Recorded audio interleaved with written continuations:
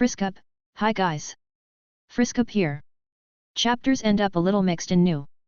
I hope you're ready, because we have 3 chapters this time, celebrating Orc Hero story return. Also, today I will be adding the new Volume 6's illustration to the chapters 55, 57, 58, 59, 62, 64, 65y66, so go check them later when you finish reading these chapters. Quick update, fans translations and I ended our partnership. Don't worry, it doesn't mean anything for you, you guys can keep up enjoying Orc Hero story without problems. If anything, new chapters will be released in this site instead of FTO, and I will be having you in my house some days of the week, but nothing you need to worry about, that was part of the agreement. Anyway, enough chatting. I hope you enjoy the chapter, Happy Face, Parallel Story, Asmonadia's Secret Maneuvers. Asmonadia of the Dark Thunder. A high demon, ranked among the top echelons of demons. One of the 3 daughters of Sequence. She was raised as a high demon of a noble family, with the instruction to surpass all expectations and become a flower on the battlefield.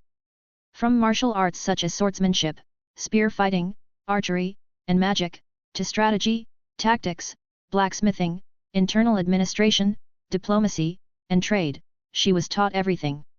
Although she had her strengths and weaknesses, she was raised to ensure there was nothing she couldn't do. All of Sequence's children were good in most aspects, and Asmonadia was no exception, but she showed particularly remarkable talent in martial arts. The image of her wielding a huge axe spear and charging across the battlefield made the warriors of the 4 races alliance tremble. As for magic, although she wasn't as outstanding as her middle sister, Poplatica, her nickname Dark Thunder was due to her ability to pierce through the armor and shield of dwarf warriors, created by the famous dwarf blacksmith Gabara Banga, killing many of them. Although, as a demon, she lacked a bit of judgment and tended to be reckless, she wasn't very competent as a commander. However, as a warrior, she had no flaws in defense or attack, and was considered one of the best warriors among demons. From the perspective of humans, she was someone to be reckoned with. Let's rewind time a bit, to before Bash and the others arrived in Blackhead territory. Humph! Asmonadia had visited the border. The only border separating the Demon Country and Beastman Country. If you're going to lie, at least come up with something better. It's not a lie. I'm heading to the Orc Country to marry the Orc Hero. Then, she was stopped by a human guard at the border. There's no way a demon would marry an orc. The one who responded to Asmonadia's claim was the captain of the unit that had recently been sent to patrol this border. Although he maintained a firm attitude, he couldn't hide his nervousness in front of the famous demon general. It's true. It's unheard of for us noble demons to marry someone of our noble race to an orc, so it's understandable that you think it's a lie. But it's the truth. Demons repay favors, and I'm going to marry the Orc Hero as a gesture of gratitude. I get it, the captain of the border guard thought he wasn't understanding anything. However, the Orc Hero had recently been escorted to Blackhead territory by the group of errant knights. She must be following him. But even if that was understood, it didn't reveal her true purpose. You know that Poplatica's group has been causing trouble in various countries, right? He wouldn't accept a no as an answer. He wouldn't accept her saying she had nothing to do with it. That was what he wanted to convey with his words. I have no idea. It was the humans who cut off the information. And even if I knew, what my sister is doing has nothing to do with me. She responded frankly. Yeah, sure, you demons are good at trickery. Good at trickery? What a great compliment. But you humans are unbeatable. Not only do you deceive your enemies, but you also deceive your allies. What are you talking about? A simple soldier wouldn't understand. You're not even aware of being deceived. Well, let's leave that aside. I repeat that I have nothing to do with my sister. If she's up to something, it will undoubtedly cause trouble in the various countries, but I don't know what her goals are. Though I can imagine. She's probably looking for a way to fight against you humans and turn this era around. My sister is a strategist. She won't do anything half-hearted like striking back. If she's acting, she must be confident of her success. You should be prepared. Although most demons, me included, don't know what she's doing, if a war starts, it's possible that my kin from the GE Fortress will respond. The captain swallowed hard. The intimidating aura emanating from the demon in front of him instinctively made him reach for his sword. However, he didn't draw it. Because if he did, he wouldn't even be able to strike back and would be killed. That's how powerful a high demon she was. However, as I've said many times, that has nothing to do with me. I just want to take the orc hero as my husband. If he's in cahoots with my sister and planning something against you, I'll join the battle, but that possibility is low. Why do you think that? Whatever Shadow Vortex Poplatika's plan is, she wouldn't use a key piece like the orc hero for something as brutal as dragon slaying. Dragon slaying. Recently there was information that a dragon had fled, but could it be? That's right, the orc hero repelled the dragon and saved my race, the demons. Even though it was a difficult story to believe, it wasn't entirely incredible. The rumor that the orc hero had killed a dragon was well known even among humans. Although those who had never fought a dragon didn't fully understand the magnitude of that achievement. However, some of them would witness that feat in Blackhead territory shortly afterward. And a demon would marry an orc for something like that. Something like that. How disrespectful. But I understand why you say that. We also thought that dragons were easy to handle. It was natural to underestimate them since one appeared on the battlefield with great fanfare accompanied by the sage, but died without major achievements. However, dragons are much more powerful creatures than we believe, both us and you. They are so powerful that even we demons, were surpassed by them. There aren't many people who can win against a beast of that caliber, Asmonadia murmured. The captain, apparently, didn't fully understand and only raised an eyebrow. Seeing this, Asmonadia smiled softly and said, "You don't understand," with a resigned smile, as if she already knew he wouldn't comprehend. "And that's it, you'll let me cross the border." "Wait. What do you mean and that's it?" "I won't let you pass. As long as the treaty exists, demons can't cross the border." "No, that's not true." "What?"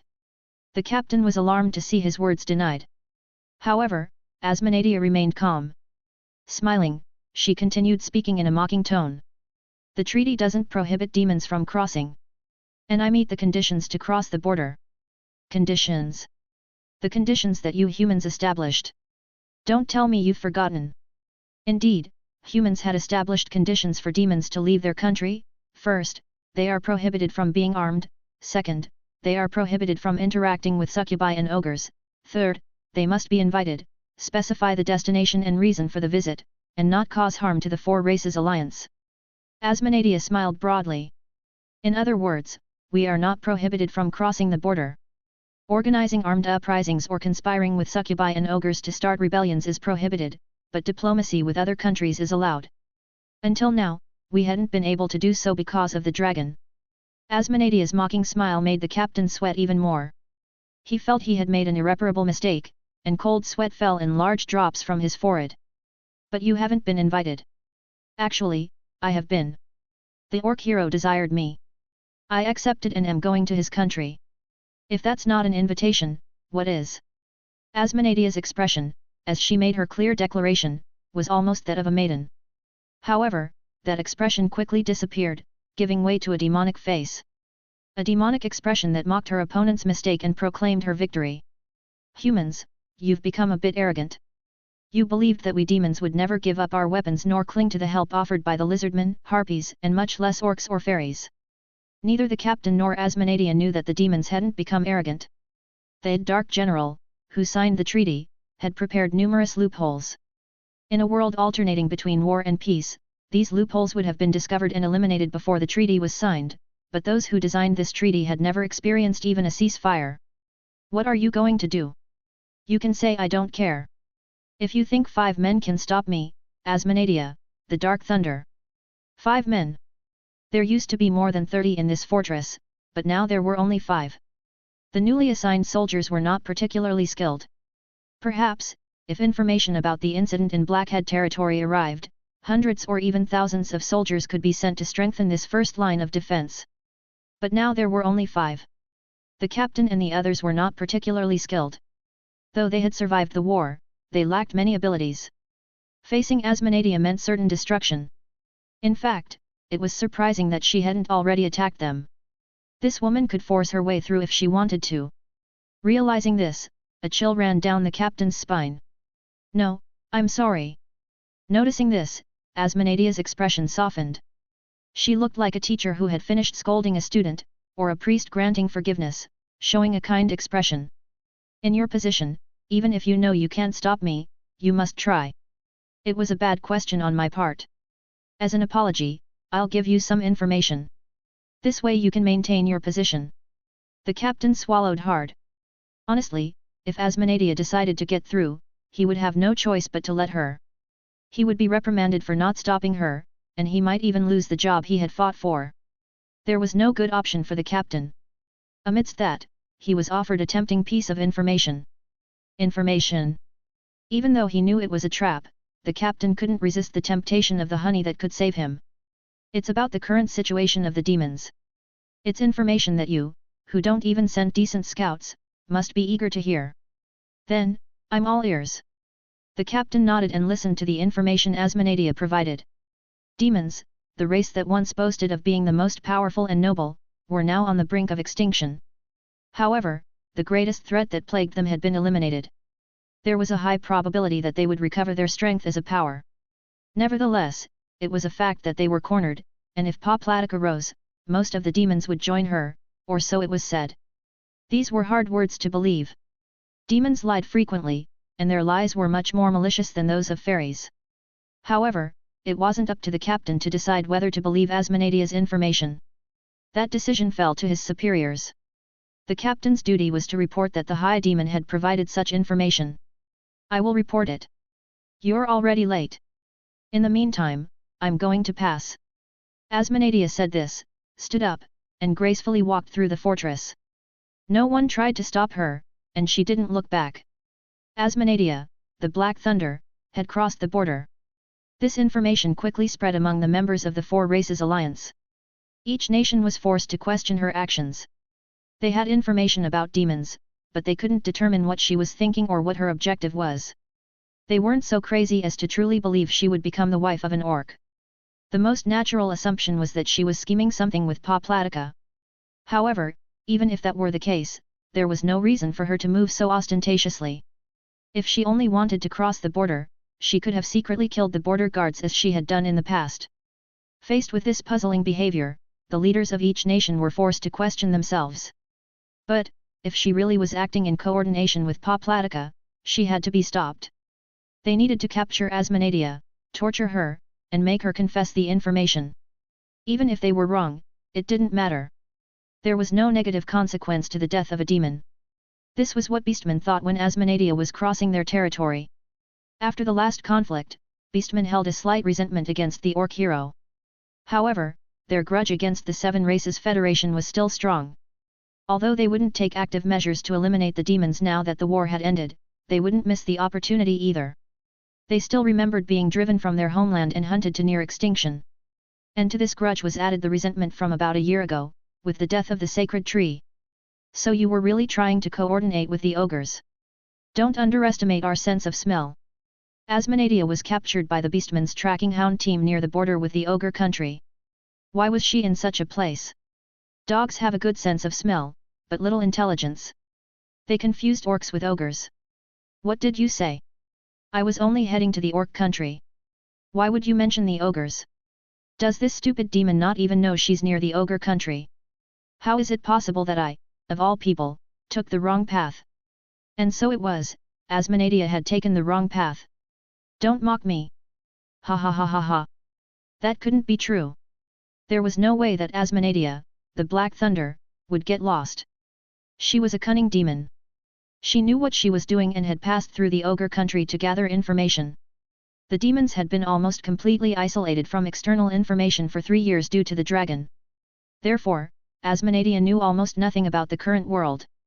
That's why she thought she needed information first. However, she did not attempt to gather information by visiting the countries of humans or beastmen. For demons, the only reliable sources of information remained the ogres or the succubi. To think I must deal with these dogs. A bit of mockery should be fair. She admitted to lying. But information gathering was essential for Asmonadia. An ignorant demon had no value. Even if she became the wife of an orc, that wouldn't change. Although the orcs might not seek such a thing, the demons had a preconceived notion of the ideal wife. An ideal demon wife was one who was intelligent and beautiful, and who supported her husband in all aspects. Orcs cannot lie. So, once married, Asmonadia would have to handle all the lies and deceit. Never before had a demon been the wife of an orc, so they didn't know if an orc wife needed to lie or deceive. But, even so, demons explored, prepared, and did their best. Being uninformed at a critical moment was unacceptable for a demon. This was Asmonadia's way of thinking. Therefore, she didn't stop. Although she said she had taken the wrong path, she showed no intention of turning back. I'll eliminate you here and now. You're coming for me, Asmonadia, the Black Thunder? And with just these few forces, the encirclement around Asmonadia tightened. The demon had no weapons in her hands. Facing her were 20 soldiers from the Beastman's Hound squad. They were more than the 5 soldiers at the checkpoint, and moreover, they were an elite unit famous for their guerrilla missions. Deploying so many against a single person might seem excessive, but killing a high-ranking demon commander was worth it. This was because killing a demon commander was extremely difficult, and to face Asmonadia unarmed, 20 soldiers were the minimum required. Don't boast when you're unarmed. Growling. These dogs are so foolish. Surrounding a poor lost woman with so many people, fine, fine. As the wife of the orc hero, I'll show a fight that won't disgrace his name. The tension between both sides reached its peak. Black lightning enveloped Asmonadia's arms as the hounds drew their swords. The beastmen tensed their legs, and Asmonadia smiled. Wait a moment. Just before the combat began, a voice rang out. A good beastman would stop when ordered. The hound squad looked at the unknown intruder, though their ears remained alert to Asmonadia and their noses sniffed for the scent of magic, ready for a surprise attack. In front of them stood a young ogre, holding a large wooden sword disproportionate to his size, sweating and breathing heavily. Even if she's a demon, surrounding a lost woman with so many men is a disgrace, beastman. And who do you think you are? The young man responded to the hound's question. I am Ludo, son of the great ogre warrior Lula Lula. What, Lula Lulas? What is an ogre doing here? And why shouldn't I be here? This is already ogre territory. Hearing this, the hound sniffed the air. Invading territory, even for the victorious beastman, was a troublesome act. More so, carrying out a military action was even more so. And the one who had witnessed it wasn't just anyone, the young man had introduced himself as the son of the great warrior Lula Lula. For the hounds, this meant he was the son of an important figure among the ogres. He was someone they couldn't eliminate just like that. They might be able to do it, but they hadn't prepared anything to cover up the act. We might be punished, but this demon has nothing to do with you. Get lost, kid. Even so, they wanted to kill her, as they knew that a demon commander had to be taken down when the opportunity presented itself, or it would bring misfortunes later. That's not possible. That demon said she would become the wife of the orc hero. I am Ludo, orc hero Bash's apprentice, and my sister Luca is his fiancée. If she becomes his wife, she will be like family to me. I can't turn a blind eye and let it pass just like that. At the end of the war, beastmen had fierce clashes with ogres. The great warrior Lula Lula had been at the forefront of the ogres and had eliminated many beastmen warriors. Everyone knew her name. Being the son of the great warrior Lula Lula and the apprentice of the orc hero Bash was a credential impressive enough to intimidate the hounds. Towards the end of the war, beastmen had not had many direct confrontations with the orcs, but they had heard the rumors. It was said that, amid a desperate situation, Bash had eliminated all the human commanders except for Houston the Pig Slayer and had tied in a duel with the elven archmage Thunder Sonia, surviving and returning, causing both races that had surrounded him to tremble. It was also known that, about a year ago, he had appeared perfectly dressed at Enula's wedding and defended the honor of Hero Leto. In the incident where the sacred tree withered, it was also said that he had fought for the beastmen. Besides dispelling grudges, Bash had gained a bit of favor. Being the apprentice of such a figure brought great renown. The leader of the hounds clenched his teeth. They could kill Ludo and take responsibility, but facing two such important figures with only 20 men seemed impossible. If they failed to eliminate Asmonadia, they would be annihilated, and only accusations of invasion and the disgrace of being ungrateful would remain. This is as far as we go. Retreat. And I will overlook the invasion of territory. Thank you. They had no choice but to retreat. Thus, Asmonadia met a young man in the ogre country. It was the bond created by Bash that brought them together. A few hours later, Asmonadia found herself in the ogre country. She was in Mark Allen, one of the 3 villages in the country of the ogres and the closest to the border. Among the three most powerful countries of the Federation of the Seven Races, the demons, the ogres, and the succubi, the ogres were the least restricted and had most avoided decline. However, they were still a defeated country. They had only avoided decay, they were not thriving. As proof of this, Mark Allen, the village closest to the border of the three, was in a deplorable state. Ramshackle houses and ogres with exhausted expressions. That race, which once combined strength and audacity, now walked with gloomy faces through the streets. It's the same everywhere, Asmonadia thought. The last remaining city of the demons was in an even worse state. Asmonadia had been invited to a house in the suburbs of that village. It was the home of Ludo and Luca. First, I must thank you, Ludo, son of the great warrior Lula Lula. In ogre culture, chairs were not used. They placed boards on the floor, covered them with fabrics, and sat on cushions on them. In the past, they used to sit on animal skins on the ground, similar to the current orcs. However, during the Long War, ogres, who had extensively fought against beastmen, adopted this custom. Asmonadia, following the custom, sat cross-legged on a cushion. Getting rid of those guys would have been easy, but I am a traveler. Being pursued beastmen would be inconvenient. No, more importantly, you, Ludo stared at her intently. You said you are the master's wife, didn't you? And you said you are the disciple of the orc hero, didn't you? Both interpreted each other's words with a hint of suspicion. Depending on the situation, that suspicion could turn into anger, leading to a confrontation and, sometimes, a duel. Both had that determination. Ludo, the orc hero, is not just any warrior. He is the strongest warrior recognized by all orcs. If you lie about being his disciple, you will be hated by the entire orc race and killed. And what about a demon who claims to be the wife of an orc? Demons are a proud race. Just the rumor of being raped by an orc would make you a disgrace to your race and a shame to your descendants. The words were thrown as warnings, both trying to gauge the other. I, without a doubt, asked to be the master's apprentice without knowing how incredible he was. I am aware that I did not know my own limits back then. But the master accepted me as his disciple. So, to not dishonor him, every day I repeat what he has taught me. I was about to die, burned by the flames of a dragon, and he saved me. The orc hero asked for me to be his wife in exchange for defeating a dragon, and my father, Sequence, agreed.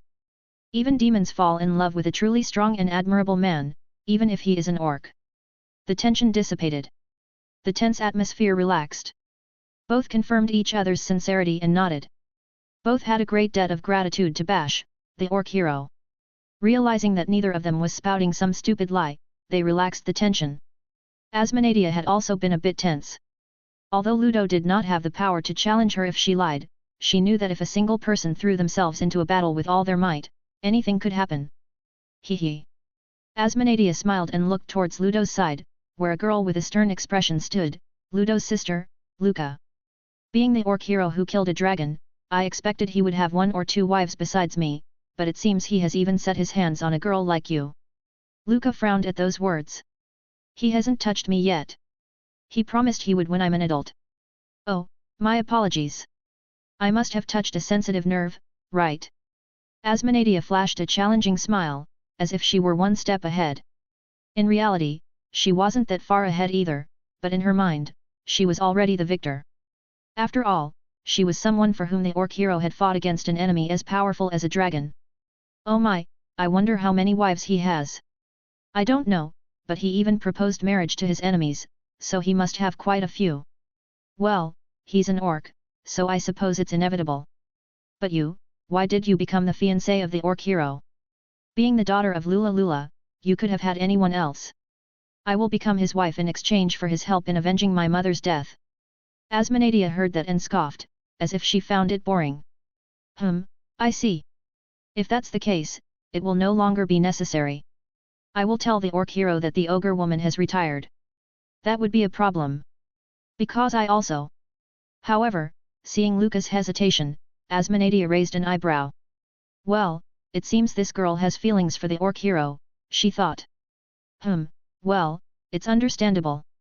Even if he's an orc, he is a man worthy of being loved by superior races, like mine. Surely. A man like that, who has traveled to various countries, when he returns to his own country, will surely have many women worthy of his name and title. You must strive as well. For a demon, being just one of many wives was not something their pride allowed, but Asmonadia had confidence in being the best of them all. In fact, she was already convinced that she was the best. Because she was a demon. Asmonadia suddenly recalled a strange word from the previous conversation. Wait, revenge for your mother? Lula Lula? The great warrior Lula Lula is dead. Yes. She was killed by a nameless swordswoman who attacked the succubus country. A nameless swordswoman? What was she like? She was a human with a burnt face. Ah! Asmonadia knew of a person who matched the description of a human woman with a burnt face who could have defeated Lula Lula. She was certain it was the one who had killed Lula Lula. Well, if she fought her, she must have had a worthy end. Do you know her? There was a time when the demons protected and hid her. I haven't seen her since the end of the war, but I see, she killed Lula Lula, and the orc hero. Asmonadia nodded, understanding. She smiled to herself, thinking about how many things she had discovered in just a few minutes of conversation with the ogre siblings. By the way, did the orc hero manage to avenge her? No, it was a draw. The swordswoman had something to do in the succubus country. Oh, tell me more. Well, it's not like I know everything. As Luca began to speak, Asmonadia absorbed all the information about the events in the succubus country. I haven't seen that woman in a long time, but it seems she has fallen into the service of Pa Platica. That was the conclusion she reached. I see. I thought these two were still children, but they know quite a lot.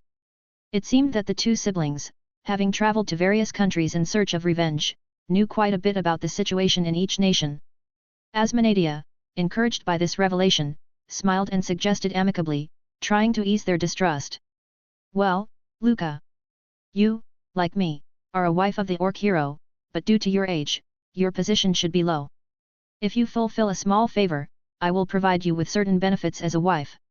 Does that mean that if I don't listen to your request, you will despise me in our married life? Of course not. It's just an excuse to get along since we have coincided in this position. Besides, the favor is not a big deal. Demons have been isolated by Snow and the Dragon for the last 3 years, and we are uninformed. Could you tell me what has happened during this time? If that's all. In this way, Asmonadia achieved her goal. As she had supposed, Ludo and Luca were quite informed about the world. Although they were ogres, being half human and still children, the people of the different countries did not have much distrust towards them.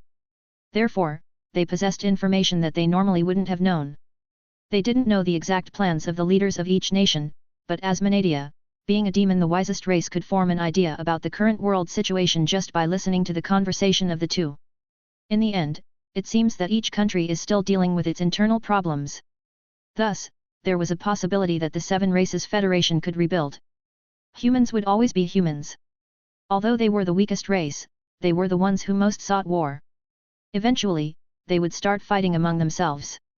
Or maybe their next targets would be the elves or the dwarves, but humans were also cunning. Simultaneously, they would also try to destroy the Federation. However, there was time. If the 4 races alliance were united, the situation would be dangerous. The orc hero will eventually become the orc king. He has the talent for it. If I support him when he becomes king, the orcs can avoid extinction. Hey! In other words, if we don't help, the orcs will perish. Orcs are stupid and cannot keep up with the current situation. Master Bash is not stupid. No, even the orc hero is still an orc.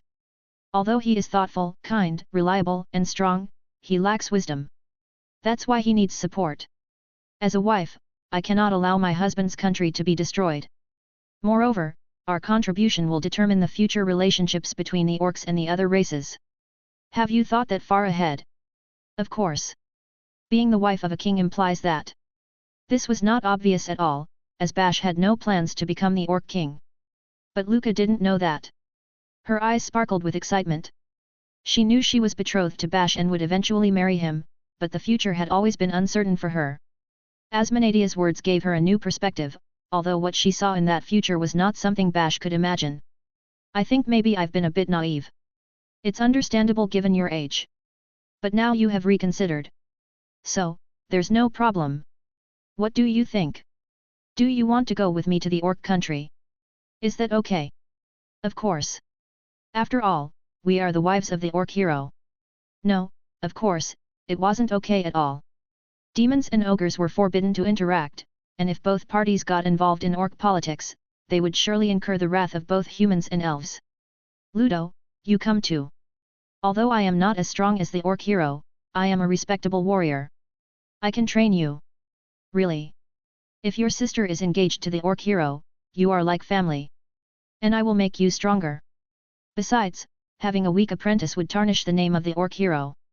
Ludo was still strengthening his endurance, just as Bash had instructed him. Although he practiced with the sword on his own, it was time to learn from someone else. He planned to seek out an ogre swordsman at the right moment, but if he could be trained by Asmonadia, there was no reason to hesitate. Thank you very much.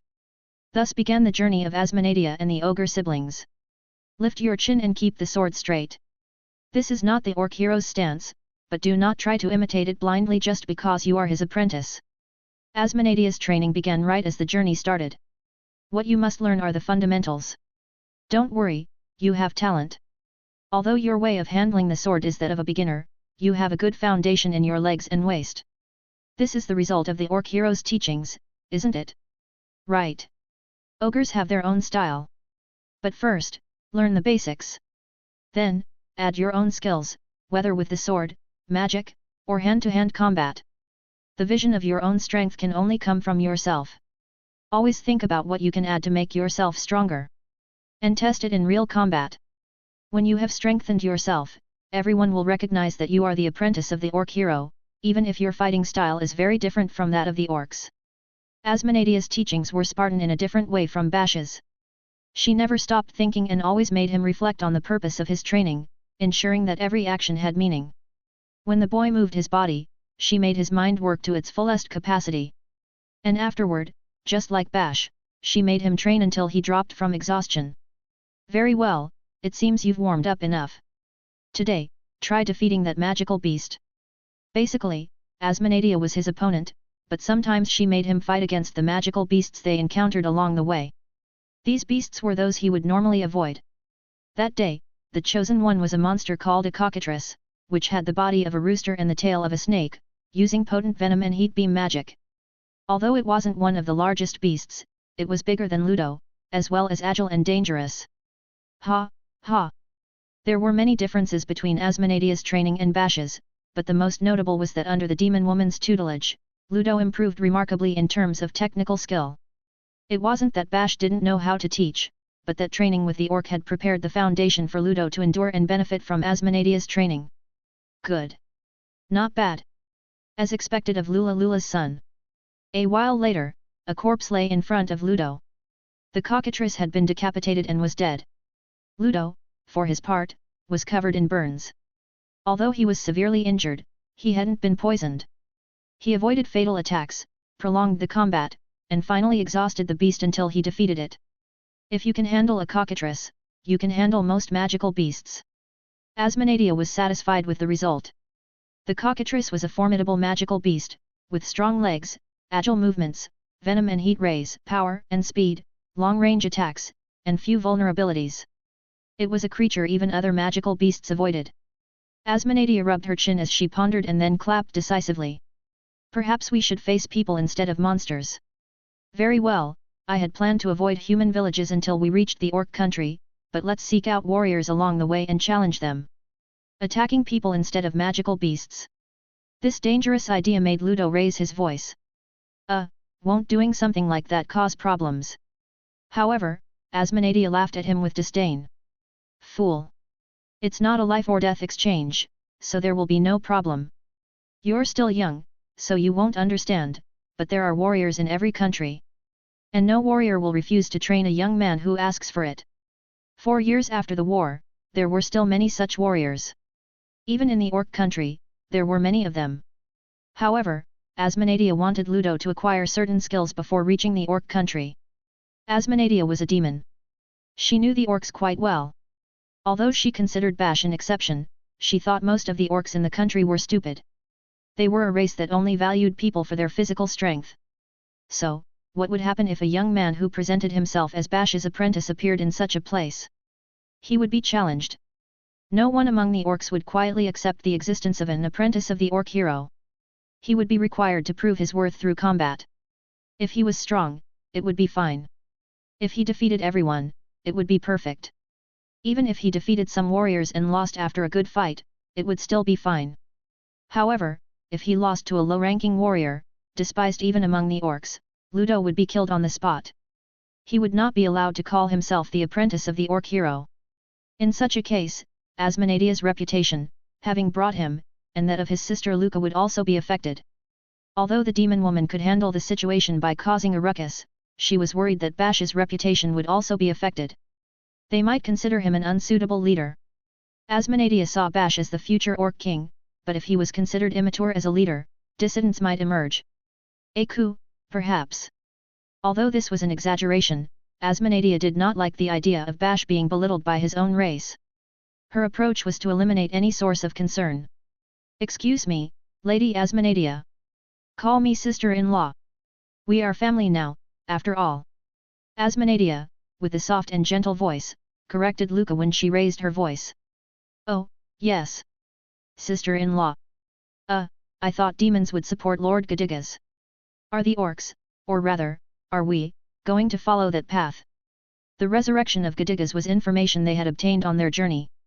The disputes in the Mistlands, Poplatica's intrigues, and persistent rumors. Asmodea had deduced that Poplatica's goal was to resurrect Gadigas and then trigger a war to change the current state of affairs. "I don't know what my sister or my father think. I will just follow the orc hero. However, if I were asked for advice on whom to support, I would recommend going against most of demons.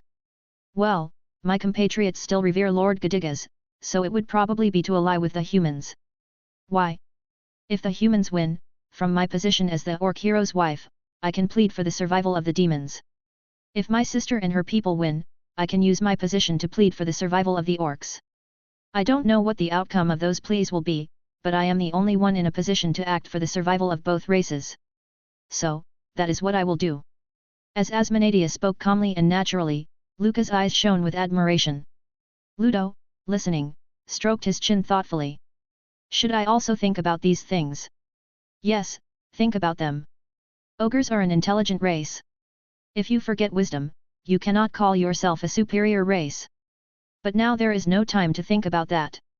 Asmodea ended the conversation that way, suggesting that he first needed to become stronger.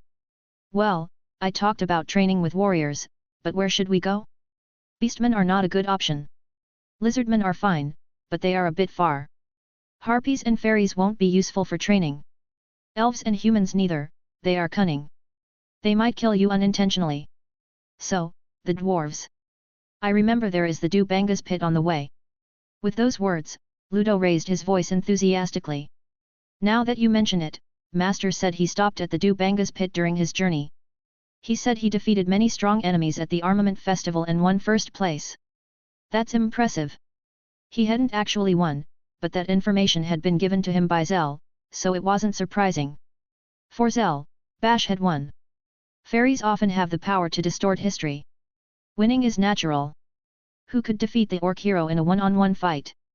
He's a man who can defeat a dragon alone. It's almost unfair, like an adult getting into a children's fight." Asmodea paused and tilted her head. It's strange that a warrior of the orc hero's caliber would participate in such a tournament. He must have had some reason." Asmodea pondered the reason but couldn't find it. She didn't know that Bash had fought to free the enslaved orcs. When fairies convey information, something important is always missing. Although it wasn't true that Bash had fought to free the enslaved orcs either. Wait, at the Armament Festival, it's said that the winner gets what they desire. So, it's obvious what an orc would wish for. What orcs desired to obtain at the end of a fight is, undoubtedly, women. Even if Bash fought for honor, if he had the chance to take a woman, he would. That's how Asmodea became his wife. Although, in reality, he hadn't taken her yet. It's possible that there are other wives of the orc hero in the Dubanga's pit. Since we're going, let's look for them too. I don't know if it will be possible, but I also want to get weapons. Understood. Thus, Asmodea decided, and they headed towards the Dubanga's pit. The arrival of Asmodea caused quite a stir in the Dubanga's pit. After all, in recent years, demons had vanished from the public scene like smoke, and suddenly, one of the daughters of the influential sequence, Black Lightning Asmonadia, had arrived. She was an important figure.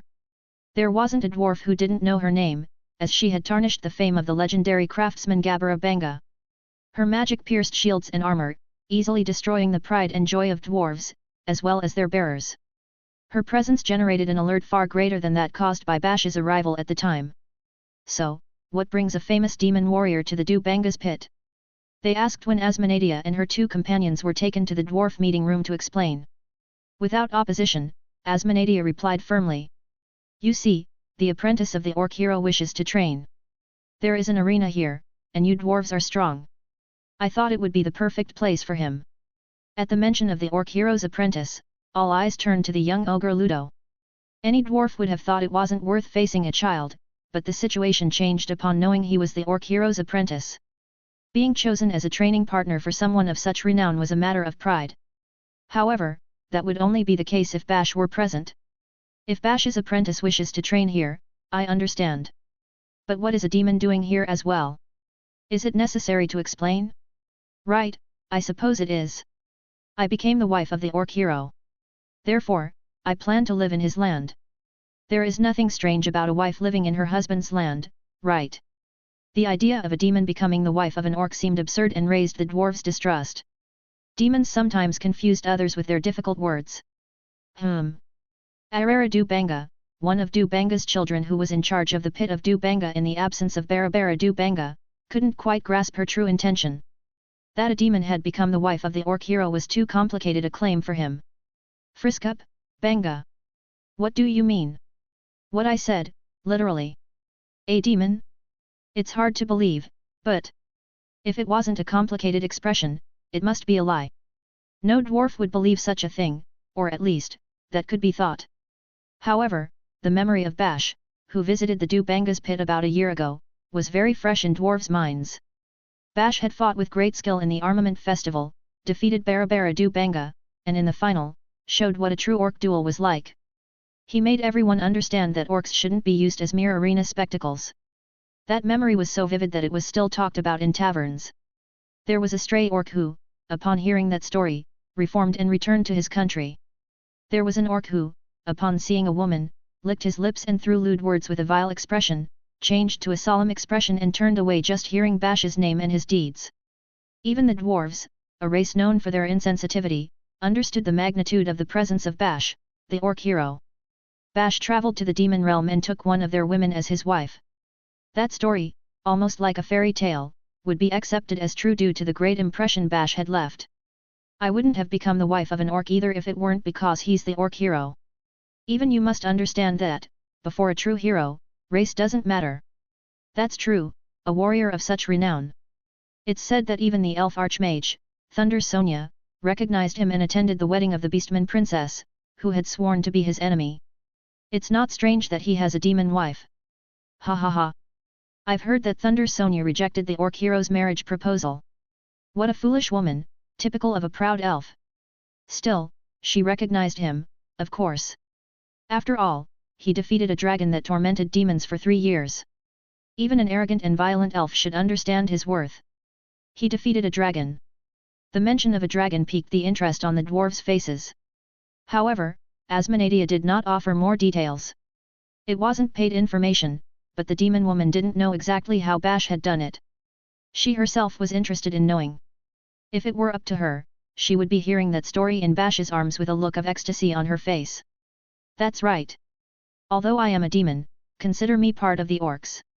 First and foremost, I don't want my close ones to be underestimated among my husband's kin, so we came to train. In addition, I would like to acquire some weapons. Wasn't it forbidden for demons to carry weapons outside their country? Read the statutes carefully. It is only forbidden to carry weapons when leaving the country, not to acquire them abroad. Although it is a shame to lose the weapons I'm familiar with. I have always been interested in dwarf weapons. Your race makes good pieces, after all. Dwarves, as a race, felt proud when someone praised their weapons, and even more so when it was a demon, known for rarely praising other races. Although part of Asmonadia's praise was a compliment to get what she wanted, dwarf weapons were indeed of high quality. If the weapons of all 11 races were compared, opinion would be divided between demons and dwarves over which were the best. As for magical weapons, demons would have the advantage, but in terms of weapon quality itself, dwarves were superior. What do you say? Could you forge one for me? That a demon, their rival, requested a weapon was a situation in which the dwarves, though showing a serious face, internally felt pleased and wanted to say, well, since I have no other choice. However, although the dwarves were insensitive, they were not foolish. They well understood how dangerous it would be for a cunning demon to obtain a weapon abroad. Helping her in this could cause problems, and if any complication arose, all responsibility would fall on dwarves as a race, and they could be condemned by humans or elves. I could allow you to carry a dwarf weapon. However, whether there will be someone willing to forge a weapon for a demon, that's another matter. Answered solemnly one of the dwarf leaders present. Although dwarves appeared to be upright and brave, they were conservative. Nonetheless, although they were conservative, they also felt the desire to forge weapons for the strongest.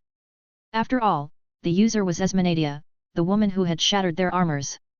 The idea of her carrying a dwarf weapon made their hearts race with anticipation and excitement, wondering if they were about to witness the birth of the most powerful warrior.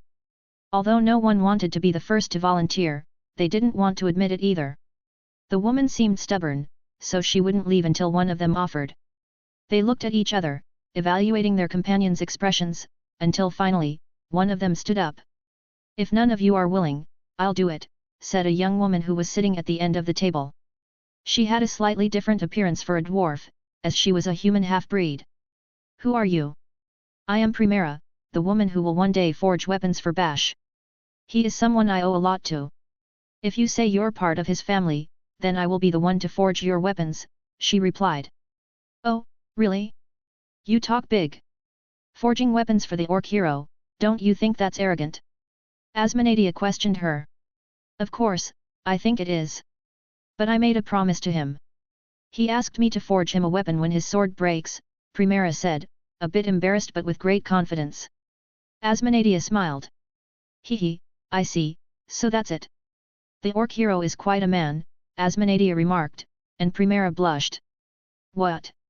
Do you have a problem with that? Primera retorted. Not at all. Then I'll leave it to you, Asmonadia concluded, and Primera looked around, trying to hide her discomfort.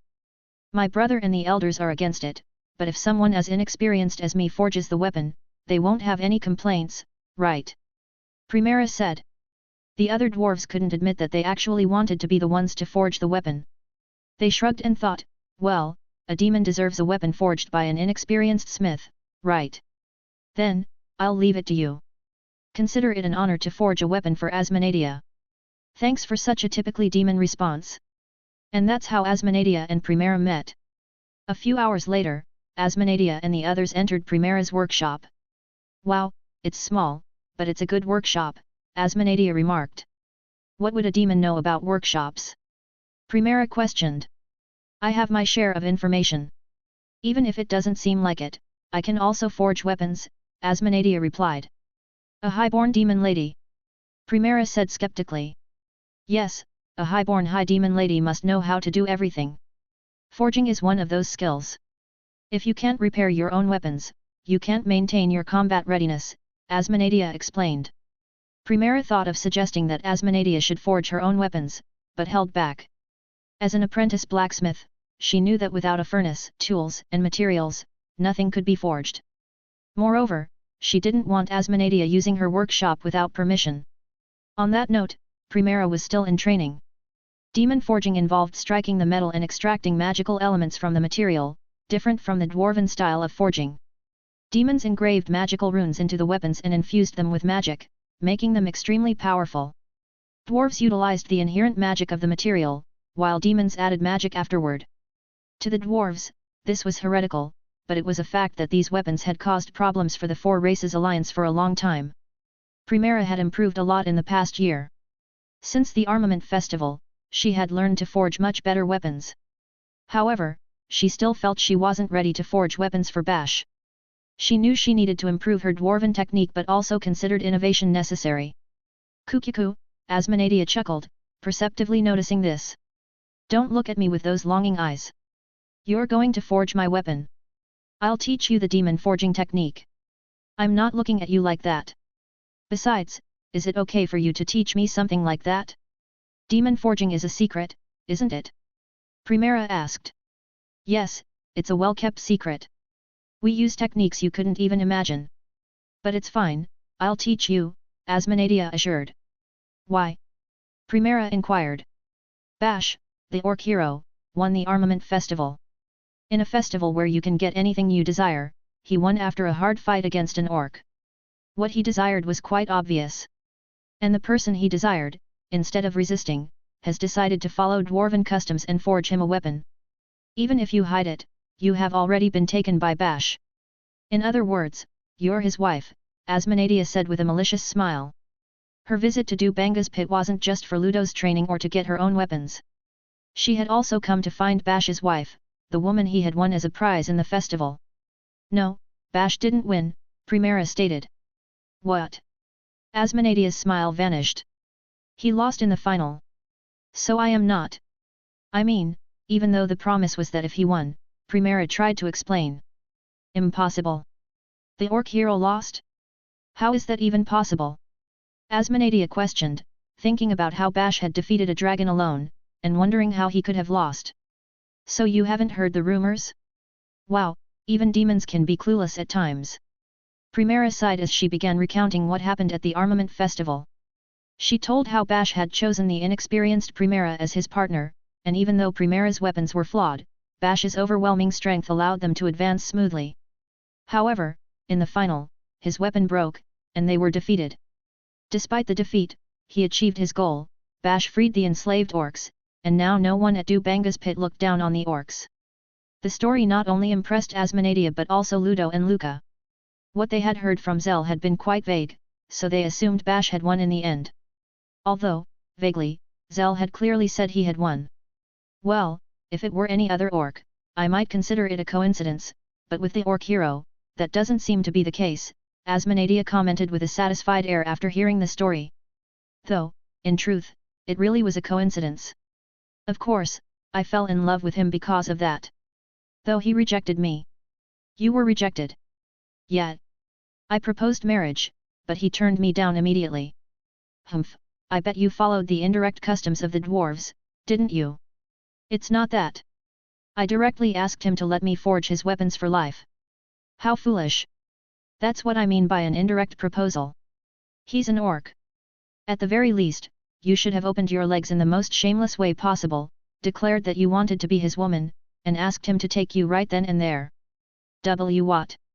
Open my legs. So that's what you did. Primera, unable to hide her shock, retorted, and it was then that Luca, who had been silent, let out an "ah" to speak. I didn't go that far, but I did clearly tell him I wanted to marry him. When Luca said this, Primera looked at the young girl with wide eyes, admiring the courage she had shown and feeling disheartened that she couldn't even say that. Asmonadia, looking at Primera with an expression of "see, you're the only one who didn't have the courage," made Primera feel a bit annoyed. But thinking that even this proud demon woman had been so direct in her proposal, she felt a certain relief and respect for Bash. Though it hadn't been like that. Don't be discouraged. You still have a chance. How about becoming the orc hero's wife as well? Asmonadia extended her hand to the disheartened Primera. Normally, this wasn't a conversation to be had without Bash present. But if Bash were there, he would have been grateful for her support, saying something like, "What a reliable woman. Me. Even though you're a half-blood, you're a daughter of Dubanga. As a representative of the dwarves, you should become the wife of the future orc king." Primera showed a doubtful expression but soon shook her head. No, I made a promise. I promised him I would work hard until I could forge a sword that would satisfy him. Primera clenched her fists and looked at Asmonadia with determination. So, until then, I have no intention of falling for those sweet words. Asmonadia raised her hands in surrender but thought inwardly, that's how it should be. That determination was precisely what made Primera worthy of being Bash's wife. I understand. I had the wrong impression, but, this is more than enough reason to teach you the secrets of demon blacksmithing. Do you mean it? The orc hero didn't touch you because he's sensible, but I'm sure deep down he thought it was a shame. After all, you're beautiful for a dwarf. Satisfying your man's desires is part of being a good wife. Forging a sword that satisfies the orc hero won't be an easy task, but I'll help you.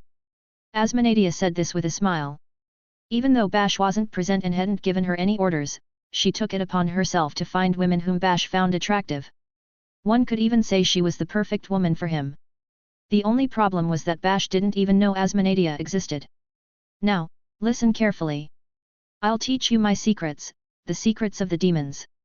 And so, Primera began learning demon forging from Asmonadia. Though she was already an apprentice in dwarven forging and still inexperienced, she would now also learn about demon forging. No one there knew if this would be beneficial, but those who knew Primera well would think it wouldn't be a wasted experience. When you're confident you can forge the orc hero's weapons, you can come to the orc country. By then, he won't just be the orc hero, he'll be known as the orc king, but don't worry about that. Friskup, orc. Well, I'll keep that in mind. Kukiku, ha ha ha, ha ha ha ha ha ha. The demon woman's laughter echoed throughout the room. It was the triumphant laughter of someone who had secured a complete victory and was ready to embrace it proudly. Although Primera didn't understand why she was suddenly laughing and found it a bit unsettling, she decided to ignore it, knowing that demons sometimes acted that way. Perhaps in a month, Primera would have created a sword spear.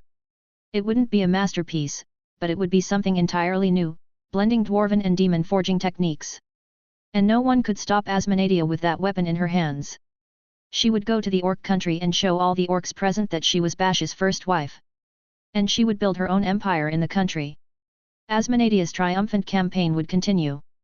As these thoughts swirled in her mind, Primera murmured.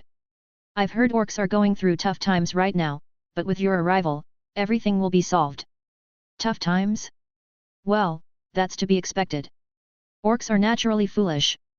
They're probably suffering under human oppression, but when I arrive, those problems will be. No, that's not it. Lately, in that area. Later, Primera, Ludo, and Luca would talk about how, the moment they mentioned the situation in the orc country, Asmonadia's blue skin turned as white as snow. You like my translations, consider supporting me via Ko-Fi. I was flying through the sky. It was a journey. A long journey after a long time. Before her eyes, green forests and brown lands stretched out.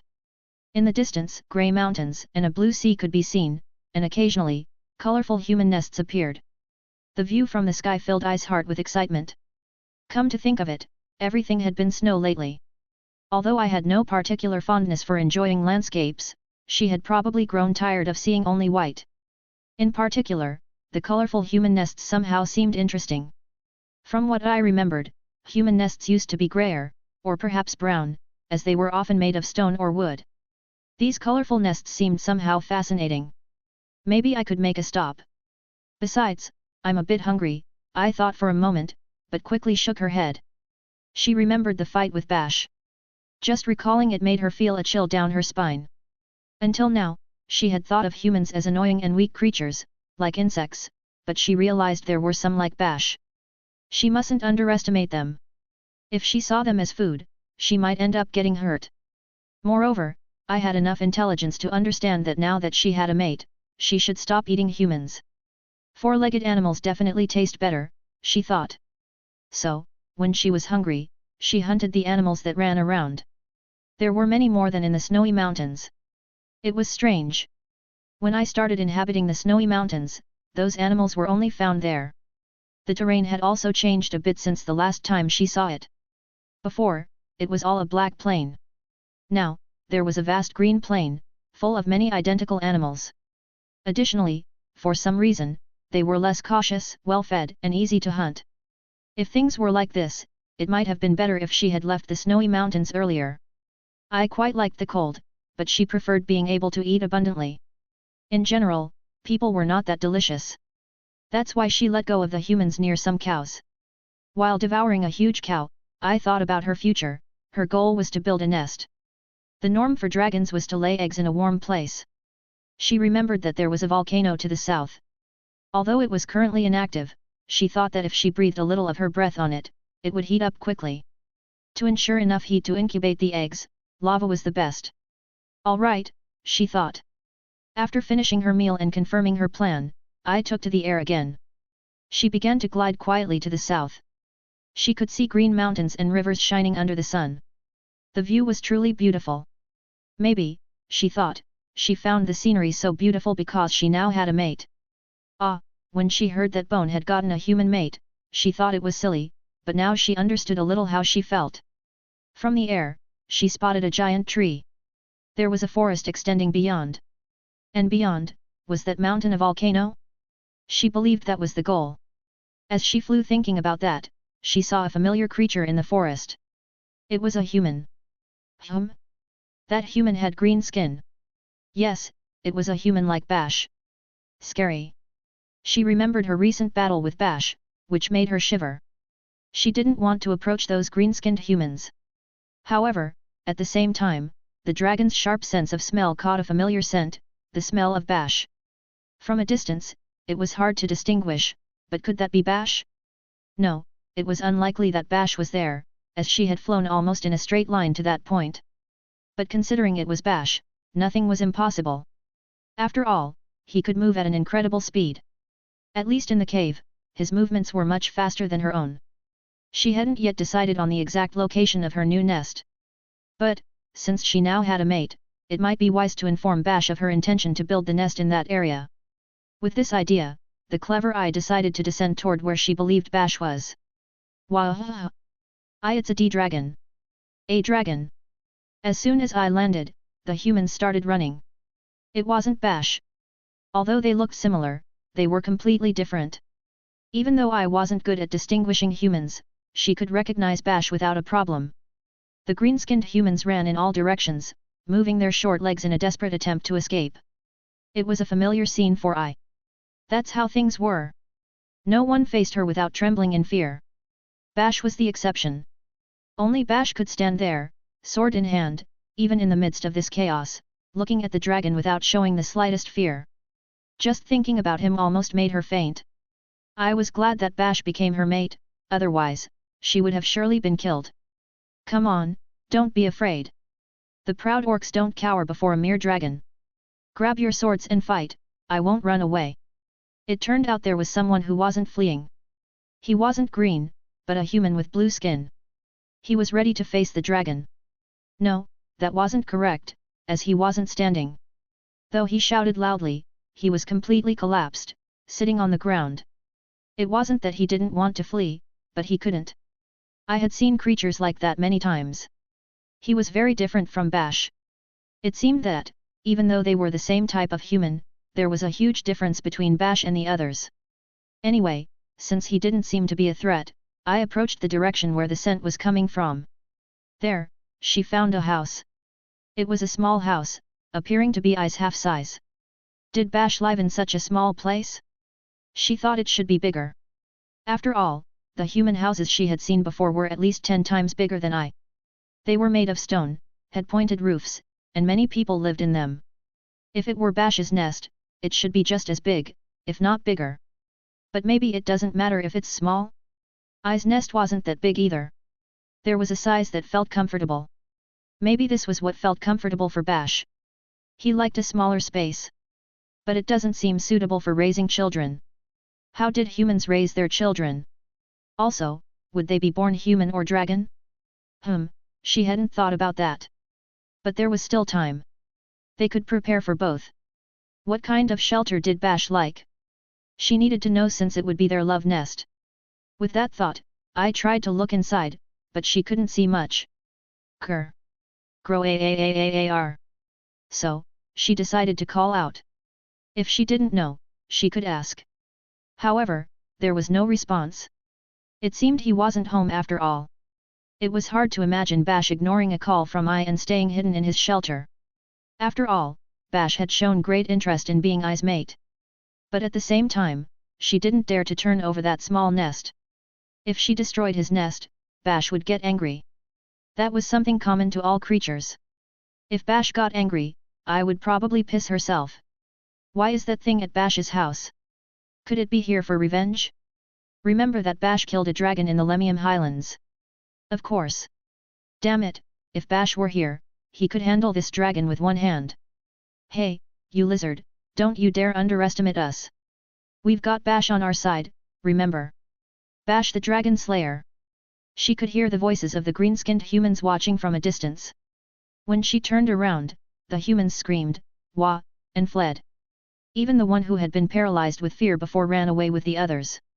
They were shouting, "Mr. Bash, Mr. Bash," confirming that this place was Bash's former nest and that, among the humans here, Bash was someone special. Unlike Bash, it seemed these humans didn't have much pride because they didn't try to confront her. Yes, Bash was truly a proud warrior. However, I pondered how Bash had made it to the northern mountains from here. With those small, short legs, how long would it have taken? Although, given how fast he could move, maybe it didn't take him long. Now that I think about it, where could Bash be at this moment? Suddenly, I found herself thinking about that. Her initial plan was to build a nest, make Bash come, become mates, and then lay eggs. But upon reflection, she realized she hadn't considered how to find Bash. It was clear that he would follow her to the ends of the earth, but with those legs, it might take him time. Besides, he couldn't fly. Should I go look for him then? It might take time to find him with just smell and sight, but... No, if this is his nest, he will eventually return here. I, being so intelligent, came to that conclusion. Anyway, she planned to build the nest in the nearby volcano, so until the nest was ready, she could come to check every day. If Bash hadn't returned by then, I could go out to look for him. It was a perfect plan. After all, dragons are smart. Afterwards, I moved to Mount Fetter, on the southern side of the Siwanasai forest. Although the place was a bit warm for I, it was surrounded by lush trees and abundant flora and fauna. The spot she had designated as her nest also had lava, making it ideal for raising offspring. There, I began to build a nest while dreaming of living with Bash as her mate. Following her dragon instincts, she sought out a cave she deemed suitable and, to understand human preferences, sometimes descended into human villages to observe their dwellings. She did not attack humans on her own initiative, but of course, she mercilessly killed those who confronted her. I was a dragon that understood honor and pride. Thus, bright days began that evoked a promising future for I. However, this also meant that an era of terror had begun for humans, elves, orcs, and all those who lived near or ventured close to Mount Fetter. This was an altar. It bore no resemblance to the current architectural styles of the continent. It wasn't elven nor demon. The columns were thick and tall, and the ceiling, surprisingly high for being in the middle of a mountain, housed an altar that probably worshipped some god, glowing in a dark purple hue. There were a dozen men and women present. The brave ones, who initially numbered around 30, had been reduced to 18. There had been a covert struggle. After many secret maneuvers and valuable sacrifices, they had secured the 13 sacred treasures. The crown of the demons. The sacred tree of the beastmen. The sanctuary of the succubi. The tomb of the elves. The jaw of the ogres. The gold of the dwarves. The hive of the killer bees. The skin of the lizardmen. The shadow of the centaurs. The petal of the fairies. The fragrance of the goblins. The dragon's bed. The sacred scriptures of the humans. At first, there was only one. No one knew the value of that single item. It was simply there, without anyone pondering its significance. They learned of its importance thanks to a brilliant demon woman who fought to uncover it. Following the traces of the Great King, she investigated the purpose of the seemingly unnecessary fortress. She acted with the firm belief that if the outstanding leader of the demons, unique in the last millennium, had left something, it must have had a purpose. At the end of the king's trail, she found a ruin. She found it. There was an overwhelming amount of documents and clues to decipher those documents. It was what the king had left behind. Pa Platica, the brilliant demon woman, unraveled the meaning of those texts using these clues. She discovered that there were objects similar to it in various places, all bearing great power. And she learned that by using that power in the ruins, miracles could even be performed. Pa Platica was cautious. She did not share the knowledge of the facts she uncovered with all the demons but only with those who desired to fight. Although demons were a noble race, the situation was not so good that they didn't interact with other races. Thus, she gradually gathered companions and continued to research how to manifest the miracle while supporting her allies. She meticulously examined each book, deciphering and reading them, searching for any useful knowledge. She did not read all the books. She did not acquire significant knowledge. However, they managed to gather the sacred treasures. She also mastered the way to perform the ritual using the ruins. Then, let's begin. Someone spoke, and the 12 men and women moved forward, holding the sacred treasures as they did so. They placed the treasures on the pedestals located around the altar. Watching them was Paplatika, known as the Shadow Vortex, a great demon mage without equal. In 3 years, she devoured books and, in another 3, mastered ancient magic. She restored the decayed ruins and completely recreated the magic circle. Finally, they had reached this point. "Let us offer a prayer to the great primordial god," said Paplatika, smoothly sliding between the group and ascending the altar. With the last sacred treasure in her hands, she positioned herself in front of the altar. "I offer this treasure to the great primordial god." She placed the sacred treasure on the altar, placing both hands on either side of the treasure. Paplatika's eyes glowed softly, and that light flowed through her body, through her hands, to the altar. When the altar lit up, the magic circle engraved on it began to expand. The light from the magic circle reached the 12 remaining treasures. The light from the treasures caused the magic circle to glow even brighter. The magic circle expanded further, spreading from the 12 treasures across the floor, the walls, the columns, and finally reaching the ceiling. The magic circle eventually covered the entire room, stretching from one end to the other. It was a magical device of colossal proportions. Anyone could understand what motivated its creator to build something so immense, especially if they knew the effect of the magic circle and comprehended the effort and difficulties required to create it. The light from the magic circle was directed towards a specific point, the center of the room. There lay a coffin, engraved with a magic circle of high precision and density, which now began to fill with magical energy. The coffin began to glow. The sacred treasures fixed on the altar started to emit sounds. Some vibrated, others resonated with a high-pitched sound, and others tinkled. At that moment, everyone present in the ruins felt a chill. Something was there. Something had happened. That sensation clearly spread throughout the ruins. Of course, when they turned around, they saw no one. There was nothing there. As the light intensified, so did the reactions of the treasures. The sounds grew louder, vibrations, hums, tinkling, rattling, creaking. As these sounds reverberated, the presence grew stronger. Everyone felt it, the power of the great creature that roamed this area in ancient times and the power of the god that existed in that era. With a cracking sound, a fissure appeared in the sacred treasure in front of Paplatika. At the same time, cracks spread across the 12 treasures, accompanied by creaking noises. As the treasures cracked, the light faded. The final magic was transmitted, and the magic circle dissipated. The artifacts, having lost their power, disintegrated into dust. Finally, the coffin glowed with an intense light before it too faded away. A strange air enveloped the ruins. Everyone present was certain they had done something unforgivable, that they had touched the forbidden. No one uttered a word. They were overwhelmed by the feeling that any word could bring immense misfortune upon them. In that silence, a dull thud was heard. The coffin at the deepest part of the altar had moved. With 2 more sounds, the coffin shifted, and its lid fell with a loud crash. Then, a man rose. He was a demon, with somewhat long hair and blue skin. His muscular body was not uncommon in times of war. His eyes, initially unfocused, gradually regained their clarity, reflecting a deep intelligence. There was a moment of confusion. He looked around, confirmed that he was on an altar, and then recognized Paplatika and the others. He exhaled in awe as if he had understood something. "I see," he simply said. At first glance, the man seemed like any other demon. However, he stood up as if nothing had happened and walked towards Paplatika. Those present, initially stunned, watched his figure, but as he approached, one by one, they knelt. One of them, a great demon with 4 swords on his back, offered him something, a cloth. The man draped it over his shoulders and asked in a low voice. "How much time has passed since my death? What is the state of the war?" Someone responded, in a tone dripping with frustration. 5 years have passed since your Majesty's death. We were defeated and signed a peace treaty. In the silence that followed, another person raised their voice. However, with your Majesty, we can still recover. We have already gathered forces, the war is not yet over. I see. Lord Gadigas, we have all eagerly awaited your return. The demon king Gadigas, the man who was once called by that name, looked around. He saw demons, ogres, succubi, lizardmen, orcs, harpies, humans, elves, dwarves, and beastmen. Almost all the races were present. He smiled faintly.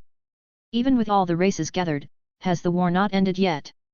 Friskup, that sentence might say a lot about Gadiga's personality, I think. No, Lord Gadigas, now is when it will begin anew. Gadigas looked up at the sky. He was a king considered a genius among demons, the greatest talent in the history of the demons. What was the king who almost brought the war to an end thinking? Those around him could not know. Lord Gadigas, please lead us to victory. What they knew was the past glory, the overwhelming power of Demon King Gadigas, the days of victories under his command. Even those who once formed part of the Four Races Alliance, when considering their own goals, remembered Gadiga's battles. With him, they could still achieve victory from this point. They firmly believed, without evidence, that they could reverse the already established fact of the victory of the Four Races Alliance. Gadigas remained silent. Instead, the Demon King began to walk slowly. The sound of his steps resonated softly. Where was he heading? Towards the side where the wind blew? The others followed him with anxious expressions. Gadigas had been resurrected. But was he really the same as before? Or had he, or his corpse, become something entirely different?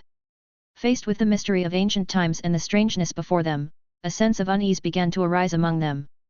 Was the miracle truly a miracle? Or was it simply sinister magic? Ah, Lord Gadigas! Someone tried to speak. Gadigas stepped off the altar. He looked around and murmured in awe, as if he knew exactly where he was, and began to walk towards the exit. Indeed, he did. The demons knew who had first discovered these ruins. Gadigas stepped outside. From the entrance, the stars and the snow-capped ridges illuminated by the moon could be seen. There were no people or animals. Only the world was there. Nothing has changed, then, Gadigas murmured, observing the landscape. However, when he turned to look at them, the demons let out a sigh of relief. Before them was the intelligent expression of the man who had led them to numerous victories. There stood their king, the one in whom they had placed their hope and to whom they had entrusted everything. Friskup, there is one I could call king. Is there someone who can explain the situation in detail and the available forces? Yes, sir. We have documents with all the gathered information, right this way. The ritual had been a success. That certainty spread through the group, and an outburst of joy was heard. A few hours later, Gadigas and his group were in a room with a map of the continent spread out before them. What had happened in the years following Gadigas' death? What had happened in the 3 years after the war ended? What were their current forces? What did the enemies know, and what did they not know? There were those who, while gathering the treasures, continued to investigate the nations. Some gathered forces. Some collected weapons. Some built bases in various locations, anticipating that they would be needed in the future. For 3 years, they had hidden, collecting materials for battle. All of this was presented to Gadigas. If this wasn't enough, there would be no remedy. If Gadigas said it wasn't sufficient, there would be nothing to do. They awaited his judgment with an expression of despair. If Gadigas said they couldn't win with what they had, perhaps they were ready to give up. We can't make a surprise attack, said Gadigas. The demons couldn't hide their anguish at these words. The humans are cautious, and upon hearing about the disturbance at Mistland, they will have reinforced their defenses. The beast folk will do the same. The elves and the dwarves are possible targets, but the elves are far away, and the dwarves are a race specialized in defense. We wouldn't reach them in time. Then, do we have no hope of victory? However, Gadigas' next words motivated them. No, there is a chance to win. In this desperate situation, even Gadigas had internally thought there was nothing to be done. But these words, which shattered their weak hearts, brought them hope. What should we do? First, secure the fairies. If we can attract those little, cunning creatures to our side, we will have a chance. It was an unexpected declaration. Fairies. During operations, they were not only useless but could even become a hindrance. In fact, there wasn't a single one in this base of operations. Why the fairies? If we believe your words, we are few but elite. Although we may suffer losses in a strong attack, we can inflict damage safely. And the most important thing to repeat this is healing ability. What those words implied was something the demons had rejected in the past. Fight with all their might, survive thanks to the fairies, and then fight with the same intensity in the next battlefield? It wasn't something they liked. They believed they should win in a more elegant manner. They considered that kind of dirty fighting something the orcs might do.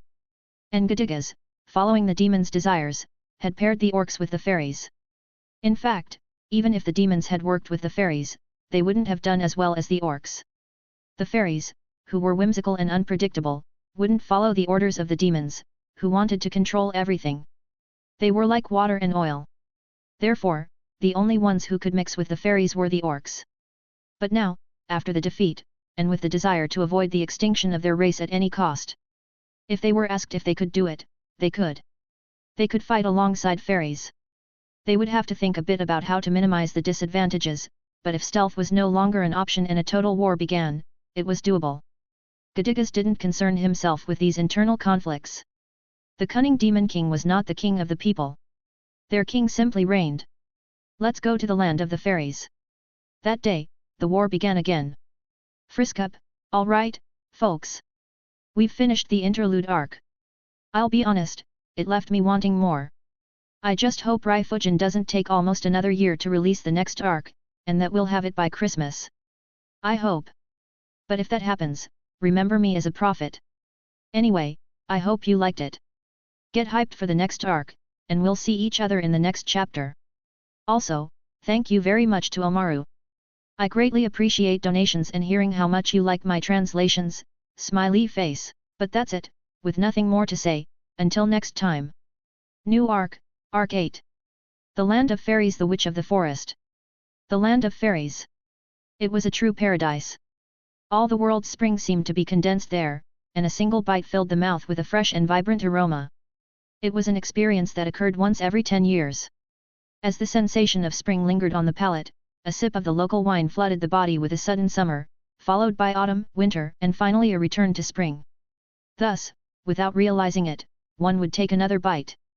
It was a mesmerizing place where years could pass unnoticed. Visitors, enchanted, often ended up paying exorbitant sums, only to end up rolling naked in the fields. A world of survival of the fittest, endless laughter, and unchecked absurdity. A true paradise for the most indulgent. That's the Land of Fairies. That was how Zell explained it, with absolute seriousness. I see. Though no human could truly understand the meaning of fairies' words, Bash nodded with an expression as if he had grasped it perfectly. Of course, he had no real idea of what it meant. Even so, Zell's explanation wasn't incorrect. The Land of Fairies was located at the edge of the forest bordering the Elven lands. It was a dark place, deep within a forest so dangerous that even the elves, known as the people of the forest, avoided entering. It was an unstable magical zone that easily stole the sense of direction from anyone who ventured in, earning it the name the Lost Forest. In this lost forest, only fairies could move without getting lost, as they were accustomed to constant wandering. Well, elves and demons could also reach their destinations using advanced magic, but that was another matter entirely. Of course, fairies hadn't established their land in such a remote place from the beginning. In the past, they inhabited all forests as spirits of nature. Otherwise, they wouldn't appear in the legends of so many races. However, as wars expanded and the popularity of fairy dust grew, fairy villages began disappearing one by one. It was unavoidable, as the dust was an incredibly useful substance. Thus, their last refuge became the Lost Forest. It was a forbidden land, one that even elves would not enter lightly. Yet that didn't mean no one had ever set foot there. The Lost Forest distorted the sense of direction but did not eject those who ventured in. Some, by pure luck, or misfortune, managed to reach the Land of Fairies. All of them said the same thing, I will never return. Even those who captured fairies to sell them in jars would say this with gaunt faces, clutching their solitary jar.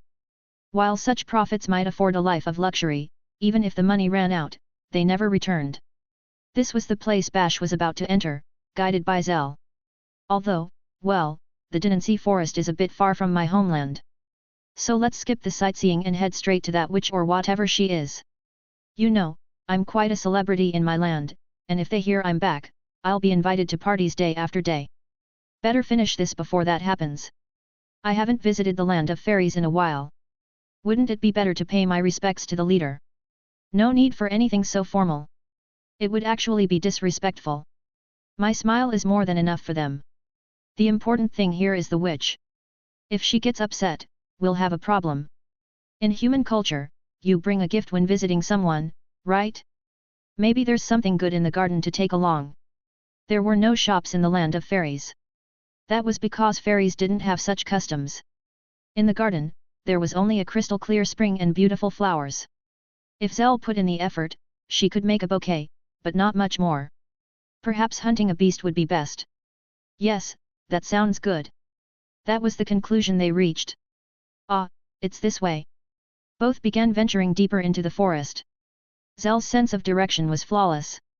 As a race, fairies never got lost in the lost forest. It was said they could precisely follow the scent of flower nectar, though, considering even beasts with extraordinary senses of smell got disoriented, that explanation seemed implausible. More likely, they picked up on some kind of special radio wave signal. Zell followed that invisible signal, moving swiftly and curiously, guiding Bash deep into the forest. Gradually, even traces of beasts began to disappear. The atmosphere turned silent, filled with an eerie calm. Even the insects seemed to have vanished. Yet, for some reason, the sound of wings still echoed from somewhere. While it should have been the buzzing of insects, there was something peculiar, a strange tinkling sound mixed with the noise. It even seemed faint laughter accompanied the sound. These fantastical noises and chuckles, rather than comforting, unnerved the senses and heightened vigilance. It hadn't always been like this, but over time, it had grown unsettling. Of course, orcs didn't usually worry about such things. Looks like there are more fairies now. That's because they all adore you, mister. As they chatted, the tranquil forest suddenly opened up before them. A massive fountain appeared in Bash's view, occupying his entire field of vision. Around the fountain, flowers of every color bloomed in a vibrant display, and over them danced winged, semi-naked humanoid figures in a frenzy. Each time they beat their wings, something sparkling flew off in all directions. That dust, said to be so valuable a single spoonful could build a house, scattered across the flower fields, causing the blossoms to flourish even more. The fairies danced in a chaotic celebration. They began with a delicate waltz, transitioning into the rhythm of a rumba, salsa, haka, and even cha-cha-cha. At some point, they started gliding through the air, performing intricate spins and leaps, ultimately landing in the spring with a splash. The judges, carefully observing the performance, scored harshly, 7, 6, 5, 5, and a merciless 0. However, as soon as other fairies offered something to the judges, the scores quickly transformed into perfect tens. It was a world where bribery ruled everything. Welcome to the land of fairies. At that moment, the fairies noticed something. There were unknown intruders in their territory. The instant one spotted their presence, like a domino effect, all heads turned simultaneously toward them. Every gaze in the flower field focused on Bash. They had been discovered. Without a word, with something like a strangled cry, the fairies swarmed toward them en masse. Yoo-hoo-hoo! Zell leaped up, standing atop Bash's head. Then, without hesitation, she dove into the crowd surrounding them. It's Zell. Zell has returned. She's back. She's back. She's back. The heroine Zell, Zell, Zell, Zell Zell Zell. I'll never forget it. It was 12 years ago when our heroine suddenly disappeared from the village. Did she bring gifts? Peanuts? Almonds? Yoo-hee-ah-ah. Let me taste her. I want to see what an underworld fairy tastes like. No, wait. Be careful. She's an imposter. Capture her. Lock her in a cell. With shouts and various exclamations, the crowd descended on Zell. In mere moments, they lifted her up and, amid chants and cheers, carried her off to some unknown location. It happened so quickly that Bash barely had time to react. In the end, the only thing left was Bash, surrounded by a dozen fairies. It's an orc. No, it's Bash. Bash. Hey? It's not Bash, is it? All orcs look the same, don't they? Hee, it's really the hero. No doubt about it. I say so, so it must be true. Then it must be a lie. Oh, I know, Bash became an orc hero, right? An orc hero. He's the benefactor of the fairies. The guardian of our Zell. Amid laughter and giggles, the fairies began to surround Bash. They hung from his neck, pulled his hair and ears, displaying their usual mischief. Though playful creatures, even fairies knew the name of the orc hero Bash. Zell wasn't the only fairy Bash had encountered in the past. While Bash couldn't distinguish one fairy from another, if they said their name and mentioned which battle they had fought in together, he might remember. Then again, it wasn't likely that fairies would recall something in such detail. Sir Bash, thank you for coming. Please follow me. We'll take you to the leader. A fairy, sporting an impressive fake beard and mustache made of petals, said this while the other fairies chuckled with a ha-ha and a hee-hee, hopping and fluttering around. This way, this way. First, clean yourself up. In the end, we were meant for this, don't you think? Take off your clothes and get naked. Oh my, what a great body. You've clearly been training. Wash up in the lake. Though your skin isn't exactly smooth, it's sticky and rough. Following the fairy's instructions, Bash stripped off his clothes and submerged himself in the spring. As he cleaned himself, splashing water around, the fairies helped. They scrubbed behind his ears and along his collarbone, places where dirt tends to accumulate, using something resembling a plant-based scrubber. However, every time they scrubbed, they sprinkled fairy dust on him, eventually complaining about how gross it was before flying off in frustration. When Bash finished cleaning and emerged from the water, he discovered that his clothes, which he had left nearby, were gone. Only his sword remained. More precisely, 3 fairies were trying to lift the sword with great effort, shouting, "Nuh!" Despite their attempts, they couldn't move it. One of them, exhausted, let out an "It's impossible," causing the other 2 to collapse under the weapon's weight, crying, "Ugh!" When Bash picked up his sword, the fairies exclaimed, "Ah, we've been caught," and quickly flew off somewhere. From the surroundings, laughter and whispers could be heard. "Where's the leader?" "This way, this way. It can only be this way. There's nowhere else." "Yes, this is the path." "Over here, yes, turn there." Following the fairies' directions, Bash began to walk. He circled the spring several times, went through the forest, and pushed his way through thickets and brambles that cracked underfoot. At one point, he found himself waist-deep in a swamp, with leeches clinging to his lower half. He pulled them off and tossed them aside as he continued until he reached a small cave. Inside the cave was what appeared to be a bear's den. Upon seeing him enter, the bear grew angry and confronted him. Bash, silent, stared at it. The bear, frightened, backed away as Bash crossed the cave and emerged on the other side. There, in the heart of the deep forest, he stopped before a small flower. "Are you lost?" asked a faint voice fading into the distance. Bash didn't answer, for he was already accustomed to this. Alone, naked, with his sword in hand, he stood silently. Bash let out a faint sigh. It was nothing unusual. Though Zell rarely did it, ordinary fairies often grew bored in the middle of their duty as guides and vanished suddenly. For Bash, it was a mere triviality. There was no reason to get angry. He only felt a bit cold. "Ah, there you are, mister." The one who appeared at that moment was Zell, the fairy among fairies, a famous super fairy known for being incapable of outright lying and, according to rumors, never doing anything she couldn't defend in broad daylight. "Are you done?" "Yes, sir. I'm number 1 in this village, you know? The number 2 and number 3 challenged me, so I quickly put them in their place. But since I'm going to be your wife now, I don't have time for that kind of thing, so I gave up the number 1 spot.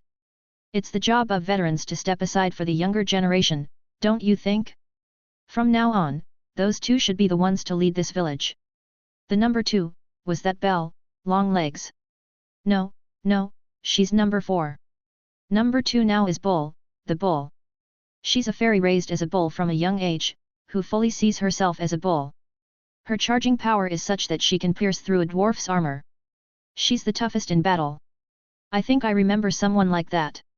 In Bash's mind appeared the image of a flying calf. He recalled seeing Zell riding it several times.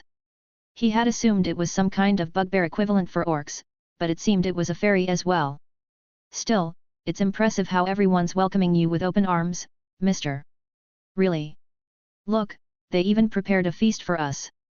Zell pointed toward a spot where berries and nuts were arranged on a large leaf. Inside a shell was a yellow liquor, filling the container to the brim. Next to it were the clothes Bash had been wearing earlier, neatly folded. Curiously, they looked cleaner than before, as if they had been washed, though they were slightly damp. "This is a gesture of goodwill, mister. If you don't eat, they'll start playing pranks on you." "Understood." Bash crouched down right there, hung his damp clothes on a nearby tree, and began eating the fruits the fairies had prepared for him. The race of fairies was a carefree and mischievous group.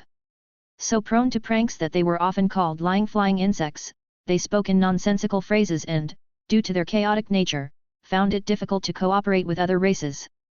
Until a few centuries ago, their participation in wars was so ambiguous that no one could say for certain if they were truly involved. All that changed when Demon King Gadigas brought them into his alliance, leading the fairies to fight alongside orcs on the battlefield. Although orcs were known for their lack of discrimination in interacting with women, none seemed to show contempt or anger toward the fairies' constant pranks. Was it because they shared the same level of intelligence? No. In truth, fairies were incredibly intelligent. Their mental capacity far exceeded that of orcs. If they wished, they could converse with humans or elves as equals. However, they rarely used their intellect constructively. Most of the time, they employed it to satisfy their curiosity or pursue immediate pleasures. For this reason, they were often described as mischievous children. Interestingly, although fairies exhausted their repertoire of pranks with adults, they maintained a good relationship with children. It wasn't entirely clear why, but there was a theory suggesting that they shared a similar level of intelligence. By the same reasoning, the intelligence of orcs was said to be comparable to that of human or elven children.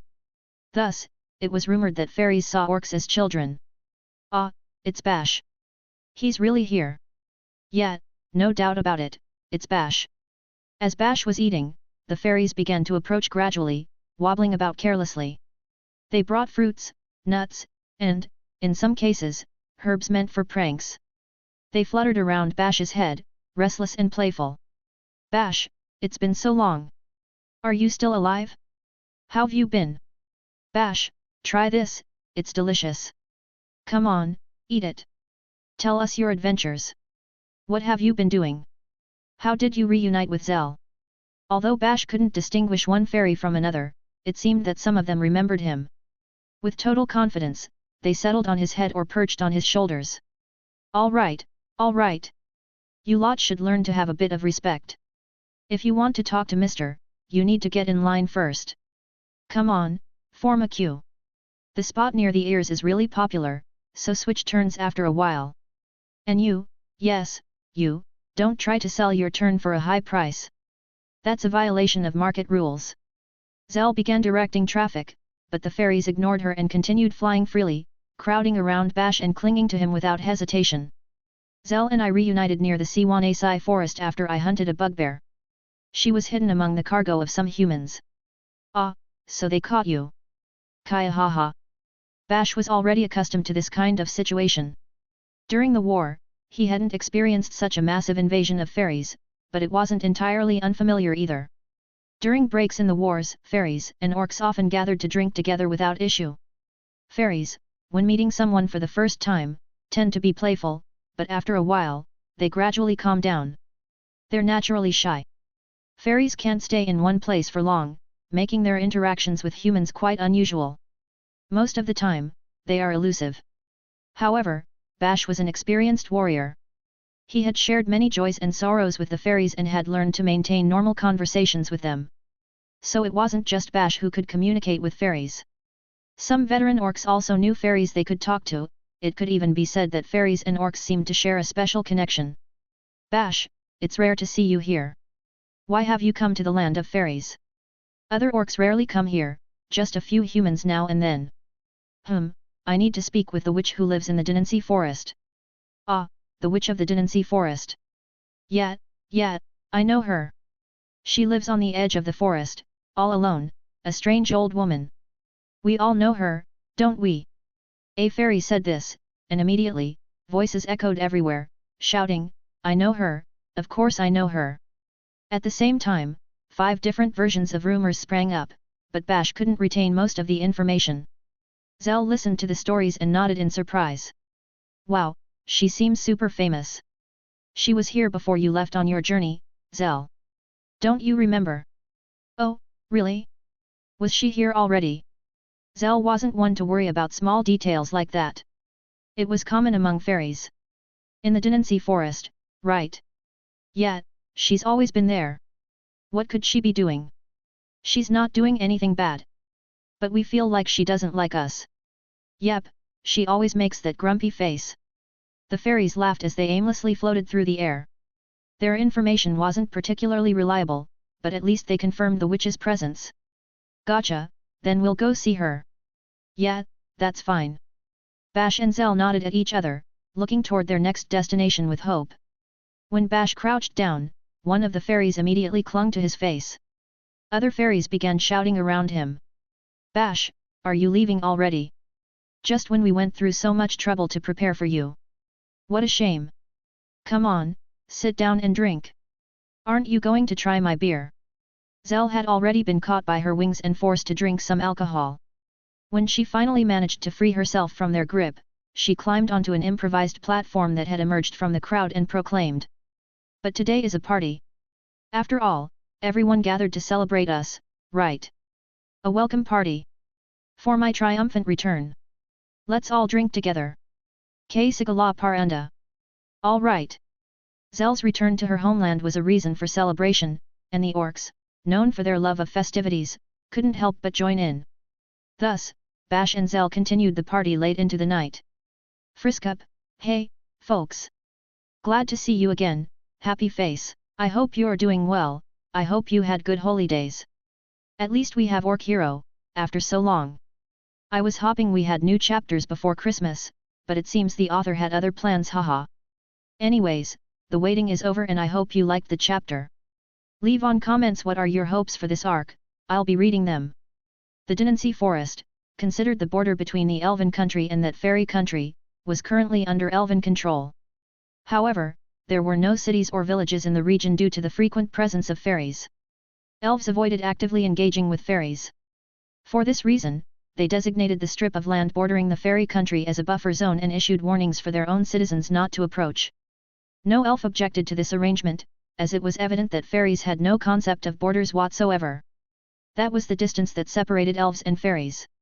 Fortunately, fairies rarely strayed far from their main territory, the Lost Forest.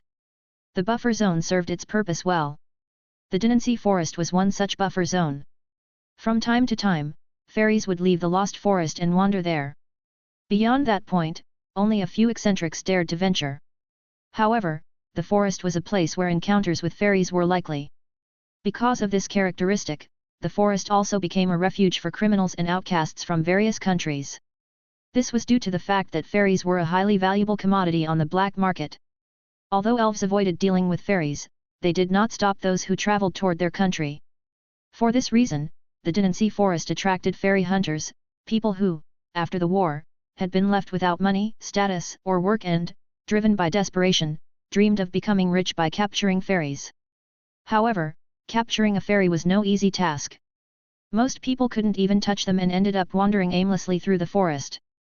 Although their survival skills from wartime prevented them from starving, they could neither capture fairies nor return to their countries empty-handed. Faced with this situation, many resorted to the only option left to them. Come on, hand over everything you've got. They turned to robbing other travelers or competitors. Eek! Please, I understand, I understand. Just don't kill me. At that very moment, a traveler was surrounded by 5 men, all pointing their swords at him. Kneeling, the man rummaged through his bag, pulling out money and supplies while pleading for his life. If this serves as a lesson to you, don't return to fairy country out of mere curiosity. The men stripped the traveler down to his undergarments and, laughing mockingly, sheathed their swords. It seemed they did not intend to kill him. They were human bandits, somewhat merciful in their own way. Had they been elves, the traveler would have already had an arrow through his head, and every last scrap of his belongings, including his undergarments, would have been taken. According to elven logic, anything could be taken from someone who was no longer alive. Oh, of course, the traveler muttered, trying to hurriedly distance himself from the area. At that moment, ugh! A figure emerged from the depths of the forest. It was taller than the average human, with a robust build and an imposing presence. Its skin was green, it was an orc. But the strangest thing about it was the intensely sweet aroma it exuded, something that did not fit the usual image of an orc. Hey! The bandits exchanged glances upon seeing the orc. What do we do? What do we do? Their silent questions were answered when they noticed that the orc was accompanied by a fairy fluttering nearby. Hey, you! Orc! Hand over anything valuable you've got, right now! The orc, who had been walking calmly, halted at the sound of those words. Are you talking to me? Do you see any other orcs around? If you're looking for something valuable, all I have is this perfume a fairy gave me. Lifting a woven basket made of vines, the orc presented it in his hands. Though it seemed small in his massive grip, it was filled with tiny bottles, dried flowers, and assorted fruits. It was a fairy souvenir set, not for sale, a rumored gift set available at the shops near the spring. After the festivities the night before, the fairies had given it to him, insisting that gifts were essential for humans and that he would need them if he planned to visit the witch. The basket contained precious items, including fairy perfumes and fairy dust from the land of the fairies. However, to those blinded by greed and ignorance, its true value was incomprehensible. Among humans, there were also plenty of fools. If you don't have much, that fairy with you would do just fine as well. Orcs were known as a race of immense strength. But there were 5 bandits, and the orc standing before them had yet to draw his sword. With a somewhat vacant expression, he merely watched them. If they attacked by surprise, they were certain they could win. Or so the bandits thought. Oh? So, you're interested in me? You have good taste, buddy. But you're getting ahead of yourself, came a voice. The one you're picking a fight with may look like just an orc. And sure, he is an orc. But not just any orc. This is the orc among orcs, the model all others strive to follow. Ah, yet. One of the men replied, barely paying attention to Zell's monologue. Sometimes, the best way to handle a fairy was to simply ignore its endless chatter. A rough-looking man with an unkempt beard stepped forward toward Bash. What do you want? Bash asked. Me? Oh, nothing in particular, really, the man answered, advancing with a sword in hand. He reeked of sweat and wild animals, likely a result of wandering through the Dynancy forest for too long. Without hesitation, he approached Bash with a smug grin. A careless orc in front of an armed man, or is he just scared? A typical orc would have responded with a show of intimidation. A frightened orc, on the other hand, would try to act composed but would still show signs of wanting to flee just like this one. Thinking this, the man licked his lips with a long tongue, raising his sword slightly to intimidate Bash while studying his expression. And then... ah! Suddenly, the man retracted his tongue as if he had just bitten into something sour. His once vulgar grin disappeared, replaced by a look of sheer seriousness in an instant. Ah! My mistake. I screwed up. With smooth, practiced movements, the man quickly sheathed his sword and began stepping backward. Really, my bad. I thought you were someone else. Just a bad joke, you know? I thought you'd be scared, haha. Surprised? No? Maybe too tasteless? Yeah, I get that a lot. Sorry, man. What? Hey, what the hell are you saying? One of the others interrupted. Come on, just hand over something valuable or... Ah. 2 of the remaining 4 had finally realized it too. That's the orc hero. What? Upon hearing those words, the last 2 men paled and staggered back, their faces contorted in sheer panic. 3 of them recognized the orc on sight, while the other 2 had only heard the stories. He was the legendary orc who had wreaked havoc in the Siwanesi forest, massacring thousands of humans. He was not someone 5 second-rate bandits could ever hope to challenge. Well, just be going now. You won't see us here again. We swear. We'll leave our money here. You can take it if you want. Do you need my clothes? They're a bit dirty, but... No? Right, of course. Ha! Seriously, we're sorry for everything. The men kept inching backward as they spoke, then, without warning, they turned and bolted as if their very lives depended on it.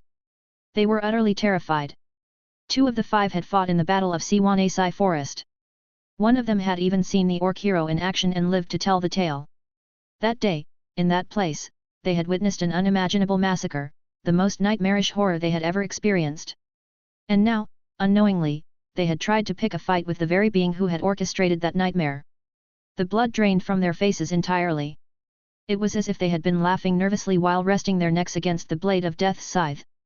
At this moment, they had managed to put some distance between themselves and that scythe, but if they dared look back, death would still be there, watching. What do we do now? One of them whispered, the only one who knew of Bash only through rumors. We need to get out of here. As far from this forest as possible. The reply came instantly. The fear of orc hero Bash was carved deep into their bones. It was a terror shared by all who had survived that battle in the forest. Get away? And then what? I don't know. But with someone like him on their side, even if we catch the fairies, it won't matter. He'll find us. But he's just an orc, isn't he? Just an orc? Do you have any idea how many died that day? How many commanders he took down alone? The more they thought about it, the more vivid the memories of the massacre in that forest became. It had been a battlefield where humans held an overwhelming advantage. A simple strategy: crush the orcs with superior numbers, end the war once and for all. Even in hindsight, there had been no apparent mistakes. The commanders had executed their plans perfectly, followed standard tactics without deviation. And yet, the humans had failed. All because orc hero Bash was there. Why is someone like him in a place like this? Did you see that fairy with him? She probably brought him here. Called him to protect them. Even these bottom-feeding bandits understood the truth: the fairies had sought out a powerful ally to guard their lands against intruders. But theories no longer mattered. What did matter was that none of them had the guts to stay in a forest where the orc hero walked. They fled, putting as much distance as possible between themselves and that accursed place. None of them would ever dare approach fairy country again. And so, only Bash and Zell remained. What the hell was their problem, hey? Zell asked. Who knows, Bash replied calmly. Well, they weren't entirely alone. A disheveled, humble-looking man, clad only in his underwear, bowed his head toward Bash and Zell. Thanks to you two, I'm safe. He was a miserable, pitiful sight, a middle-aged human with thinning hair and a prominent belly, so round that he almost looked like a dwarf, though without their pride or vitality. His presence was weak, not at all like someone who had survived a war. Safe? But you could have handled it yourself, right? No, no, no. Not at all. Really. Yet, something about him struck Bash as odd. He couldn't quite place it, but he had the distinct impression that even if he and Zell had simply walked away, this man would have killed all 5 bandits and disappeared without a trace. Bash had met humans like that before, especially during battles against the forces led by Houston. Time and again, such men had played the role of harmless nobodies, only to strike from the shadows when least expected. Bash rarely slept, so he had always managed to deal with them, but he acknowledged that they had been dangerous foes. Still, the war was over. With no reason to fight and no sign of hostility, there was no point in staying on guard. Why are you naked? This place has a mild climate, sure, but it still looks cold. What were you doing? Zell asked. I was robbed. Terrible, really. I trade between fairy country and the human lands, but lately, more and more bandits like those 5 have been showing up. Oh yeah? And what exactly do you trade? Perfumes, of course.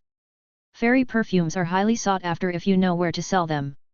Wait, but I've heard that elves control the distribution of those perfumes. Humans aren't supposed to be able to buy them directly, right? Gulp. Well, hee, let's keep that quiet, shall we? I collect a bit of fairy dust on my own. Those fools only think about capturing fairies. But if you know how to find fairy dwellings, you can gather as much dust as you want. As long as you secure your trade routes, there's no need to capture them. As he spoke, the man slipped into the discarded clothes nearby and pulled a small vial from his bag. Inside, shimmering like trapped moonlight, was unmistakably fairy dust. Ugh, that's disgusting. Exactly. To fairies, this dust is just waste. But to us? It's priceless. In fact, there isn't a single human who actually wants to capture a fairy. Since they appear so often around here, you just collect a little at a time, and before you know it, you have plenty to sell. Ah, but don't go spreading this around. If too many people do it, I'll be out of business. Bash and Zell, impressed by the cunning of this merchant, thought to themselves, humans really are clever. The man, puffing out his chest with pride, suddenly glanced at the pair with curiosity. An orc and a fairy together, an unusual sight, especially in peacetime. By the way, what brings you two out here? We're looking for a witch who supposedly lives around these parts, Bash explained. But we can't seem to find her. Weird, isn't it? This place is like my backyard. If there were anything suspicious around, I'd have noticed it. As the two of them frowned in frustration, the man suddenly snapped his fingers, as if something had just come to mind. Ah, do you want me to guide you? With the barriers in place, it can be tricky to find. Barriers? Why would someone go out of their way to put those up? Maybe she just doesn't like people. Follow me. Bash and Zell decided to follow the middle-aged man without questioning him.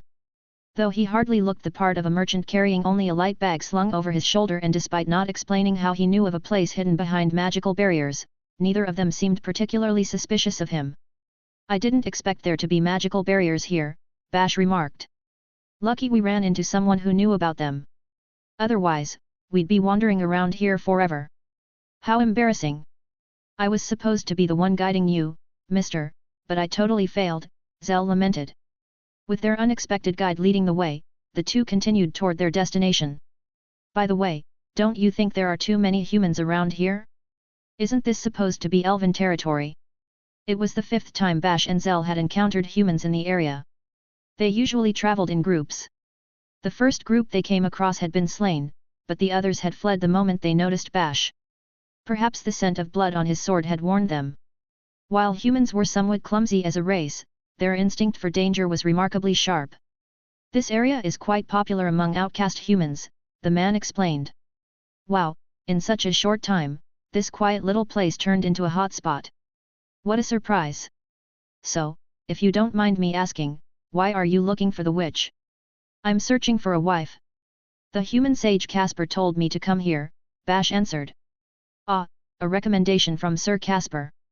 I thought you were here to take down those threatening the fairies. We were just lost. How shameful of me to let you get lost, mister. It's unforgivable. Though Bash and Zell claimed they were simply lost, the reality was different. Half the human bandits wandering the area had fled at the mere sight of him. Those who lacked skill, survivors of past wars who had made it through sheer luck, were particularly sensitive to true danger. Given that, it was understandable why someone might assume Bash had come to protect the fairies. Though, of course, neither of them had any way of knowing this. Ha ha ha. Let's just leave it at that, shall we? Oh, we're almost there, the man announced. What a relief. If we'd come alone, we might never have found it. No problem at all. It's only natural to help those who saved my life. As they exchanged light-hearted words, the path ahead suddenly cleared. Whoa, there really is a house here! Zell exclaimed. An unusual clearing appeared in the middle of the forest, a perfectly square section where the trees had been neatly cut away. Within this space lay a cultivated field, a small chicken coop, and a modest house. Even by human standards, the dwelling was simple, perhaps even humble. From an orc's perspective, it barely qualified as a cabin. She's living more out in the open than I expected. Even with magical barriers, how did I never notice this place before? Zell mused as she curiously stepped into the clearing. Oh, she suddenly yelped, dodging just in time as a thorn shot toward her. A trap! Upon closer inspection, they noticed that the plants in the garden were covered in thorns, now pointing directly at them. It was a mechanism designed to ward off pests, but the sharpness of the thorns was alarming. Zell had managed to dodge them thanks to her current agility, but 2 years ago, she might not have been so lucky. That was close. If it had hit me, I'd be out cold for at least half a day. The thorns were imbued with magic, capable of putting even large magical beasts into a deep slumber. But how did Zell know their effects if this was her first time encountering them? She couldn't explain it herself. She had a habit of dismissing events that happened just before sleep as mere dreams, which might have had something to do with it. Perhaps, in the past, she had been caught by these very thorns and later captured by humans. But since she perceived it as a dream, she couldn't recall the details. The truth remained elusive. It might be impossible to get in like this.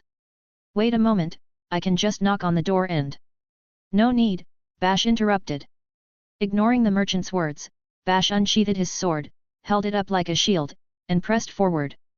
The thorns shot from the garden plants with the speed of elven arrows, but for a warrior of Bash's caliber, blocking attacks from a single direction was hardly a challenge. After all, when he stormed an elven fortress alone and razed it to the ground, he had endured arrows and spells from 3 directions before cutting down the terrified enemy commander in a single strike. Bash advanced steadily, deflecting the incoming thorns with his blade. As he reached the garden, he swung once, slicing through one of the plants. The stalk shuddered violently before withering away in an instant, crumbling into brittle, dried-up branches. Chopping down someone's garden without so much as a warning. Now that's a rude way to introduce yourself, a voice rang out. At the same moment, the air around them seemed to ripple with a sharp crack. Bash looked up and saw an old woman stepping out of the house. She held a long, gnarled staff and regarded him with piercing eyes. The distortion in the air was unmistakably the result of magic. Though she was simply standing there, it was evident that she had locked her gaze onto Bash with an unnerving precision. That was my fault. Did she do that with magic? I've never seen anything like it, Zell murmured, floating slightly as she whispered into Bash's ear. Bash studied the old woman more closely. She wore a long robe and a pointed hat, the standard attire of human magic units. Though similar to elven mage robes, hers covered far more skin. Humans concealed their bodies to prevent their internal magic from leaking out, maximizing their magical potential. Unlike elves, who naturally possessed greater magical reserves, humans compensated for their limitations with such techniques. Among humans, those exceptionally skilled in magic were granted black robes. In darkness, the glow of magic made spellcasters easy targets, and these robes helped mitigate that risk. Female magic users who wore them were given a special title which is bestowed only upon those who had truly mastered their craft. Are you the witch? Bash asked. Orcs have no manners, do they? Proper etiquette dictates that you introduce yourself first, the old woman retorted. Is that so?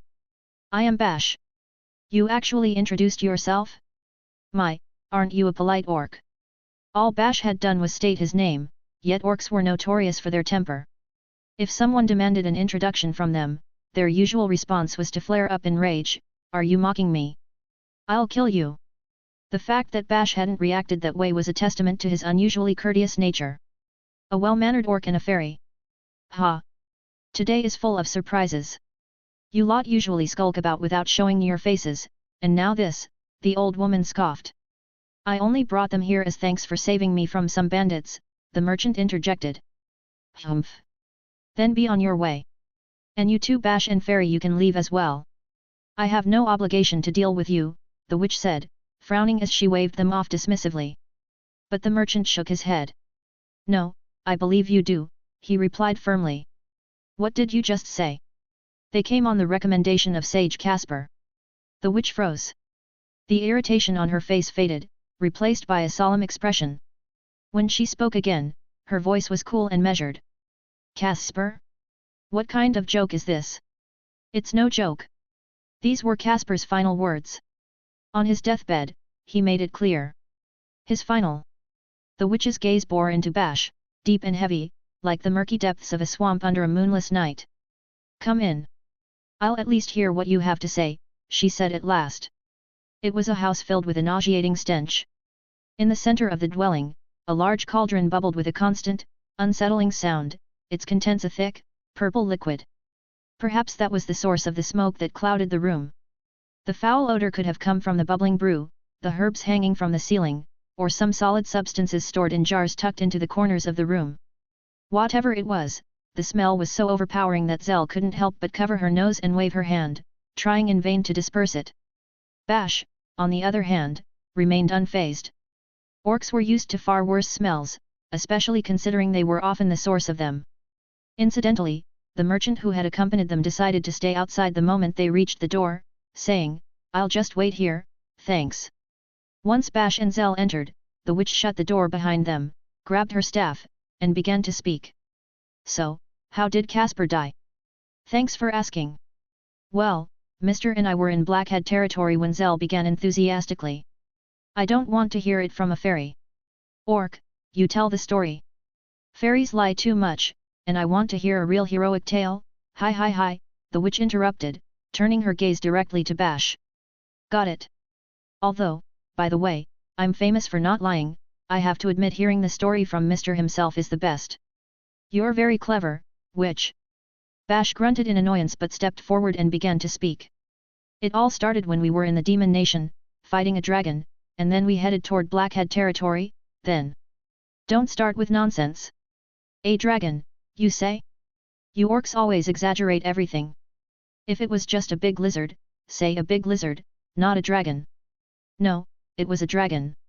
Yep, it was definitely a dragon, Zell insisted. TCH. Whatever. Fine, it's a dragon. Keep going. Though his introduction had been cut short, Bash continued recounting the events in Blackhead territory. He spoke of how they were stopped at a checkpoint, how a human helped them proceed with his cart, though a landslide eventually forced them to continue on foot. He detailed how they met an orc mage along the way, who offered advice on how to win over human women. Zell chimed in here and there, especially when Bash reached the part where he tried to woo a woman in a tavern, adding vivid, passionate details to the tale.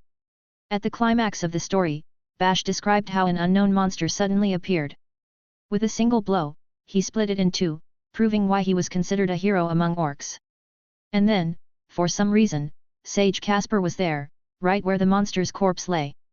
The witch remained silent, listening intently. And that's when he told us to come here, Bash added. Explain better. What exactly did he say? The witch asked, her expression serious and focused, showing genuine interest in Casper's final words. That Zell could be my wife. The moment those words left Bash's mouth, the witch froze, her jaw dropping in utter disbelief. Slowly, her expression began to change, twisting into one of wicked understanding.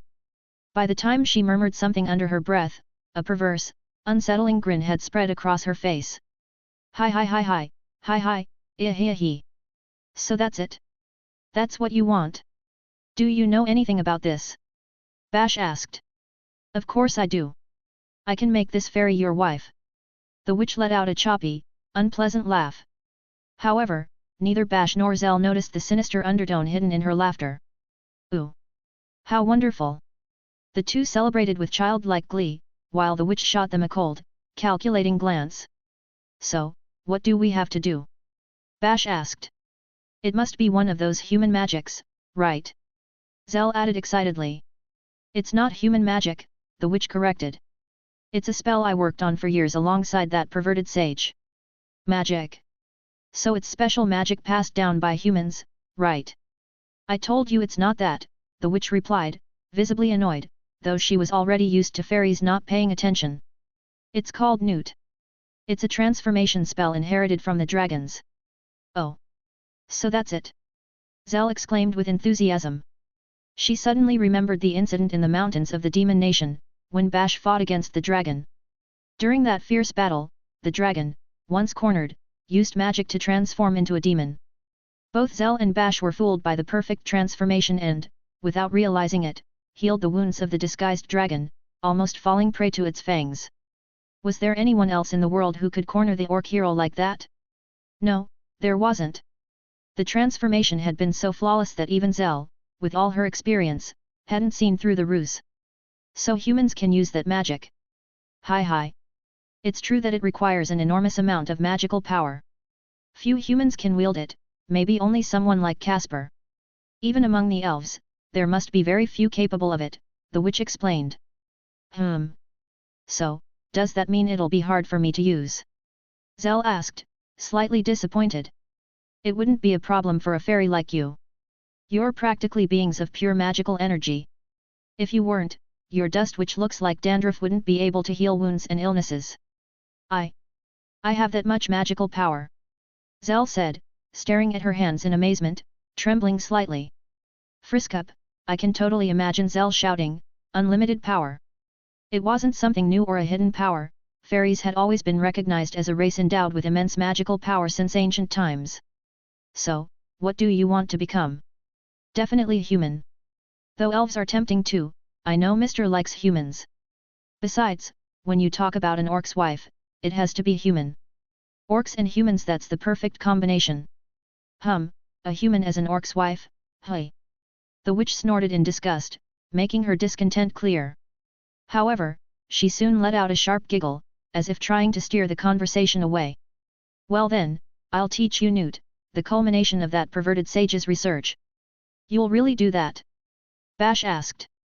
The witch exaggeratedly tilted her head and let out a mocking cackle. Oh, my. You'll really do that, you say? Since when do orcs care about things like that? Is the end of the world coming or something? I heard that to get something valuable from humans or elves, you need money. Money. He. Now that's funny. You orcs are the beings farthest from the concept of money in existence. How much do you need? Nothing. If a human ever asked an orc for money, that would be the end of their dignity as a person. With a suddenly serious face, the witch stood up and walked over to a bookshelf. From among the books, she pulled out one in particular and began flipping through it quickly. Anyone who understood what they were seeing would have realized that this book contained extremely rare and complex spells, almost impossible to find. The history of human magic was extensive. Despite having much less magical power than demons or elves, and lacking the robust bodies of ogres or beastmen, humans had explored countless fields, developing ingenious methods to become the masters of the continent. Among their magical creations were extravagant spells that demons and elves could never have imagined. However, many of those spells had been created only to be forgotten, never to be used. Hi, to perform Newt, you need an advanced magic circle and a pretty long incantation. I can draw the circle, but the question is whether a fairy like you can memorize the spell. Even if I don't look like it, when it comes to determination, I have twice as much as anyone else. And this time, it's for Mr., who's always taken care of me. I'll give it my all. When it matters most, fairies give their best, and this time will be no different. From that day, Zelle's training began. Zelle had very active mornings. As soon as she woke up, she wouldn't even have breakfast, she'd head out for a run. She'd do 100 laps around the house. Something that, for an ordinary fairy, would be an effort reserved only after breakfast. Then, she'd continue with her training in the field. That day, her opponent was a praying mantis that had snuck into the garden. Against the mantis's devastating fighting style, Zelle, still honing her skills, faced some difficulties. However, in the end, both of them ended up embracing under the morning light, mutually celebrating their effort and bravery. Although Zelle received a small bite, she accepted it as inevitable, since her opponent was a mantis and had been a formidable adversary. Finally, she quenched her thirst with the elegant morning dew, concluding her morning training. You finally came back. Come on, start your training already. What kind of fairy claims to be motivated and then spends all day fluttering around without returning? What are you talking about? I've been training properly. Zelle protested. Because indeed, Zelle is really motivated. Stop doing pointless things. Your magic is enough. You just need to learn the incantation. Nothing in life is pointless. The Zelle of today shapes the Zelle of tomorrow, she declared with conviction. TCH. These fairies. Here, this is today's part, the witch huffed, but still handed Zelle the texts she had prepared. Newt was originally a unique dragon spell that didn't require magic circles or incantations. However, after years of research, the witch and Casper had managed to recreate it using both elements. Even so, the spell was long, and the magic circle was extremely complicated. Tyus is long. Do I really have to memorize all of this? If you could summarize it a little, I'd be very happy. You know, everything's better when it's simple, right? Don't be ridiculous. If I could make it shorter, I already would have. Just learn it, period, the witch growled. Yeah, okay let's see. The great tree is. While Zelle trained, Bash watched her with his arms crossed, wearing an expression that could be described as that of a protective boyfriend. He had nothing to do. For those who knew Bash, who had always acted on his own initiative, it might have been surprising to see him in this situation. But Bash was the kind of guy who preferred to follow orders. Like all subordinate orcs, he was forbidden from acting on his own, as that usually ended in fights or kidnapped women. That rule, though strict, was necessary. However, Bash, being more disciplined, knew how to wait patiently, though that very quality had kept him a virgin. TCH, the witch clicked her tongue, annoyed. To her, the burly man standing there motionless was nothing more than an eyesore. Don't just stand there like an idiot. Go find some food. Understood. Oh? How obedient you are. If all orcs were this docile, everything would be easier. But no, those idiots can't help but drool and act like happy fools the moment they see a woman's face. Do they like women's faces that much? Yes. All orcs like human faces. Oh, how wonderful. It's a pleasure to hear that. I'm sure all the humans will be thrilled to be praised, as long as the orc saying it doesn't try to rape them. Then, I should praise more faces. I'll keep that in mind. Wow, what a talent for sarcasm. You're quite a case, just like expected from the orc hero. Now, move already. Bash felt like the witch was actually complimenting him sincerely, which lifted his spirits a little as he left the house. Food, hey. I hope I find some animals. Muttering to himself, Bash ventured into the forest, looking for animals that could serve as food. Out of the corner of his eye, he noticed some fairies fluttering around, but they didn't approach, meaning they had nothing to say to him. Bash, used to dealing with fairies, knew that if they didn't come close, it was because there was nothing important to discuss. By the way, fairies usually talked, whether they had something to say or not, lied without reason, and caused mischief for no reason at all. That was simply their nature. However, fairies didn't bother Bash because their heroine, Zell, was always nearby. According to fairy rules, it was considered bad manners to interfere with another fairy's favorite. Zell, known as the etiquette instructor, strictly adhered to these rules because breaking them meant being immediately isolated by the group. But now, Zell wasn't with Bash. And when that happened, the fairies could simply claim that they didn't know and get away with it. It's an orc. Hehe, Zell's not around. No, she's not. The fairies began to approach slowly, as if they were a lurking threat. However, when they noticed someone else approaching, they quickly scattered. It was a human. Well, hello, orc hero. Have you finished with your business with the witch? You're the merchant from yesterday. No, Zell is still learning the spell. A spell? Wow, it's surprising that such a peculiar witch is teaching magic to a fairy. What kind of spell is it? A spell called Newt. It seems to allow a fairy to become human. Wow! A fairy turning into a human? That's incredible. The merchant, who suddenly had a bunch of papers in his hand, began writing down every word Bash said. So, orc hero, what are you doing in the meantime? I've got nothing to do, so I'm hunting. I see. I saw a group of deer over that way a moment ago. They might be useful to you. Thanks. No problem. The merchant smiled kindly and walked away from Bash. Although what had just happened clearly didn't adhere to any confidentiality rules, Bash wasn't worried. It wasn't a problematic matter or something that needed to be kept secret. For him, the only thing he truly wanted to keep hidden was his inexperience with women. When Bash returned with a deer, the story was approaching its climax. Yoo-hoo, pet the great magical wolf with the hand more, the jaw that hits by the left ear. No, no. It's let the great magical wolf of the land roar, the jaw that twists into the next year. Try it again. What does the jaw that twists into the next year mean? I don't know. It's a dragon spell we adapted into a human incantation, so it has nonsense words. Elves also do things like this with their summoning spells. But elf spells only confuse spirits. This is so confusing even the spirits would say they don't understand anything. It doesn't matter. This isn't a spell to ask a spirit for something, it's to confuse the world. Stop complaining and do it as I said. Ugh. Receiving constant corrections, Zell kept reciting the spell. Bash didn't understand much about magic, but he felt they were making progress. It was just a feeling, though, since they weren't making any progress at all. Bash placed the deer's bloodied meat on the kitchen table, cut his portion, and began eating. In front of him, Zell and the witch struggled with the magical training. For an orc, learning magic was something secret. Orc mages usually learned their spells away from the warriors, so seeing this scene was new to Bash, sparking some curiosity in him. He stayed silent, simply watching and waiting. For Bash, it wasn't unusual to remain still, but had he ever experienced such a peaceful tranquility before? Just a few weeks ago, his life with the druider had also been peaceful, but back then, he had something to do, learn how to win over a human woman. Now, not even that occupied his time. He only watched Zell struggle to become his wife. Although Bash only saw Zell as a reliable companion and a loyal ally, the thought of her becoming human and his wife filled him with a strange emotion. Sure, he didn't feel sexual attraction to Zell at that moment, but he wondered if that would change once she transformed into a human.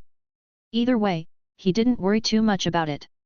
Having free time left space for imagination. Bash found himself daydreaming about what his life would be like if Zell became his wife, they would keep talking like always, helping each other out occasionally, and at night, they'd make children together. At that point, Zell would probably realize that Bash was virgin, but he was sure that wouldn't be a problem for her. That confidence, though vague and poorly founded, was enough for him. The desolate bed makes a sound on the great band. No. It's the desolate red lies like a wound on the great land. Gwaea. Stop complaining just because you have to say weird phrases. You fairies are always lying with absurd things anyway. But when we ask a spirit for something, we do it right. Well, sometimes I make them a bit angry. That day, like always, Zell's laments echoed through the room. While listening, Bash crossed his arms, sat in a corner of the room, and closed his eyes in silence. There once was a man named Bly. Among humans, a species filled with diverse talents, he possessed a particularly unusual gift. That talent manifested when he was 15, during his first battle. As a human soldier, one of his superiors sent him to the front lines with the task of delivering a message to headquarters. There, he found a battlefield map displaying the positions of both the human and enemy troops. Upon observing it, Bly muttered, "The enemy army is going to launch a surprise attack from the west, aren't they?" The officers at headquarters hadn't realized this. Thus, at that moment, they merely laughed and said, "Look at this young lad, already making predictions. Well, maybe he's right." However, just as Bly had predicted, the enemy army truly did attack from the west. From that day on, Bly was called to headquarters more frequently to deliver messages. Once there, out of sheer curiosity, the officers began asking him how he thought the enemy would move. At first, the questions were nothing more than a joke. But Bly's predictions turned out to be astonishingly accurate. While he occasionally made mistakes, whenever he had sufficient information from a map, his accuracy was nearly 100%. His ability to interpret information and utilize it surpassed that of anyone else. In less than 5 years, Bly was recruited by the Human Kingdom's Intelligence Department. And in less than 10 years, he had already risen to lead his unit. He gathered as much information as possible and contributed significantly to the humans' victories. For Bly, information was everything. With it, he could make predictions that bordered on clairvoyance. However, without information, he was powerless. Obtaining precise details wasn't easy, especially from races like demons, succubi, or ogres, though orcs and lizardmen were somewhat more accessible. Even so, without Bly, the four races alliance would never have carried their sword all the way to Gadigas. Without his sacrifice and efforts, the alliance would have been defeated.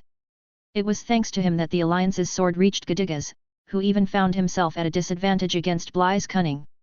Serving as the leader of the intelligence department was the perfect job for Bly, but the war eventually came to an end. Yet, Bly was not discouraged. He had never particularly enjoyed war. For him, obtaining information and using it to accomplish something was enough to feel fulfilled. Thus, he quickly left the military and became a merchant. At that point, he reached out to all the members of his intelligence team. He needed personnel to gather information, as despite his brilliance in using it, he was not particularly skilled at collecting it himself. His recruitment efforts succeeded, and most of them followed him. They all placed absolute trust in Bly. Thus, the Bly Trading Company was born, sending agents to every corner of the continent. With the information they gathered, they produced goods and amassed great wealth. Naturally, they also did not forget to sell the information itself. One of the ways they did this was through magazines, although governments remained their highest-paying customers.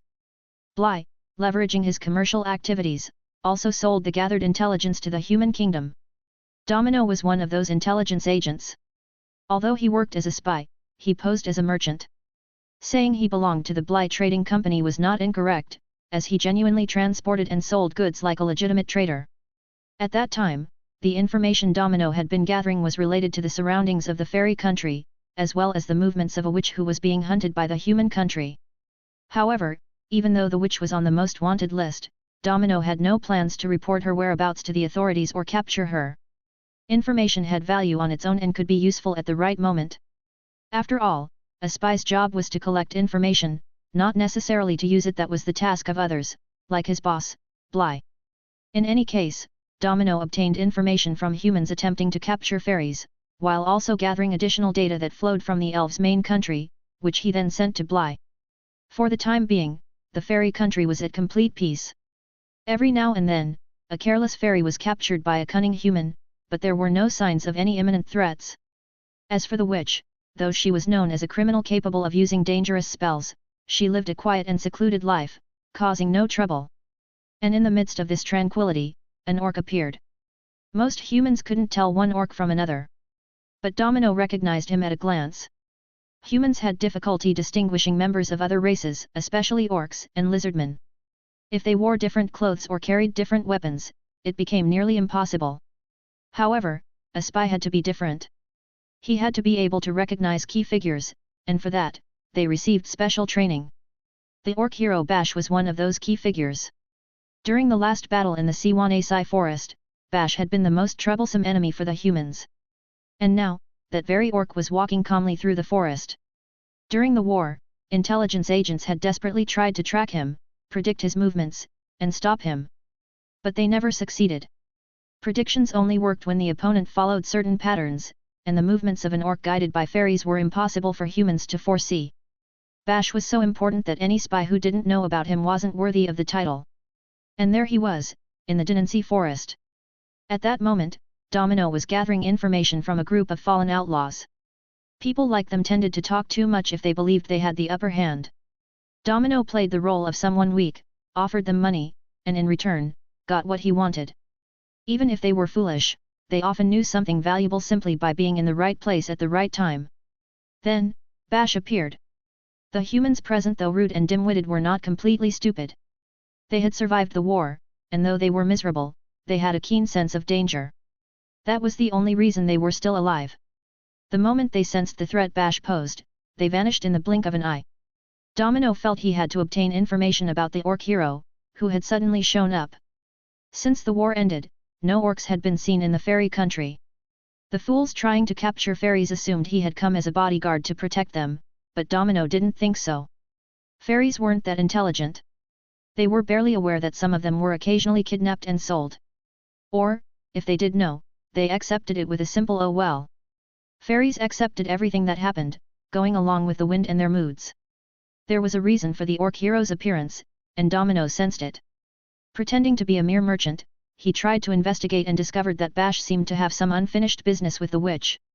Domino knew where the woman was, but he had no intention of approaching her. Spies, though they sometimes infiltrated deep into enemy territory, understood that the most important thing was to return with information no matter how small. Approaching danger unnecessarily went against that logic.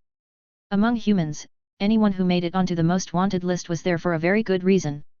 The witch had been declared wanted because she was allegedly developing a type of magic, a magic designed for mass extermination.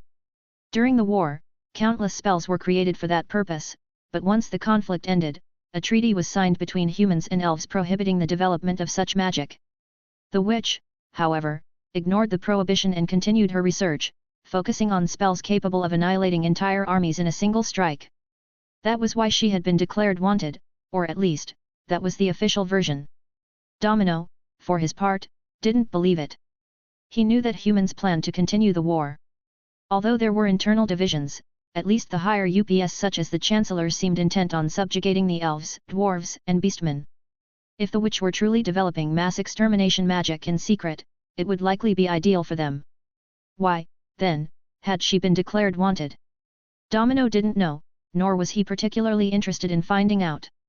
Perhaps Bly already had that information but simply hadn't shared it with him. Besides, he was sure the truth would be something far simpler. Domino had been a spy long enough to know that, in most cases, people eliminated others without grand reasons. Usually, just because they were in the way. There were races even simpler than humans, and orcs were the perfect example. However, this orc, one of the most dangerous ones, was in an unusual place and was seeking to meet someone equally peculiar. Everything about it seemed suspicious.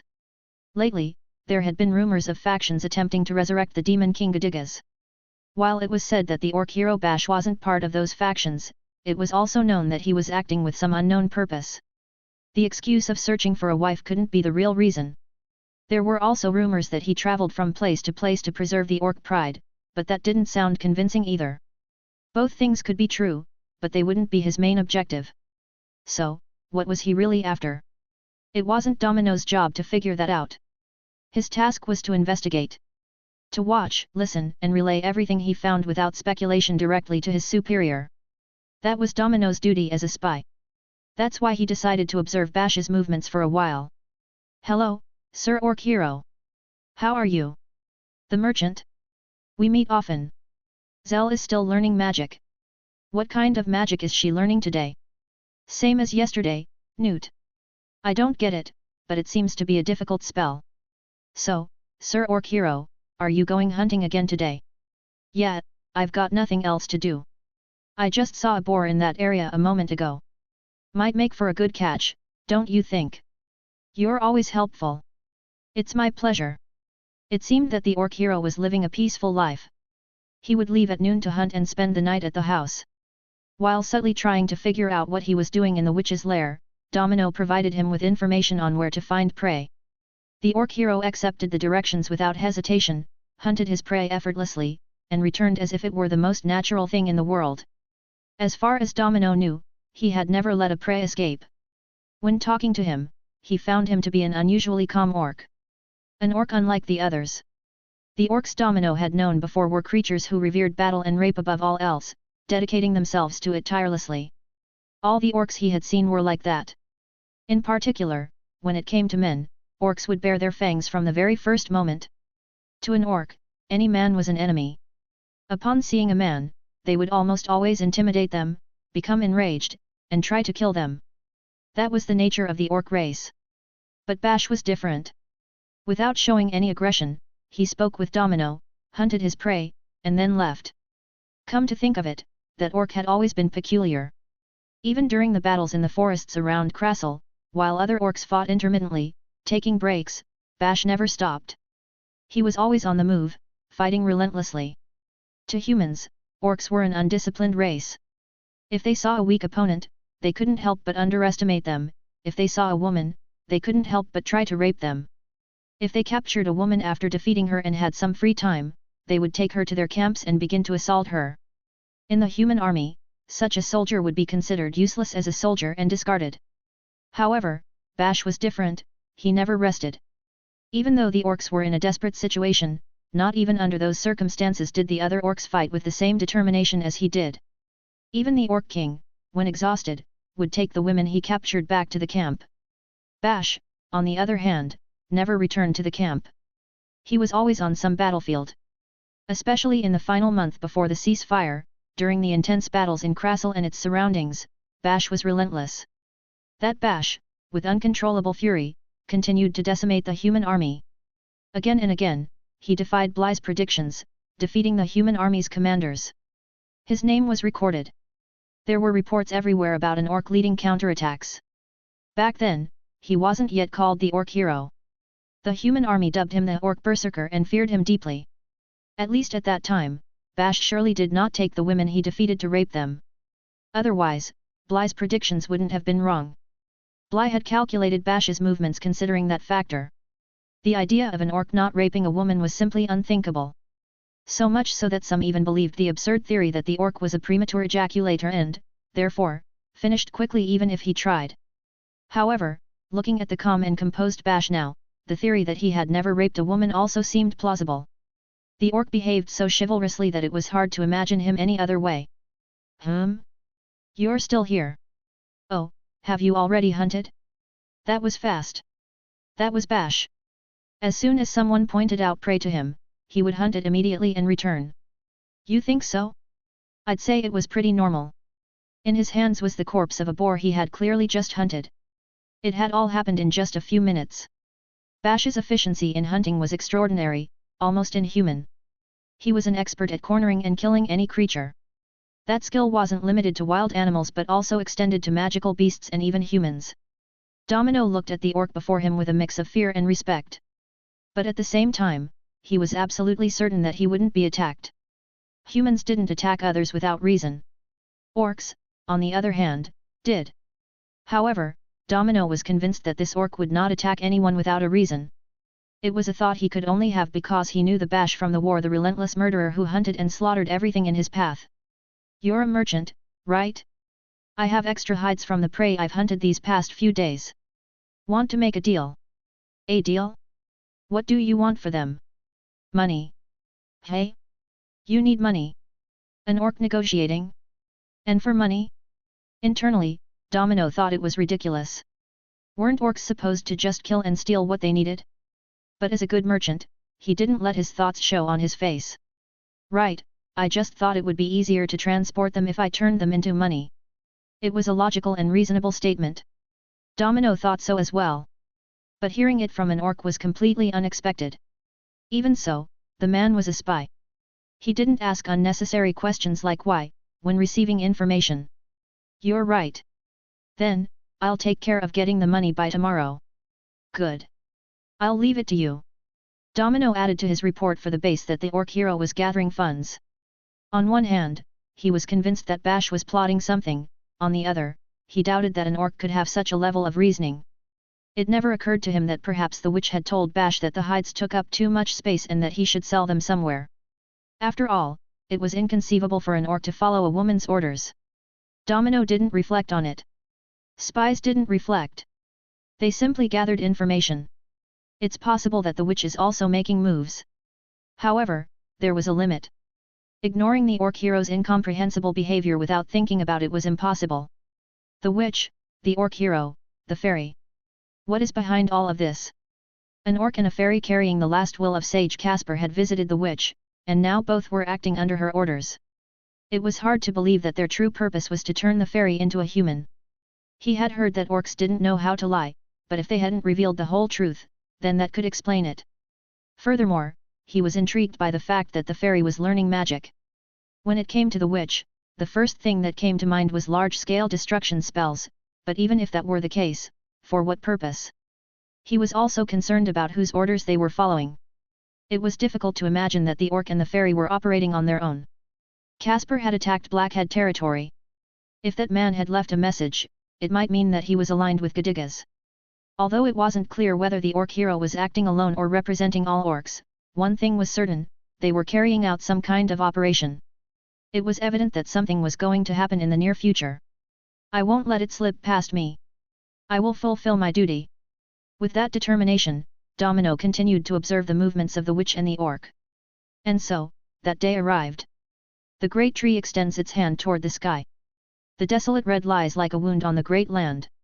Distant and blue, the small ears of the mountains. When they break, twilight reaches the deep ocean. Let the great magical wolf of the land roar, the jaw that twists into the next year.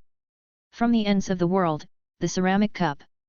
The last holy war takes place in the giant's right hand. The first chaos sprouts in the footprints of pale yellow claws. The invisible shall become visible, the ephemeral eye devours the horse. Upon digging out the great horns, the vortex disappears. The small fish that lived 1,000 years boils tubers and pours them. Oh, great ancient dragon, grant my wish, transform my form into the one I desire. Newt. This was magic that transcended the laws of biology, a spell that altered the body, elevating it to that very thing. A colossal dragon could become human, and a human, a gigantic dragon. As for the small fairy, her body first transformed into light, and little by little, very slowly, she began to change shape, growing larger. It wasn't as fast a transformation as the dragon Bash had once seen in the snowy mountains. It was a slow process, as if she were undergoing some kind of metamorphosis, changing with delicate precision. The sight was so mysterious and ethereal that it felt as though touching it would shatter it. However, Bash's eyes didn't perceive the scene as particularly mystical. Magic was certainly impressive, but his focus was elsewhere on the chest and hips that were gradually developing before his eyes. The light began to fade, and the usual glow of the fairies disappeared as well. A moment later, where the fairy once stood, now there was a woman with white skin. A human woman, though her hair was not typical of humans, it was a soft shade of lilac. Her figure was slender, but the places where curves should be were properly proportioned. It was a well-defined humanoid body. If one were to make a comparison, it resembled that of the knight, Judith. Moreover, it matched the kind of physique Bash preferred. So this is me. Zell, seeing her reflection in the mirror placed in the corner of the room, spoke with deep emotion. She had finally become what she had always wished to be, a human. A being capable of breeding with orcs. Hey?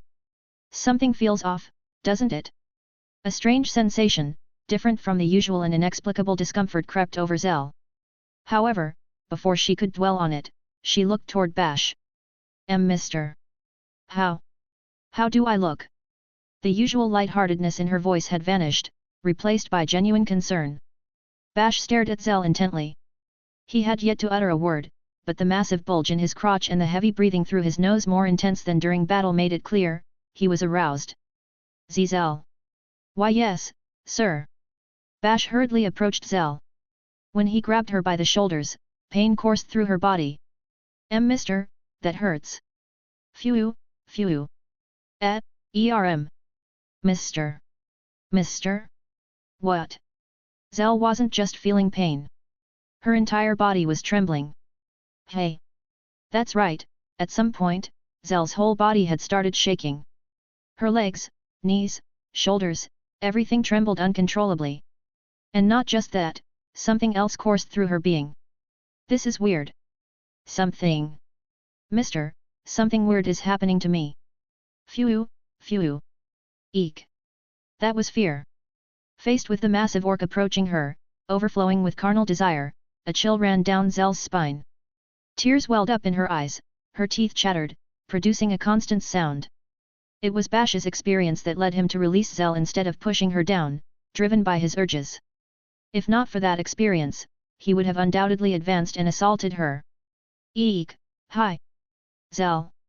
Zell, unable to stand, let out a stifled whimper as she backed away, crawling away from Bash. The same Zell who was always glued to Bash, without needing words, was now putting distance between them. Mister, I can't do it. Still on all fours, Zell scrambled toward the entrance. No, rather, she tried to escape toward the entrance. She flung the door open and, gathering all the strength she could, leapt into the void from the threshold. Oof! She crashed headfirst onto the ground in a disastrous fall. As a thin trickle of blood dripped from her nose, Zell looked at her back with a confused expression to check for her wings. Upon realizing they were gone, tears welled up again, this time even more intensely. Something important was missing. Something that should have been there, something that had always been there, was now gone. That loss caused an indescribable shock. And yet, as if driven by pure instinct, she staggered to her feet and started running clumsily. Bash watched everything with a vacant gaze. He couldn't believe Zell was running away from him. She had tried to fly, failed, cried, but she didn't seek help from Bash. She only wanted to get away, to escape. At that sight, even Bash couldn't hide the impact it had on him. Zell truly feared Bash from the bottom of her heart and had completely rejected him, there was no doubt about that. And as he watched her reaction, Bash recalled something familiar. It was the same expression he had seen on humans. Right after leaving the orc country, when he rescued Zell, the female human merchants present had fled from Bash with the same expression and attitude Zell was showing now. Cuckoo! Beside the stunned Bash, someone let out a guttural sound. Cuckoo, kaha, haha, gya ha ha ha ha ha ha ha. That noise gradually grew into laughter. Bash turned and saw the witch, laughing in genuine amusement. She clutched her stomach, tears streaming down her face as she continued to laugh as if this were the funniest thing in the world. You, did something. Before he realized it, Bash had grabbed her by the front of her clothes.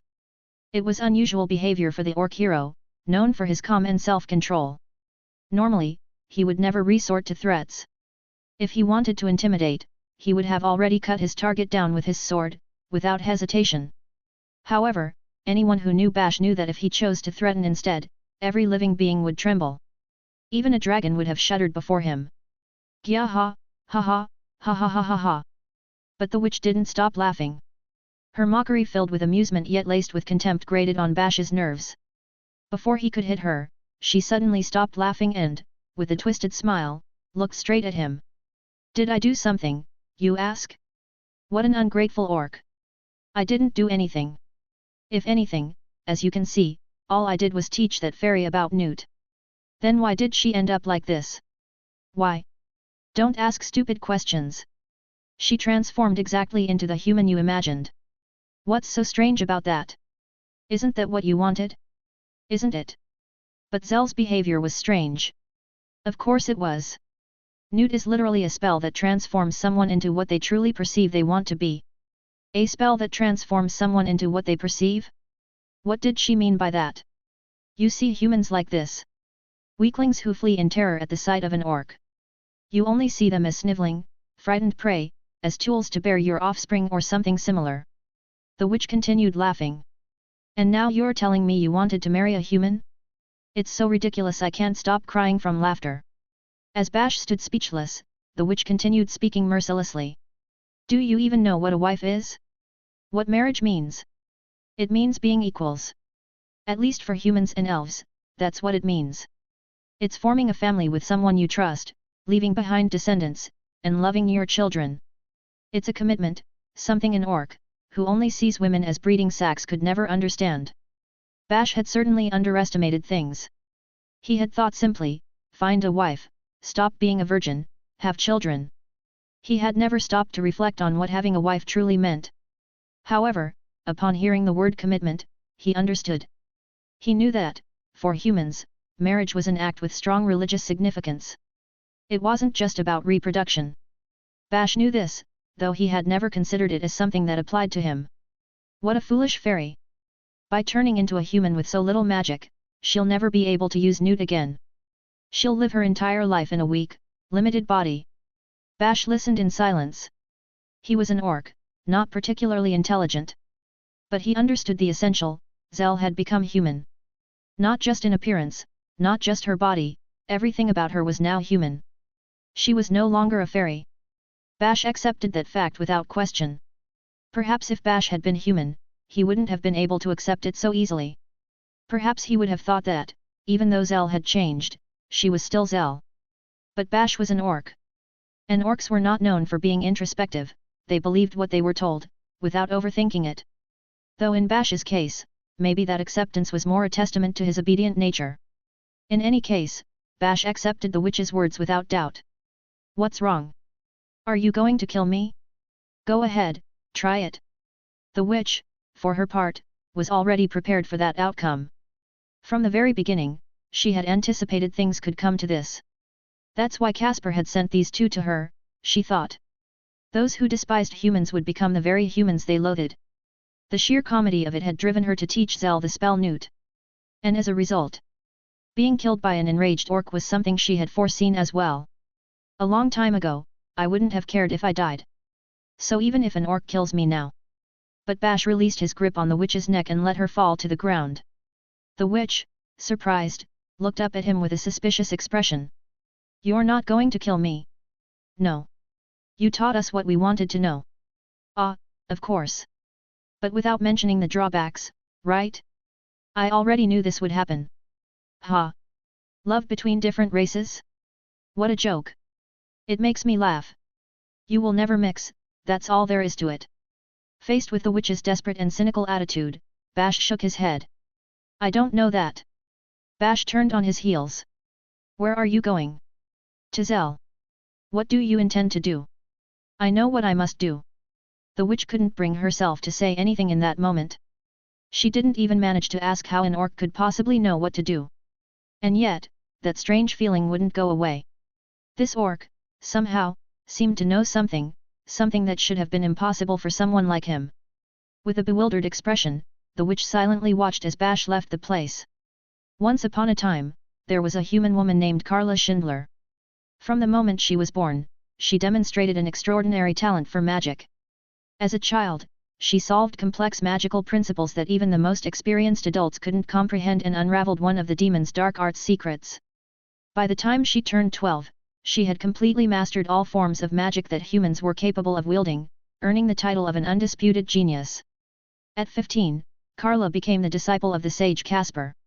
At that time, the mage Casper had yet to be recognized as a sage, but he was already known as a prodigy just like Carla. Although there was an age difference of about 10 years between Carla and Casper, they had much in common. Only the two of them could discuss magic on the same level. Perhaps a certain great elven archmage could have matched them, but in the human country, there was no one else like them. It was only a matter of time before the young Carla fell in love with Casper. As they worked together to develop magic for the benefit of humanity, their relationship gradually deepened. And as their bond grew, so did Carla's attraction toward Casper. Casper, despite his immense magical power, was a man completely oblivious to romantic interest. He acted as if women didn't interest him at all. However, with Carla, it was different. At least, that's what she believed. Carla felt that she alone had a special place beside that strange and unique man. But that sweet relationship didn't last long. When Carla turned 20, she was sent to the front lines as a combat mage. As Casper's disciple, her magical talent even surpassed that of her master, and the spells that flowed from her delicate fingers were said to be equivalent to an army of 10,000 men. She was seen as a rising star. However, reality was cruel. No matter how talented a mage is, the first battle is always the hardest. No one emerges from their baptism by fire unscathed. 20% of new soldiers freeze in fear. 60% panic. The remaining 20%, trembling, manage to obey only a single order given by their superiors. If luck isn't on their side, most recruits die. Surviving the first battle depends, above all else, on luck. Carla was no exception. She was among the 20% who trembled in fear. And, unfortunately, she was unlucky, her unit suffered a devastating blow in battle. Unable to use her magic, Carla retreated until she found a small hollow where she curled up, trembling, as she watched her superiors and comrades being slaughtered before her eyes. The worst part was that Carla did not die. When it was all over, someone dragged her out of her hiding place by her hair and took her as a prisoner. To her misfortune, the ones who had captured her were orcs. Describing what happened afterward was uncomfortable. Carla remained a prisoner of the orcs for about 10 years. During that time, she gave birth to more than a dozen orc children, her body was ruined, and her spirit shattered. Her rescue was purely a matter of chance. Given the political situation of those days, when the demon king Gadigas was still in power, it was extremely rare for prisoners like Carla to be rescued. However, no one could say for sure if it was truly luck. Perhaps it would have been better for Carla to have died back then. Carla, completely broken by the orcs, returned to Casper's side. In human society, women who had been prisoners of the orcs were treated with compassion. Except in rare cases where they still retained the will to fight, they were not sent back to the front lines. If they could be of use in the rear, they were kept there, far from the battlefield, and cared for. Casper had also been granted permission to leave the front years ago, even before Carla became his apprentice. The same had been expected for Carla. She had never been meant to go to war. She had only been sent to gain direct experience as a magic developer. She merely needed to survive a few battles. But Carla returned. She had seen the battlefield, suffered defeat, been captured by the orcs, and endured things she never would have wanted to experience or learn. And yet, she came back. Carla returned as a shadow of her former self. Casper looked at her with cold eyes, as if observing an old, dirty, and stained stuffed toy discarded in the trash. At least, that's what Carla thought. She felt that those eyes were judging her ruined body, her inability to bear children after a decade of being defiled by orcs, as if she had lost all value. But that perception was Carla's alone. In reality, Casper spoke kind words to her, showed concern, and treated her with consideration. Yet, for Carla, none of it was enough. She could no longer relate to him as the love-struck girl she had been 10 years ago. And then, she realized something. Casper had never been interested in her to begin with. Not even before her capture. During those 5 years from 15 to 20, Casper had never seen her as a woman. He had only regarded her as a colleague with a similar level of magical understanding. All the affection and excitement had come solely from Carla. To Casper, she had been nothing more than a talented apprentice. The future sage's heart had always been elsewhere. Carla understood that now. 10 years of being an object of desire for the orcs had made her realize it. From long ago, Casper had already loved another woman. Not Carla, someone else. That was why his eyes seemed so cold, so distant. Despite everything, Carla still loved Casper. With her body ruined and her mind fractured, she tried to stay by his side, helping him however she could. She knew Casper had someone in his heart. But she also knew that he never approached that person. Carla thought, or perhaps hoped, that woman must be dead. If that were the case, maybe someday, he would turn his attention toward her. She prayed for that day to come. It had never occurred to her that the object of Casper's affection was not a woman, but a giant lizard. Casper developed an astounding amount of magic. Among them were spells like disguise and newt. When Carla discovered that most of these spells had been created for the sole purpose of allowing Casper to be with a gigantic lizard, she felt like she was losing her mind. And one day, Casper disappeared. It happened after that enormous lizard was defeated by an orc. He left behind the results of his research and vanished. That day, Carla became a witch. After that, the war took a favorable turn, but the witch's heart never cleared. She devised numerous revolutionary attack spells, trying to ease her frustration through magic development. Even when rumors of peace began circulating and an order was issued to cease research, the witch refused to comply. She knew that if the details of her research leaked to other countries, she would not escape condemnation. Worse still, if her findings fell into foreign hands, even humans would be in danger. That's why she outright ignored the order to destroy all her work. One day, someone claiming to be sent by a friend of Caspar secretly helped her escape. Whose will was behind it? The witch knew. There were still those who wished to destroy everything. They had kept her alive because she was useful. The witch chose as her new home a place near the fairy country. She had decided they would be the first to be eradicated. Because only fairy dust could heal a body damaged by the very magic she had developed. Next would be the orcs. The word revenge made it sound simple, but in truth, it was more complicated. After spending 10 years among the orcs, the witch knew them all too well. She understood that when they kidnapped women, raped them, and forced them to bear children, they did not do it out of true malice.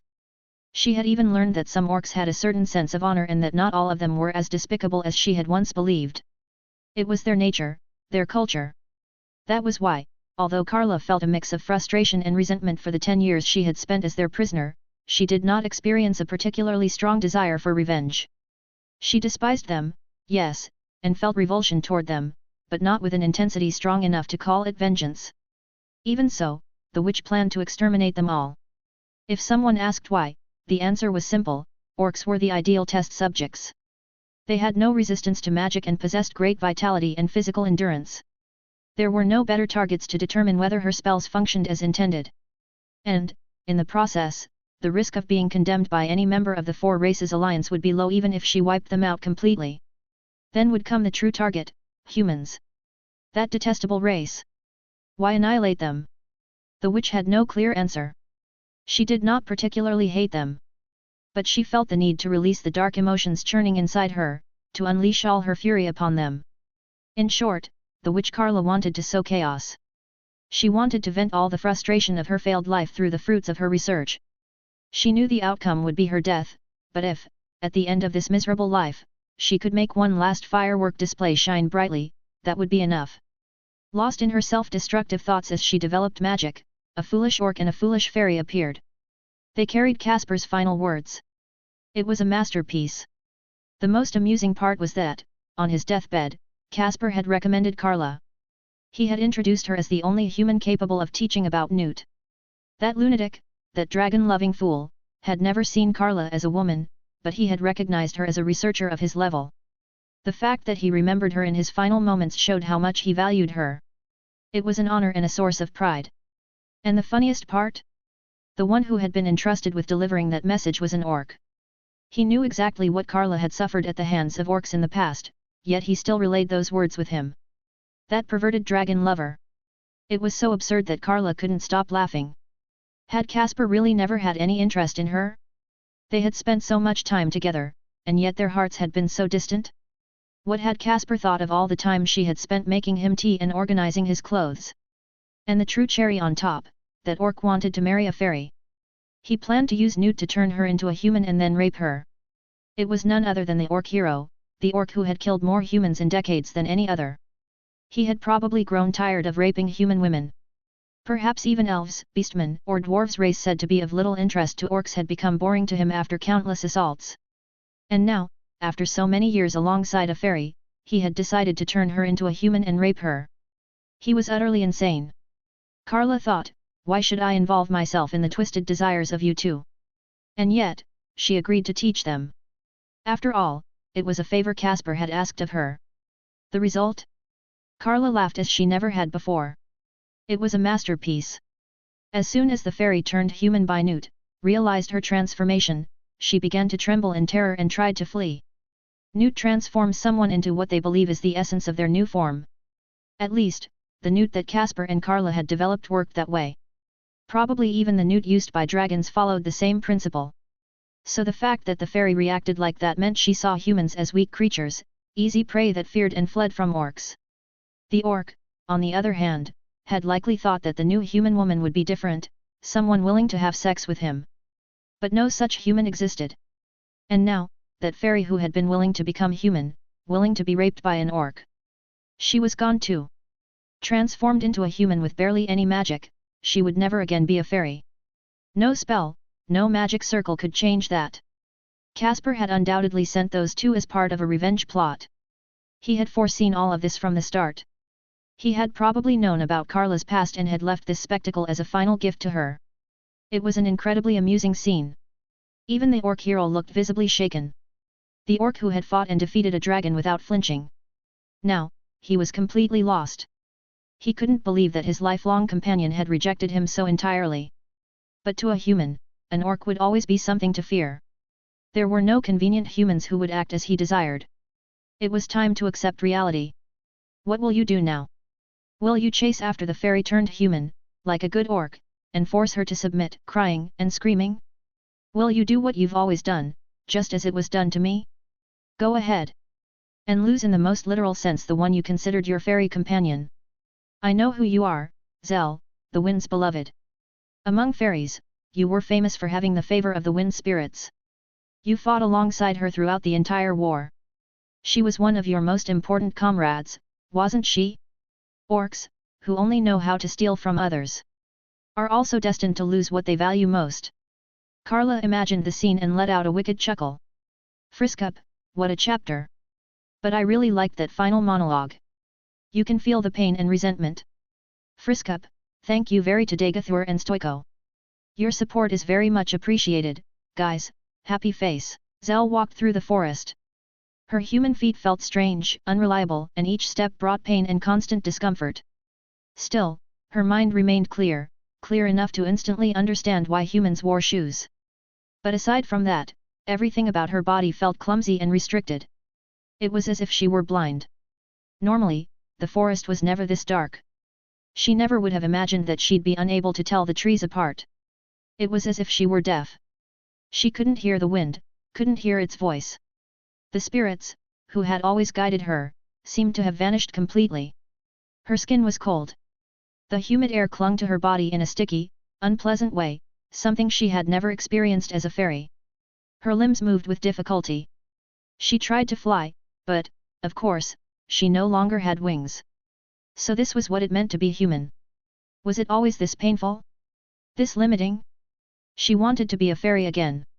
She tried over and over, repeating the magic chants, but Newt didn't work. She didn't want to go back to the witch. She had never felt as much fear as she did in front of Bash. Was this the fear humans felt toward orcs? She recalled other times she had traveled with orcs, besides Bash. Orcs often attacked human women, dragging them by their hair to some hidden place. Even if they cried and screamed, they were raped without mercy. If they had time, they were taken to their camp for further torment. She had never seen Bash do such things, but he was the orc hero. The orc among orcs. Braver and prouder than anyone. Surely, he behaved the same way, perhaps even more often and better than the others. And now, Zell was a human woman. So it was inevitable that the same would happen to her. Zell didn't know what to call the emotions swirling inside her. She didn't know the name of fear or anxiety. Negative feelings that fairies never experienced now consumed her heart. She wandered aimlessly through the forest, staggering. The woods were dark, and the occasional distant caw of a bird startled her. Her goal was to reach the fairy village. If she could find her companions, if she could find the fairy leader, surely, they would help her. No, she knew the fairies didn't have the power to restore her form, but at the very least, she hoped for comfort. She was certain that if she returned to the fairies, the heavy, oppressive feeling that had taken hold of her would disappear. However, she couldn't find the path to the fairy village. It wasn't possible that she didn't know the way, but she couldn't find it. She had no idea which direction to take. She didn't even remember how she had known how to find the village when she was a fairy. The trees and the wind offered no answers. In the forest, strangely silent and dull in color, Zell continued walking without direction, the soles of her feet wounded and covered in cuts. Oh, oh! A human woman around here. Ahihi. She's naked, naked, completely naked. She must have been attacked by an orc. We saw one not too long ago, didn't we? By the time Zell realized it, several fairies were flying around her. She tried to remember who they were, but their names wouldn't come to her. In truth, names weren't that important among fairies. They had only started using them when it became necessary to ally with other species. Among fairies, they recognized each other in a different way, but now, Zell couldn't remember how they did it. Even though she had once done so without even thinking. Hey, it's me. Zell. Zell. Take me to the leader, please. When Zell made her request, the fairies burst into laughter. Kaya ha ha ha ha. You say you're Zell. You look like her, you look like her. But Zell is a fairy, right? And you're a human, lady. If you were Zell, you'd be able to fly, right? Faster and brighter than anyone. Fly, come on, show us your glow. The shrill, irritating tone of the fairies' voices made Zell want to cover her ears. Never before had the sound of fairies' voices bothered her, but this was the first time. I became human because of a spell called Newt. But I think it failed because, it feels so strange, so unpleasant. The leader might know something, so, please, take me to them. The fairy leader knew nothing, and Zell understood that. Even though he was called leader and technically stood at the head of the fairies, he neither ruled nor made important decisions. In terms of intelligence, the leader was no different from Zell. Even though the fairies followed his decisions, he wasn't someone who actively led. Zell knew it was pointless. However, she thought that if she said that, the fairies would probably take her to the leader. At another time, when she was still a fairy, Zell would have firmly believed that the leader could truly help her, without the need for calculations or plans. The leader, hey. What should we do? She looks a lot like Zell. It's fine, right? The leader will love it. It'll be fun. We'll take you. Follow us. This way. The fairies flew carelessly as they guided Zell deeper into the forest. Zell obediently followed them. Crossing a bush, she fell into a swamp. Passing between tree branches, she ran into a wasp nest. Climbing a tree because they told her to, she disturbed a squirrel, which ended up biting her ear. Each time something like that happened, Zell panicked and let out loud screams. The fairies laughed hysterically, rolling in the air with laughter. Zell wasn't having fun. It was strange. When she was a fairy, they used to play pranks on each other all the time. She had fallen into swamps, been chased by bees, and annoyed squirrels more than once. But even in those moments, even when she got scared or irritated, she would always end up laughing, and in the end, they would all share the sunset, lying next to each other. That was the funniest part. But now, she didn't find it funny at all. The fairies were having fun, yes, but Zell couldn't find anything amusing about it. Sorry, but could you stop playing tricks on me? I'm not in the mood for that. But you're Zell, aren't you? How boring. If you were really Zell, you'd get revenge and make it fun like always. The fairies nodded among themselves, saying, right? Right. And in an instant, they flew away. Hey! Zell was left alone. The presence of the fairies who had disappeared in an instant was impossible to trace. Where did you go? Take me to the leader, please. That cry was lost in the forest, reaching no one. After that, Zell continued wandering through the forest. She had no clear destination, but she couldn't just stay still either. However, her steps finally came to a stop. She was exhausted. Her feet hurt. When she was a fairy, she had never felt pain in her feet. She had never walked this much in her entire life. Before she realized it, a spring stretched out before her eyes. Above the water, small, glowing human-shaped figures fluttered. Fairies. Without knowing it, Zell had arrived at the fairies' home. The fairies seemed not to notice her presence, or perhaps they did but chose not to show it. None of them approached Zell. If she spoke to them, they would probably listen and treat her like any lost human. After what had happened with the other fairies, Zell instinctively understood. Humans are intelligent, social creatures capable of anticipating what lies ahead. That's why she knew, fairies would not accept her.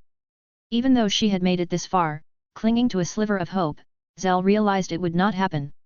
And so, her feet stopped moving. Without strength, Zell let herself fall to the ground. She sat at the edge of the spring, watching the fairies play amongst themselves. Thinking that she could no longer be part of that group made her eyes well up with tears. Zell hugged her knees and pressed her damp face against them. She sobbed as her nose ran and her breathing became ragged. What was she supposed to do now? What would become of her? Soon, she also realized she was hungry. She had walked so much that thirst was beginning to take hold of her. She took some of the water from the spring in front of her and drank. Her hunger lessened slightly, and somehow, the pain in her feet seemed to ease a little. However, the feeling of anxiety did not disappear. How would she satisfy her hunger? Maybe she could manage once, or twice, but what about the third time? The fourth? She didn't know. She couldn't imagine it. When she was a fairy, she had never had to worry about such things. Zell the human understood. She would surely die. Like any beast incapable of hunting its own food, she too was destined to perish. Creatures that live in packs die if they are separated from them. Humans are like that, and Zell no longer had anyone she could call her pack. After all, she was no longer a fairy. Would she starve to death? Or perhaps? Zell! A voice called out to her. Zell slowly lifted her head and looked back. There, standing before her, was an orc. It was Bash, the orc hero. I've been looking for you. Or perhaps she would become food for another creature. Zell said nothing. Her voice no longer came out as easily as before. Now she was a human, naked, in front of an orc, a race infamous for its unrestrained lust. That single fact allowed her to clearly imagine what might happen next. Her throat tightened with fear. She had used Newt to set up exactly this kind of situation, yet Bash's presence filled her mind with terror and uncertainty. Zell. However, Zell could no longer run. Her legs were exhausted, stiff like wooden sticks. And after accepting that she was no longer a fairy, her spirit had also shattered. She was sure that, from now on, this orc would. Here. Before her, Bash extended something that looked like fabric. Zell took it, and upon unfolding it, she saw that it was clothing. A black garment, designed to cover the entire body. It looked familiar. It was one of the clothes she had seen drying in the witch's garden.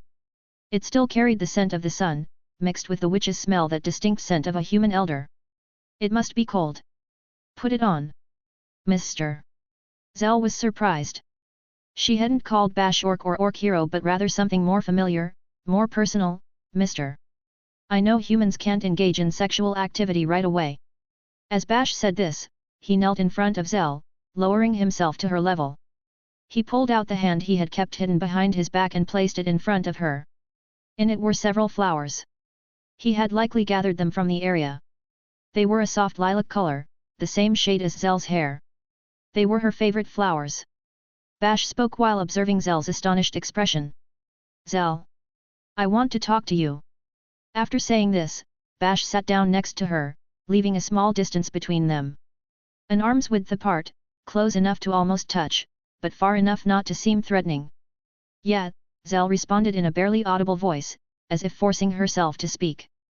Her legs trembled, like those of a herbivore about to bolt. I know you quite well. The first time we met was in Blackhead territory, right? She clearly remembered their first encounter. Though her memories had been hazy when she was a fairy, now everything was vivid in her mind. Zell, acting superior, had led Bash and the others deep into the enemy camp. However, she herself had been captured, putting everyone in a desperate situation. It was Bash's strength that had turned the tide. But it had all been Zell's fault. She had nearly gotten them all killed.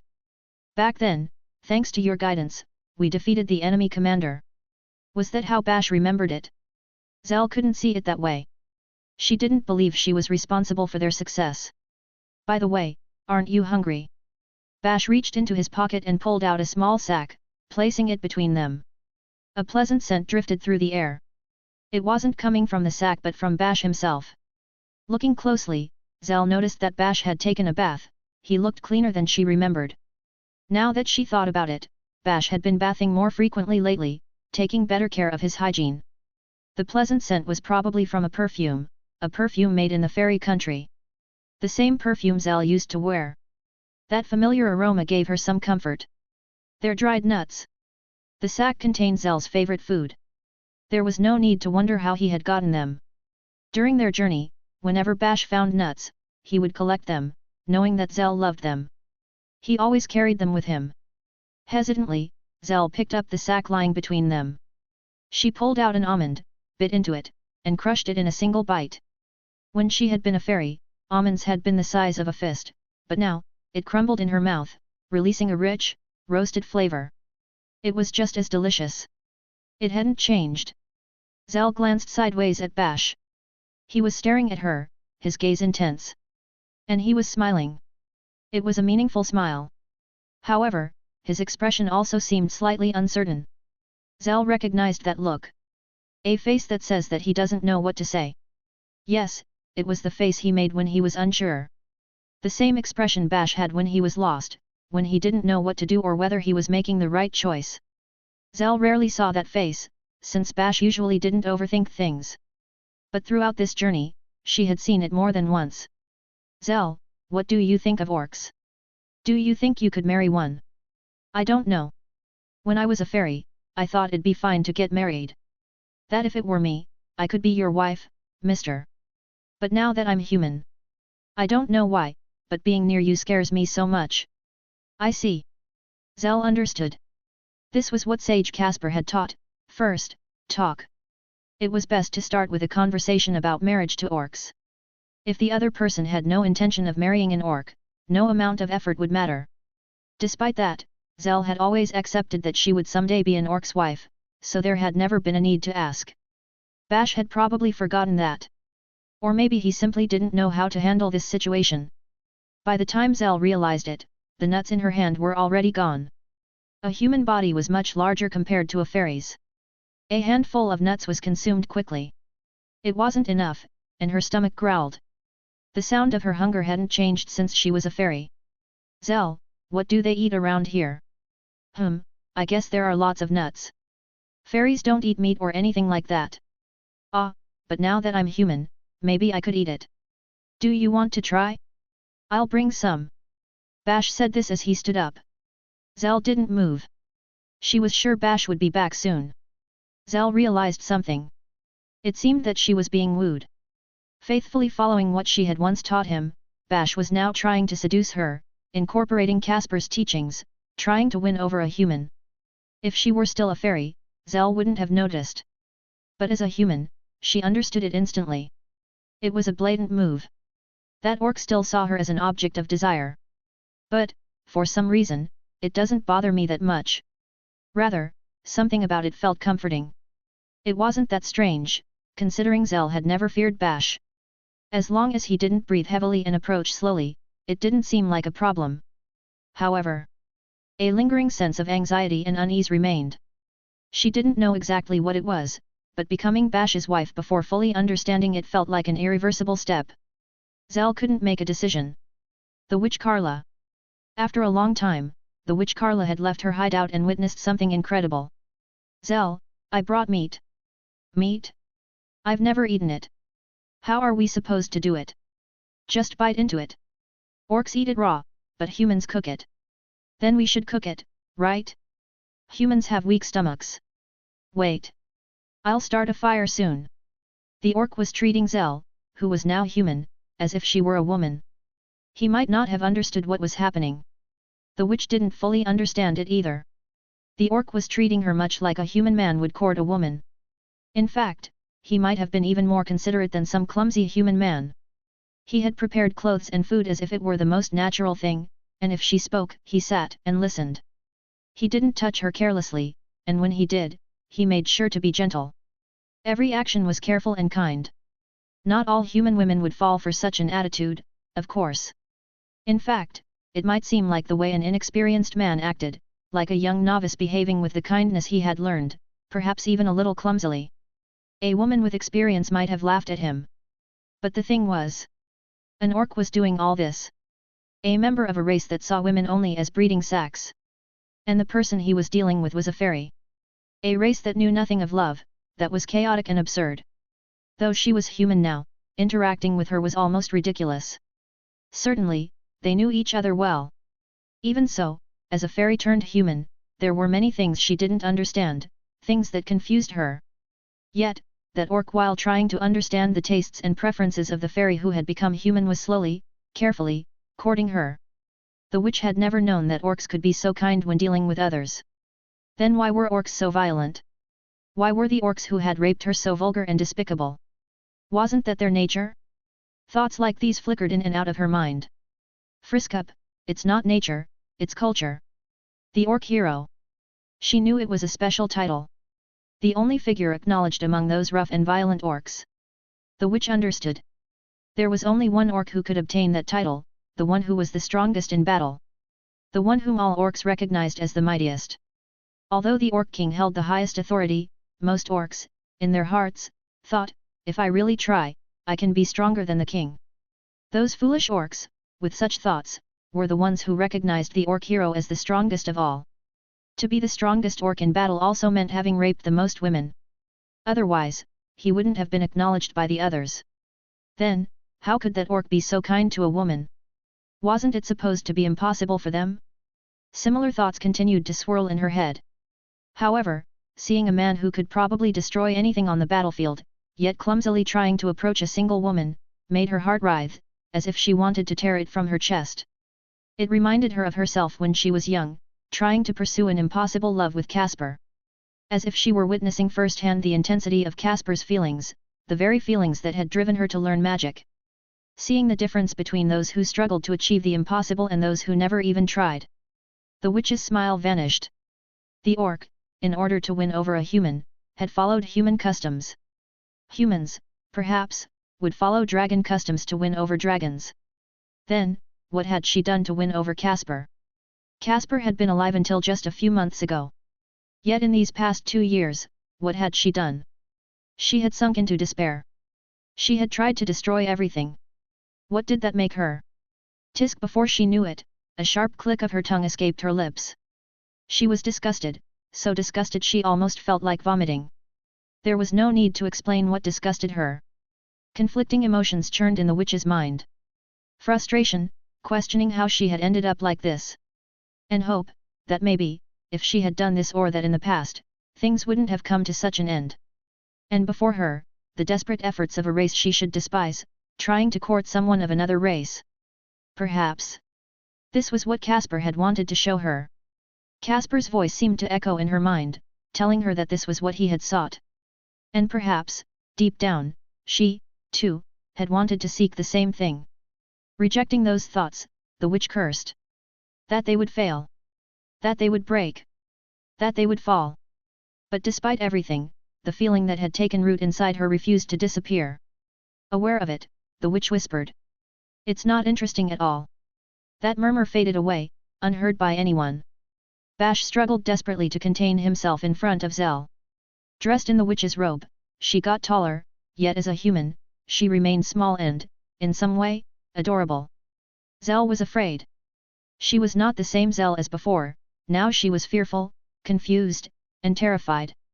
Even Bash felt unsettled by her demeanor. If he had been the old Bash, he wouldn't have known what to do. He probably would have tilted his head, unable to comprehend a frightened human. But the Bash of today was different. Over the course of his long journey, he had learned. He had learned how to win over a woman. From the beginning in Krasil to the teachings of the wise Druider, Bash had overcome many challenges. He had understood nothing at first. He didn't even realize he was testing the waters, he simply talked to women. In the Siwanasai forest, he grasped the concept of gifts. In the Beastman country, he learned the importance of dressing properly, and the sage taught him the fundamental principles of how to treat a woman.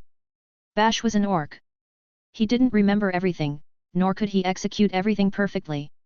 But he possessed the sincerity and dedication to do the best he could with what he knew, with a clear goal in mind. Zell understood this about Bash.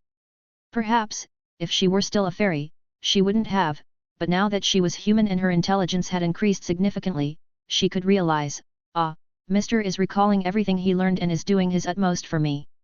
At the same time, memories of the journey and the events of the war began to surface. What had once been vague and blurry recollections from her time as a fairy now became clear. Memories of the war, of when she had nearly died, of how she had been saved. For a long time, Bash had protected her. Bash always said, "Thanks to you, I made it through." But Zell, as a carefree fairy, had caused no small number of problems with her light-hearted attitude. More than once, she had put them in danger by recklessly guiding them. Now, as a human, Zell was overwhelmed with guilt. She thought, if I had been more responsible, maybe. And yet, Bash continued to protect her.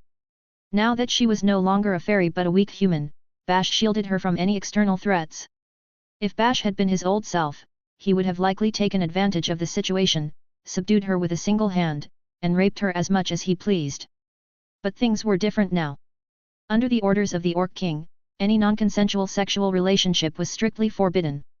Even though there was already an agreement between them, Bash, with his strong sense of duty, had chosen to restrain himself, waiting for the right moment. Zell had used Newt to transform into a human precisely for this purpose. Being human was not as Zell had imagined. The confusion and anxiety she now felt had never existed when she was a fairy. The voices of the wind and trees, which she had once understood naturally, were now incomprehensible. Even Amand, her best friend, no longer spoke. It was now just something delicious to eat. As she drank, she wondered if the salt shaker might have given her some advice, but she quickly dismissed the thought. It had never been the type to talk. There was only Bash. Only he remained. Bash, though he had changed in some ways after their journey, was still the same with Zell. His kindness toward her had not changed. Bash was trying to win her over, but he did so by treating her as he always had, treating Zell as Zell. That was why, although she had initially been confused and scared, little by little, she began to calm down and regain her usual carefree attitude. "Mister, this meat is delicious. I never knew meat could be this good. They say humans like it with more salt, so maybe that's why it tasted better to you. Mister, you did all this for me." Although they no longer had the same conversations as when Zell was a fairy, Bash's unwavering demeanor and the sense of security he provided gave Zell some peace of mind. "So, I'm Mister's wife." With that thought, Zell, now like a human maiden, began contemplating the future. If she were still a fairy, she never would have reached this point. Will life continue like this? Zell wondered vaguely as she reflected, as a human, on what would come next. And after that, would children come? As she recalled, images of human women raped by orcs surfaced in her mind. They all cried, screamed in pain and despair, and in the end, they became empty shells, utterly broken. Undoubtedly, it must have been painful and horrifying. The orcs, on the other hand, always smiled in satisfaction whenever they heard the women's harrowing screams. Zell, now as a human, understood that reality much more clearly. Perhaps Bash, the orc hero, would be an exception and could avoid causing her pain. But that was a fragile hope, almost non-existent. After all, Bash was the orc hero, the orc among orcs, someone who surpassed all others in everything, and that likely included the intensity of suffering he could inflict. Zell had never seen Bash in such a situation, but thinking about the orc mentality, there was little doubt about what she could expect. "I don't want it to hurt or to suffer like that." Even so, Zell trusted her relationship with Bash. If she asked him gently enough, maybe she could convince him to be more careful, at least for the first time. But she knew that consideration would likely not extend beyond that single moment. The thought of prolonged pain made her feel unable to face it. She then recalled the 2 years they had spent together on their journey. During all that time, Bash had searched for a wife, starting in Krasil and going as far as slaying a dragon in the northernmost reaches. They had shared thoughts on how to win over a woman. Along the way, they fought zombies together, attempted flirting, faced succubi, dragons, and even creatures they weren't sure were dragons or something else entirely. And finally, after many experiences, they had discovered the secret magic, Newt. It had been a long journey. Zell had thought it would be easier. With Bash's charisma and strength, she believed he would find 1 or 2 wives quickly. But that wasn't the case. When she was still a fairy, Zell hadn't taken it so seriously. But in the end, this had become his last option, his final resort. Otherwise, Bash would have given up on human and elf women and never would have considered transforming a fairy into a human. It was a decision born from numerous compromises and sacrifices. Zell knew that, as the product of that choice, she couldn't afford to disappoint Bash. "That's right, isn't it? After all, I'm your battle companion, right, mister?"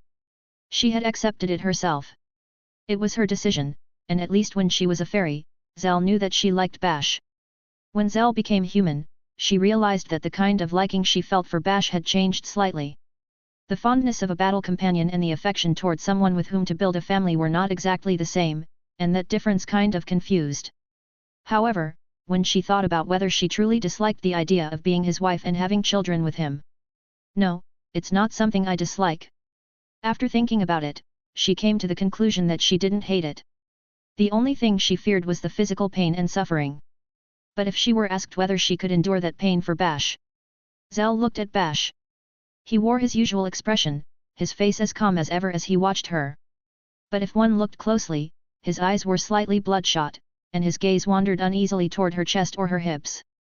He was holding himself back. Without a doubt, he wanted to pounce on her at that very moment and claim her as his, just as he would have on the battlefield. But he didn't. He was waiting, patiently, for Zhao to give him her consent. He was abiding by the law set by the Orc King. Sexual relations without consent between different races are forbidden. Bash waited, using everything he had learned during his journey, hoping that Zhao would accept him. Zhao knew it, she understood everything. They had learned together, and even though orcs were usually clumsy when it came to remembering things, Bash was making a desperate effort to demonstrate what he had learned. That effort alone showed just how much Bash wanted Zhao to become his wife. But it wasn't just that. There was something else in his usual expression, an unmistakable hint of sincere concern for Zhao. Perhaps, she thought, Bash was also trying to comfort her after seeing how disheartened she had been upon realizing she could never return to being a fairy. Although Bash wasn't the most perceptive in some respects, he did have a compassionate side that allowed him to care for his wounded companions. Now, he was suppressing his Orcish instincts, and yet, he was still showing genuine concern for her. I see. I don't actually hate him. With that thought, Zell's heart pounded in a way she had never experienced as a fairy. It was as if an organ that had never existed before had suddenly begun to react inside her. If Bash asks for my permission again. Little by little, Zell was beginning to prepare herself emotionally. Zell. At that moment, just as Zell was starting to become aware of her feelings, Bash, with a determined expression, opened his mouth to speak. Maybe he felt that the time was right, or perhaps he knew that nothing would happen if he didn't say something. What is it? Zell replied nervously, feeling that the moment had finally arrived. Her heart pounded fiercely. You, as a human, are beautiful. Are really? Yes. And I want you to be my wife. Hearing those words, Zell felt a quiet happiness bloom inside her. Despite not having been able to act like a human and even rejecting him at times, Bash was still saying this to her. But, it seems like being human it's difficult for you. Well, yeah, kinda. Being human wasn't how Zell had imagined it. She didn't feel as light as when she was a fairy, her body was heavy and clumsy, and her senses were duller. Even though her mind felt clearer than before, she now overthought everything, filling her with uncertainty. What was it that made humans enjoy life? With such a limited body and a mind that worried too much, how did they manage to live? And, more importantly, how would she live from now on? Every time she thought about it, she could only describe it as unbearably painful. If being human is so difficult for you, you don't have to force yourself. What do you mean? You became human through magic. Surely, you could also become a fairy again with magic too. Even though the witch had said the change couldn't be reversed, Bash had no way of knowing if that was true. He didn't understand anything about magic or its principles. That's true. It might be impossible with human magic, but maybe demons or elves know a spell that could return me to my original form. Now that she was human, Zell's intellect was sharper, and she reached her conclusion quickly. The witch had been an exceptional sorceress, capable of converting dragon magic into something usable by humans. If demons or elves, who surpassed humans in magical skill, had developed something similar, it wouldn't be surprising. But, Zell said, swallowing nervously as she continued.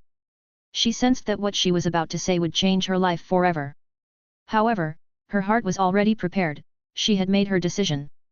I want to be your wife, Mr. Zell. Being human makes me feel very insecure. I even have a strong desire to become a fairy again. But I like you, Mr. I've always liked you, ever since I was a fairy and now as a human. If I could, I'd love to be your wife as a fairy, but since that doesn't seem possible, I'll do my best to be one as a human. She said it all in one breath. She wanted to be a fairy again, but she also wanted to be Bash's wife. She couldn't have both, so she chose the one that aligned with Bash's wish. Because, in the end, it was what she desired as well. Zell. Maybe I'm not enough to be the wife of a man like you, but I'll do my best not to fall behind. Then, are you sure? There was no longer a need to ask what was right. Zell and Bash stared at each other under the moonlight. An orc and a human who had once been a fairy. Perhaps a fairy wasn't worthy enough to be the wife of the orc hero. But Bash had never cared about such things. He had never valued those kinds of distinctions. And now, an orc and a human together in the night. Zell. Mr. Orc hero Bash. Frisk up, obviously, it couldn't have been any other way. XD. Suddenly, an unfamiliar voice interrupted. Bash immediately stood up, sword in hand. It was an instinctive act, typical of an orc who, on the verge of sex, feared someone might try to steal his woman. A quick and decisive defensive reflex. However, when Bash saw the face of the man who had spoken, he stopped in his tracks. It was a face he recognized, but it wasn't supposed to be there. G'day, Goose. The man who should have been dead was now standing before him. That day, near the fairy forest, 20 people were killed. Most of them were humans attempting to kidnap fairies, though there were also elves present in the forest for unknown reasons. The massacre occurred in complete silence. To leave no witnesses, the attackers acted swiftly and coldly. The perpetrators were only 3. One was a seductive succubus, the second, a slender demon woman with empty eyes, but it was the sight of the third that paralyzed those present with fear. They believed he had returned.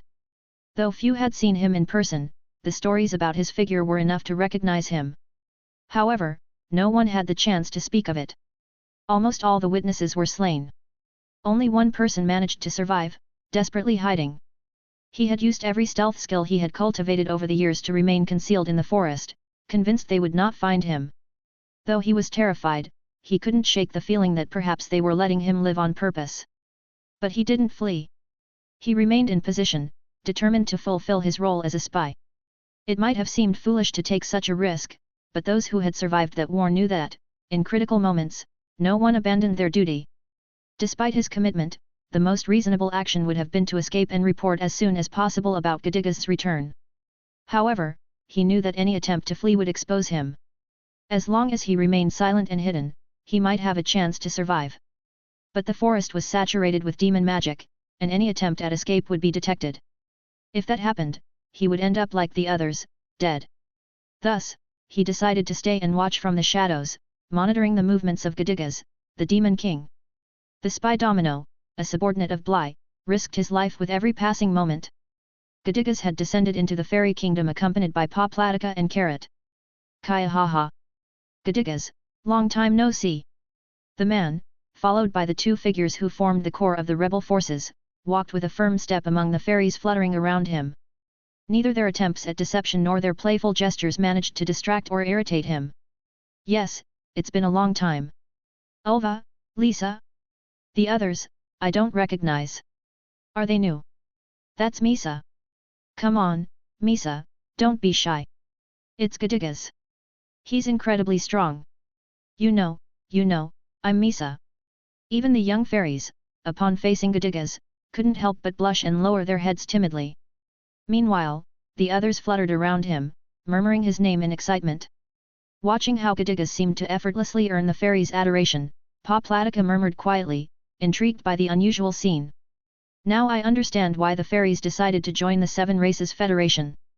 At times, there appeared individuals who, for unknown reasons, were particularly beloved by the fairies. For a while, some demons studied this phenomenon and hypothesized that it was an innate trait, as if certain individuals possessed a gift that attracted fairies. However, this theory was discarded. G'digga's possessed no such natural gift that endeared him to fairies. No such trait existed. Even so, some individuals inexplicably managed to win the fairies' favor. Just as with Bash, certain people simply attracted fairies, drawing them closer. But this phenomenon had an explanation. In ancient times, someone had already studied this matter and discovered the answer. That someone was G'digga's. In ancient, forgotten texts, G'digga's had discovered the secrets to winning over the fairies: small gestures, the way of speaking, tone of voice, and overall demeanor. There were specific techniques to please them. And though it wasn't something that could be achieved spontaneously, G'digga's had perfected it through training. While he couldn't guarantee that every fairy would accept him, he had learned enough to ensure that most wouldn't refuse to speak with him. That was why he only brought 2 companions with him, Paplatica and Carrot. It wasn't an arbitrary decision but a strategy to make it easier to communicate with the fairies.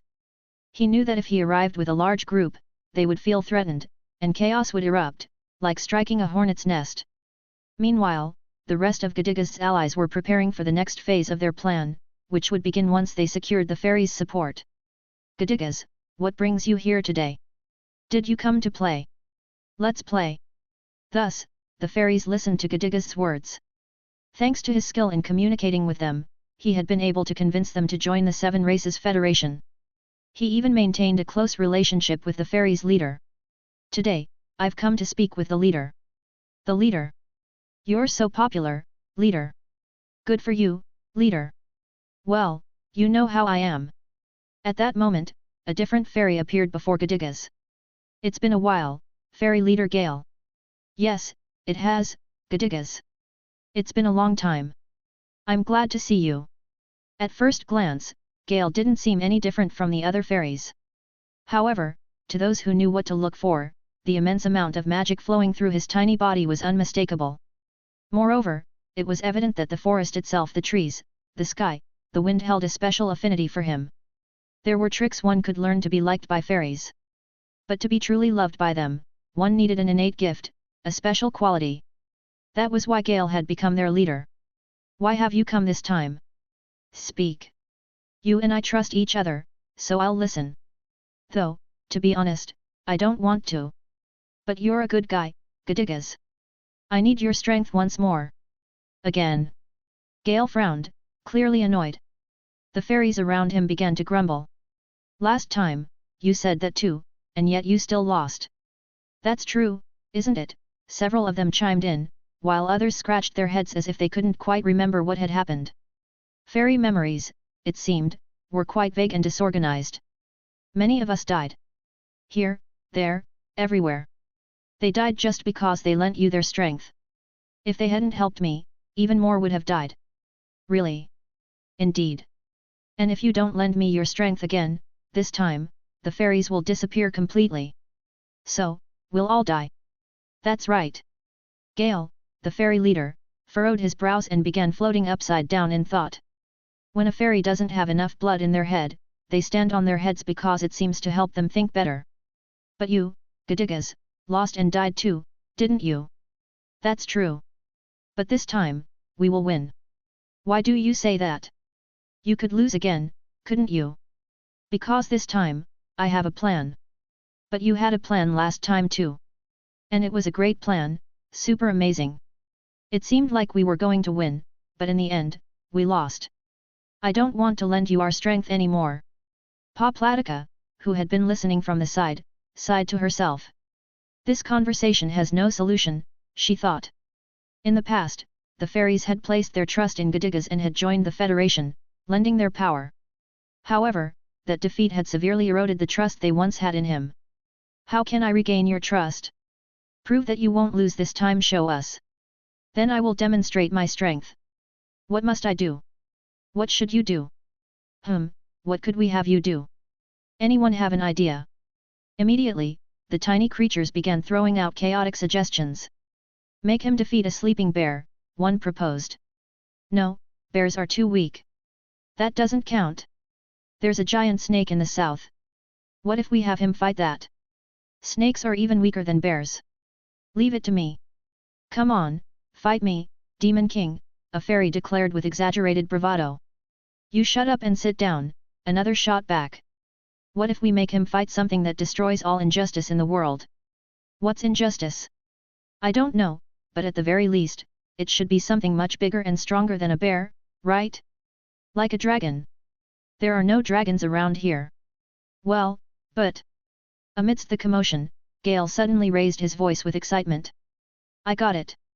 I just came up with something amazing. A bad feeling crept into Paplatica's chest. Every time a fairy said something like that, it was almost guaranteed to be a disastrous idea, either a monumental prank or an impossible task. Bash is in this forest. Fight him one-on-one and prove to us that you can win. The challenge Gale issued was monumental. For someone like Paplatica, it would be impossible. But Gedigas, he might be able to do it. He was an exceptional demon. Among his kind, he was a master of unparalleled level magic and possessed immense physical strength. However, Gedigas was not an invincible warrior. Past events had proven that, his assassination, carried out by the combined efforts of 4 warriors from the 4 Races Alliance, was proof of that. His true strength lay in his political acumen, his strategic mind, and his ability to weave it all together. In terms of pure combat ability, he was far from reaching the level of someone like the Orc hero Bash. Though facing the Orc hero Bash would be less daunting than taking on the 4 champions of the 4 Races Alliance, it was still no small task. This was a warrior who had slain a dragon, defeated the hero Leto, repelled the great elven archmage Thunder Sonia, and overcome the sage Casper. Now, at the peak of his power, Bash was considered the strongest warrior on the continent. Calling a battle against him monumental was an understatement. The resurrected Gedigas had only just returned. No one knew what effects that secret technique had had on his body. It wasn't even clear if he could fight the way he once did. The Gedigas in Poplatika's memories had certainly been powerful, but even so, she wasn't sure if he stood a chance at victory. Understood. I will fight. Gedigas responded without hesitation. Lord Gedigas. Sir Bash is no ordinary opponent. I've heard about it. It seems there was an orc who became quite active after my death. He might be the strongest warrior on this continent right now. Even for you, Lord Gedigas. Gedigas gave a slight smile. I have a chance to win. I have a chance to win. It was as if he were saying that if he faced him head-on without a strategy, there would be no hope. It also sounded like a statement that, even with clever tactics, the battle would still be extremely difficult. It will be a tough fight. Will that be okay? There are no guarantees. But if everything goes according to plan, even with such difficulties, it would be a small price to pay. Poplatica pressed her lips together tightly. If she had been told she had to face the orc hero and win, she would have shaken her head, considering it impossible. However, if there was no other choice but to try, she would have accepted the possibility of losing her life. Perhaps Gedigas was in a similar situation. The one who broke the silence was Carrot. I can cast charm on the orc hero. Certainly, if Carrot did so, Bash would be completely defeated. Orcs had no way to resist the succubus's charm. However, Bash was a benefactor not only to Carrot but to the entire succubus race. And succubi never forgot a favor. Using charm on someone like Bash would mean Carrot would be betraying her pride as a succubus. Even so, that proposal also showed just how much Carrot trusted Gedigas. She was willing to sacrifice her honor if it meant securing victory for the Demon King. But Gedigas shook his head. With a reproachful look, as if scolding her, he gazed down at her and spoke calmly. Why do you fight? If it's for the survival of the succubi, losing your pride would mean you could no longer fight. Even if I lost my pride, as long as I had a noble cause, I don't lose sight of your goal. Besides, with a victory like that, they wouldn't accept it. They've asked me to subdue the orc hero with my own strength. I get it. Carrot relented, though a smile formed on her lips. Bringing him back was the right decision. He shows me the right path and will lead me to victory. This man will surely save the succubi as well. So, where is this Bash? I'll take you to him. With a fairy as their guide, Gedigas headed deep into the forest. Poplatica followed Gedigas from about 10 steps behind as he made his way to where Bash was. To be honest, she wanted to stop him. The opponent was Bash, the orc hero. Probably one of the strongest warriors on this continent. Just listing his achievements would make most people avoid facing him. He was a unique orc, one impossible to imagine being defeated. Even by someone like Gedigas. Even so, Gedigas was no fool. If he had decided to fight Bash, he must have had some kind of plan. That was what Poplatica wanted to believe, though she couldn't shake her concerns. Carrot, what do you think? About what? Do you think Lord Gedigas can defeat Sir Bash? Honestly, I think it'll be tough. No matter how strong Lord Gedigas is, he couldn't defeat a dragon, right? And Sir Bash can. That alone makes it clear, doesn't it? I see. Poplatica scratched the back of her head in frustration. Gedigas couldn't defeat a dragon, that's why, during the decisive battle in the Lemium Highlands, they had set up a massive trap to take the dragon down. But Bash had defeated that very same dragon. There were even rumors that he had slain the dragon guarding a sacred treasure. Carrot, if the time comes, you'll have to abandon your pride. I know. Even so, an orc was still a man, and there was no way he could resist a succubus's charm. If Carrot interfered and ruined the duel, they would lose the fairy's support. But even so, that would be better than losing Gadigas, whom they had struggled so hard to bring back. If he died here, all the sacrifices they had made would be meaningless. After all, many of their comrades had given their lives to resurrect Gadigas. I'm sorry. It's fine. Even if I lose my pride, that doesn't mean the pride of all succubi will disappear completely. For Carrot, using charm on a benefactor like Bash was an unforgivable and barbaric act according to succubus principles. However, she was willing to do it because she also believed they couldn't afford to lose Gadigas. I wish Sir Bash would just join our side. Yet, if Lord Gadigas wins, maybe he'll decide to join us. She had heard rumors that among orcs, the loser of a duel had to obey the winner. Since they were a race that valued strength, it wasn't surprising that such a custom existed. I don't think it will turn into a fight to the death between them, Carrot stated confidently, having fought Bash before, even with her bare hands. Both were exceptional warriors, not mediocre fighters. If two such colossal forces clashed, one's death seemed inevitable. For Bash, there were only two options, be charmed or die. However, if someone intervened and charmed him during the duel, that would be an act that would stain even the orc's pride. I'm sorry. I already told you it's fine, didn't I? If you keep apologizing so much, when we win this war, I expect you to show us some favoritism. Specifically, maybe with a demon man? I've always wanted to try one. Do you know anyone who looks appetizing? Do I look like someone who would know that kind of man? Not at all. You've always taken good care of everyone who follows you. Carrot brushed aside Poplatika's apologies with a light-hearted joke. But Poplatika, who had spent a long time by her side, understood the truth behind her words. Carrot could joke, but her resolve was clear. She had made her decision, and she was also trying to keep that burden from falling on Poplatika. That gesture reached deep into her heart. Though the succubus hadn't been with them for long, she already considered her a battle comrade. Just as she was thinking that, something unexpected happened. Who is that woman? A cold, sharp voice escaped Carrot's lips, making Poplatika glance at her twice. Her usual carefree expression had crumbled, replaced by a chilling darkness that seemed to rise from the depths of her being. Sir Bash is with a woman? Following Carrot's gaze, Poplatika saw it. There was Bash, accompanied by what appeared to be a human woman. At first glance, that shouldn't have been strange. During the war, they had often seen orcs accompanied by human women. But the scene before them was unlike anything they had witnessed before. Normally, an orc with a woman meant a mating scene, but this time, that wasn't the case. Zell, open your mouth. Aeon. In short, it could only be described as a scene of closeness and harmony. Bash was acting as he always did, but the human woman looked at him with a warm and serene smile. They were sitting together by the spring, eating. Bash was even feeding the woman with his own hands. Is it good? Delicious.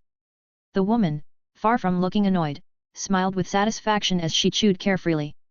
What the hell was with this woman? Why was Bash feeding her? Could she not eat on her own? Surely, she could. Didn't she find it shameless? But more importantly, could it be that Sir Bash has found a wife? Impossible. That unknown human woman cannot be Sir Bash's wife. She was a human woman they didn't recognize. If neither of them remembered her, she had probably been just a low-ranking soldier during the war. From what Poplatika could perceive, she didn't seem to possess a great amount of magical power either. She looked weak. Perhaps her youthful appearance around 20 was misleading, and she was actually even younger, someone who had never set foot on a battlefield. At the very least, she didn't seem to be a distinguished warrior or someone of renown. She also didn't give the impression of being a princess from any human kingdom. Of course, she looked nothing like the bandaged woman, their companion who was on another mission at the moment. Moreover, Poplatika was more than familiar with the faces of human royalty, she had memorized them to exhaustion. If this woman were a princess, she would know. She wasn't a princess, she had no battlefield achievements, and she had no fame whatsoever. As Bash's partner, she was a completely inadequate choice. If that were the case, even the bandaged woman would have been a better option. Though she was marked and didn't have the best personality, at least she had been a princess and had accumulated great military achievements. If anyone were to stand by the orc hero's side, they should at least possess those qualities. Still, aren't they a little too close? They say human couples are usually this affectionate. Oh, really? Is this normal? Would Sir Bash really agree to something like this? It's strange. An orc and a human woman. Even assuming they were mutually attracted, it didn't seem natural for things to reach this point. In fact, this was the first time Poplatica had ever seen an orc and a human exchange such carefree smiles. How had this woman won Bash over? Or had Bash seduced her? No, that was impossible. Orcs weren't the kind of race to be gentle. Normally, upon seeing a woman, an orc would assault her immediately. So how had this woman managed to keep Bash's wild nature at bay? It was a complete mystery. I want to be your wife, Mr. Zell. Being human makes me feel very insecure. I even have a strong desire to become a fairy again. But I like you, Mr. I've always liked you, ever since I was a fairy and now as a human. If I could, I'd love to be your wife as a fairy, but since that doesn't seem possible, I'll do my best to be one as a human. Zell. Maybe I'm not enough to be the wife of a man like you, but I'll do my best not to fall behind. Then, are you sure? However, it seemed that the woman had no intention of remaining restrained for much longer. In just a matter of moments, Bash and the human woman had come to an agreement and were drawing closer to each other. Suddenly, Bash appeared weaker. That was not what one would expect from an orc hero. Was she using some kind of charm magic? A sense of confusion began to spread among Poplatica and the others. Carrot stopped trying to hide her bad mood, and Poplatica covered her face with her hands, peeking through the gaps between her fingers to secretly watch Bash and the woman. Ah! Through the gaps in Poplatica's fingers, she saw Gadigas advancing toward Bash without hesitation. He showed no signs of wavering. He probably didn't even think for a second that he would be interrupting them. However, for a brief moment, he seemed to halt his steps, and a whisper could be heard, "Impossible, this can't be." Perhaps Gadigas was also shocked to see an orc so close to a human woman. Regardless, he couldn't afford to wait any longer for the orc's prolonged courtship. Interrupting Bash while he was mating might have been madness, but Gadigas had his own just cause for being there. Orc hero Bash. The moment that title was spoken, Bash quickly stood up, as if to shield the woman, and drew his sword. His reaction was swift. However, when he saw Gadigas' face, he looked shocked. A whisper could also be heard, "Impossible, he should be dead." Orcs were not a particularly contemplative race, but seeing a person who was supposed to be dead would cause confusion in anyone. "What do you want? I challenge you to a duel." It was an unexpected proposal. If the opponent had been human or elven, there probably would have been a brief exchange of words. The same applied to demons or ogres. When someone demanded a reason to fight, they were expected to explain themselves. However, the race before him was different. "I accept." The response was immediate, just as expected. "I am the Demon King, Gadigas." Gadigas was the first to speak. As he did, he extended his hand to the side. Darkness spread in the space he pointed to, and from it emerged a sword. It was an ostentatious weapon, adorned with gold and gemstones. "Can we win?" asked Poplatica. "Yes, we will win," Gadigas replied. Poplatica had absolute confidence in Gadigas. If he said so, then it would be so. However, the orc before them was the orc hero. Among a race like the orcs, where battle was everything, only one recognized by all orcs as the strongest could bear such a title. The mere existence of such an individual was almost unthinkable. "I hope he's not underestimating him," Poplatica thought. Even more so after having seen him flirting with a human woman. According to Demons Common, a warrior who wastes time with women is weak. But that individual was no ordinary fighter. In fact, if an orc was capable of courting a human woman, it meant he possessed great insight and prudence. Gadigas was the Demon King. He possessed the best body and the best mind a demon could have. He had acquired ancient knowledge and magic and ruled over the 7 Races Federation. It was said that he was the strongest demon, so powerful that even the 4 mightiest warriors of the 4 races couldn't kill him unless they joined forces. She wanted to believe he couldn't lose, but if his opponent was Bash, even surviving seemed like a distant hope. Former warrior of the Boulder unit of the ancient Orc Kingdom. Orc hero, Bash. Bash took a deep breath. He was about to unleash his war cry, the roar that signaled the start of battle. But before it thundered through the air, Gedigas spoke. Before we fight, tell me one thing, orc. Do you know the meaning of the word goblin? And centaur? Or kobold? Gedigas had taken the initiative to speak. It wasn't impossible that his intention was to weaken his opponent's momentum. However, even Poplatica didn't recognize the names he had just mentioned. What was he talking about? I do not know them. I see. Was Poplatica the only one confused by this strange question? Beside her, Carrot also looked bewildered, but she seemed more focused on the unfolding battle than on anything else. Her gaze was fixed on Bash. Gedigas could not afford to lose. But at the same time, she didn't want to see Bash defeated. And that woman, standing on the other side with her arms crossed, looking at them as if she were his lover, who was she? With a face full of mixed emotions, Carrot observed the two combatants. Then, let us fight. The war cry echoed across the battlefield. The fight had begun. The first to attack was Bash.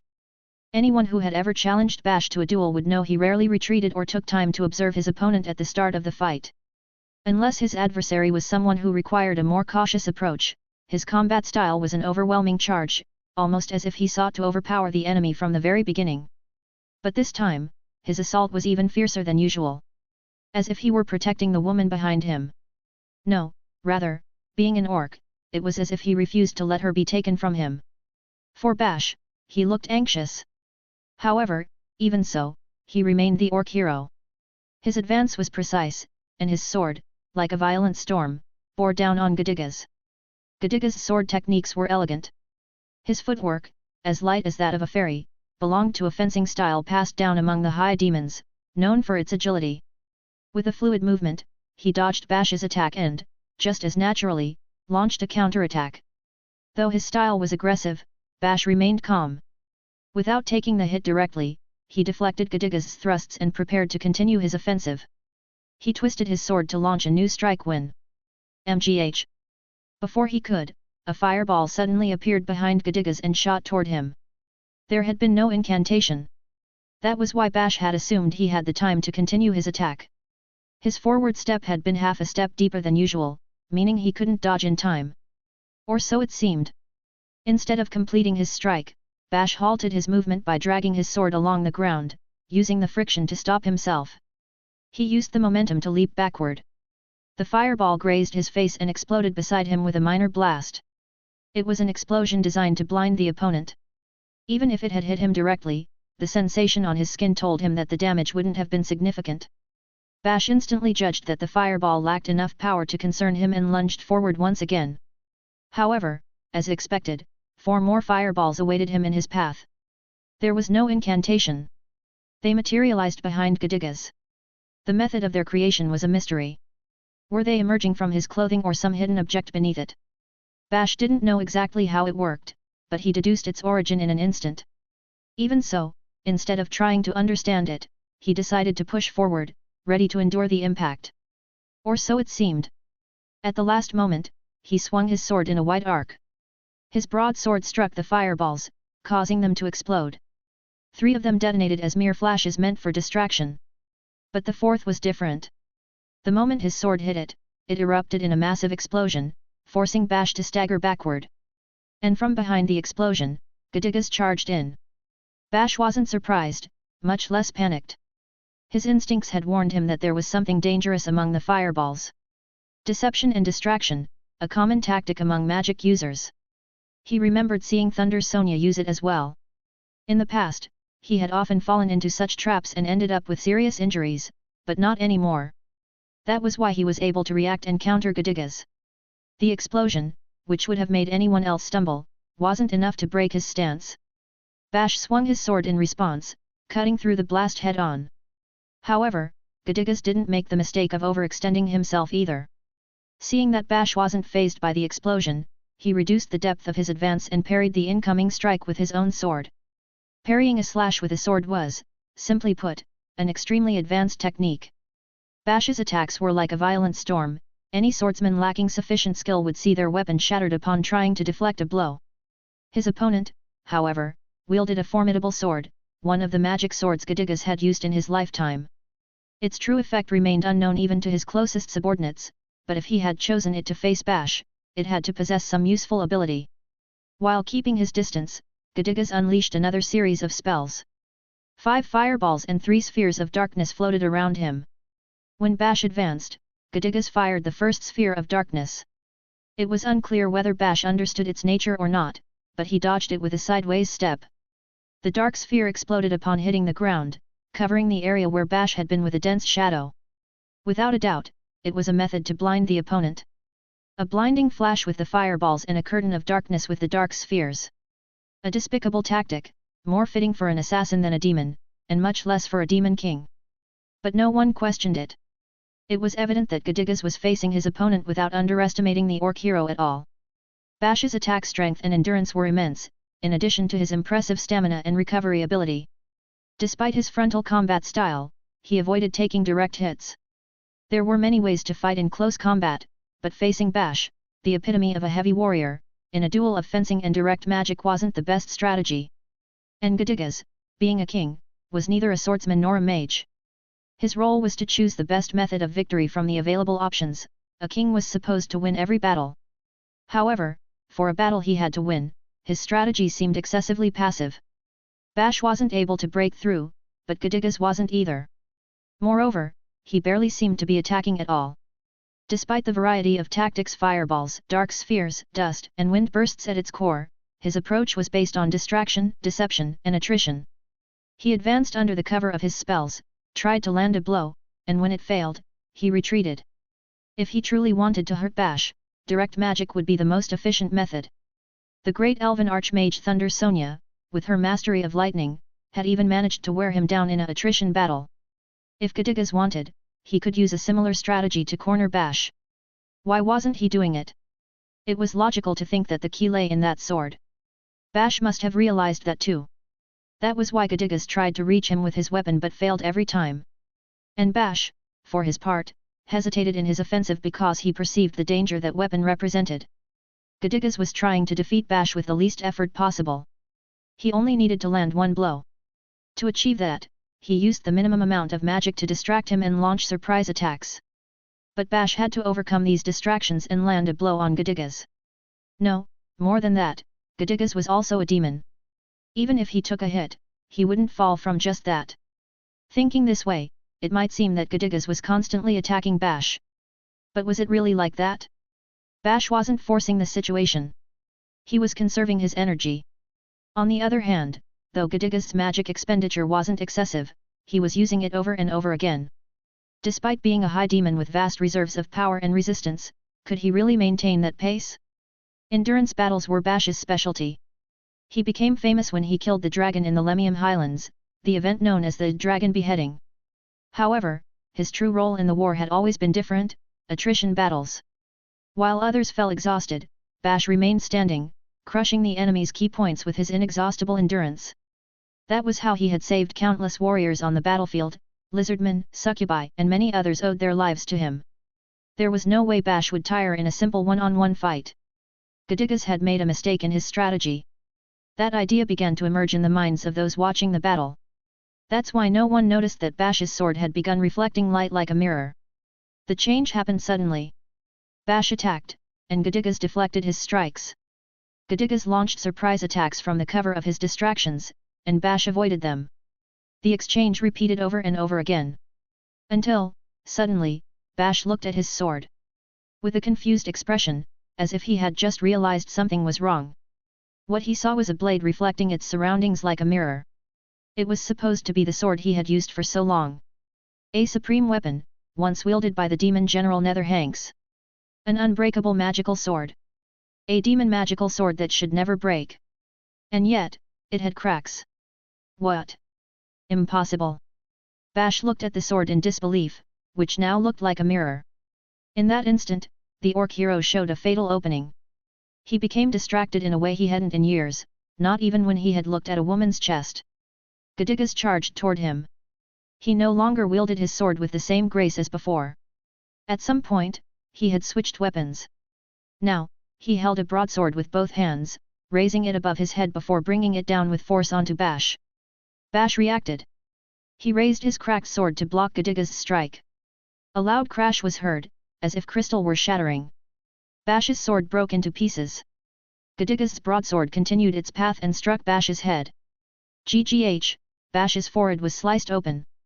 He staggered backward, holding his wound while retreating several steps. Gadigas didn't miss the opportunity. He advanced immediately, enveloping his right hand in black flames before launching it at Bash's abdomen. An explosion roared across the battlefield. The black flames erupted with fury, consuming everything in their path. Thick clouds of dark smoke rose, covering the scene. It was the magic of black fire, far superior to the fire used by humans and elves. Its scorching heat penetrated even the highest resistances and reduced everything to ash. Any common orc would have died instantly. No matter how resilient their race was, their fire resistance wasn't particularly high. Hey? Sir Bash! Carrot let out an incredulous gasp. Was it possible that Bash? Not yet. He was thrown backward by the explosion. Pa Platycus shook her head. Behind Bash, there was a spring. Bash possessed extremely precise judgment and quick reflexes. The moment he felt his body burning, he had probably already considered the possibility of jumping into the water as soon as Gadigas first showed his fire magic. The smoke began to dissipate. The flames had heated the lake, and a dense mist rose from its surface. Amidst that blurry vision, the silhouette of an orc stood. An orc was standing on the shallow shore of the lake, holding his forehead with a look of astonishment. It was Bash. As expected, an attack of that level would not be enough to take him down. If something like that had been enough, Bash wouldn't have survived his battle against the dragon, let alone defeated it. However, Bash's sword had shattered. It had broken about a third of the way along the blade, leaving little more than the handle. It could no longer serve as a weapon. Bash was an exceptional swordsman, and losing his sword significantly reduced his combat ability. Bash's sword was a demon weapon, and Gadigas knew how to destroy it. He used a treasure from the Demon King, the magic sealing sword. With it, he removed the enchanted mark on Bash's blade, weakening it enough to break upon impact. And thus, his strategy became clear: disarm Bash and finish him off when he was defenseless. But his opponent was Bash, the orc hero. Losing his sword didn't mean his combat strength would collapse. Even unarmed, he remained a formidable warrior. Orcs were a race like that. His skill in hand-to-hand combat had already been demonstrated a year ago, during the battle at the Beastman's Sacred Tree, where his strength far surpassed Carrot's. Now, the real fight began. Gulp. Pa Platycus swallowed nervously, feeling her sweaty palms as she looked back at Gadigas. She didn't believe her leader was letting his guard down, but if that were the case, she had to warn him. However, seeing Gadigas' expression, she calmed down. There wasn't a hint of carelessness on his face, only a serene determination mixed with the tension of someone who knows they are still in danger of death. It was logical. Gadigas was a king seasoned in war. He wouldn't make the mistake of underestimating a wounded beast. He knew the real life-or-death battle was about to start.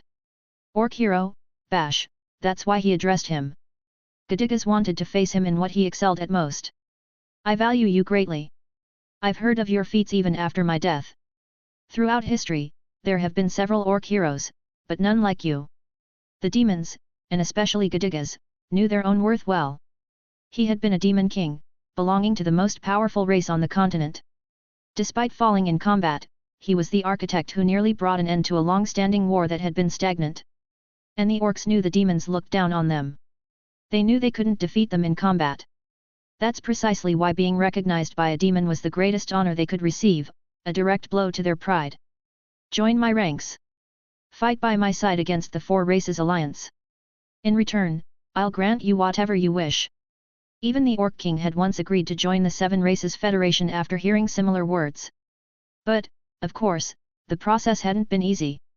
Many orcs had opposed submitting to the demons. Most demanded a test of strength, and half of them died fighting. The demons also paid a heavy price in casualties. Orcs didn't accept submission just like that. They would rather die than accept defeat. When an orc decided to fight until the end, they fought with every last breath. An orc who knew they were going to die was the bravest, most persistent, and fiercest creature of all the races. That's why simply defeating them wasn't enough. Before the battle, one had to make them think that losing might not be so bad after all. By doing that, the orc duel changed. It ceased to be a battle to the death where losing everything was the only consequence, and turned into a test of strength meant to evaluate whether the opponent was worthy of subduing them. Gadigas used words to change his adversary's perception. Of course, there was no falseness in his words. If he managed to make Bash his subordinate, if he got the orc hero to follow him, then the orcs would regain their place in the Seven Races Federation. The orc hero was the figure that embodied the respect and pride of his people. If he became a direct subordinate of the Demon King, a leader within the alliance, the orcs would find a reaffirmation of their dignity in that. Defeating Bash at this moment meant recovering the combination of orcs and fairies. Even though other demons looked down on both races, Gadigas had always valued their alliance. What do you say? Gadigas spoke these words without lowering his guard. He maintained the magic in his hand, ready to launch the next attack at any moment. His adversary was the orc hero. He wouldn't surrender just because his sword had broken or because a tempting deal was offered. Another battle remained to be fought. Only after overcoming it would Gadigas be able to take Bash under his command. That was the ideal victory he had planned. But he didn't get a response from Bash. Gadigas frowned in confusion. He didn't receive the words he expected. Don't underestimate me, do you think you've already won? Don't make me laugh, say that after you've defeated me. He had assumed that Bash would respond with something like that. The smoke and steam began to dissipate. Bash was still there. As before, holding his bloodied forehead, his eyes wide with confusion as he looked around. His broken sword still clutched in his hand. His lips moved almost imperceptibly, murmuring something to himself. At first glance, the wound on his head seemed deep, but it couldn't be considered fatal for an orc. After all, he was the famous orc hero. A cut like that should hardly affect him.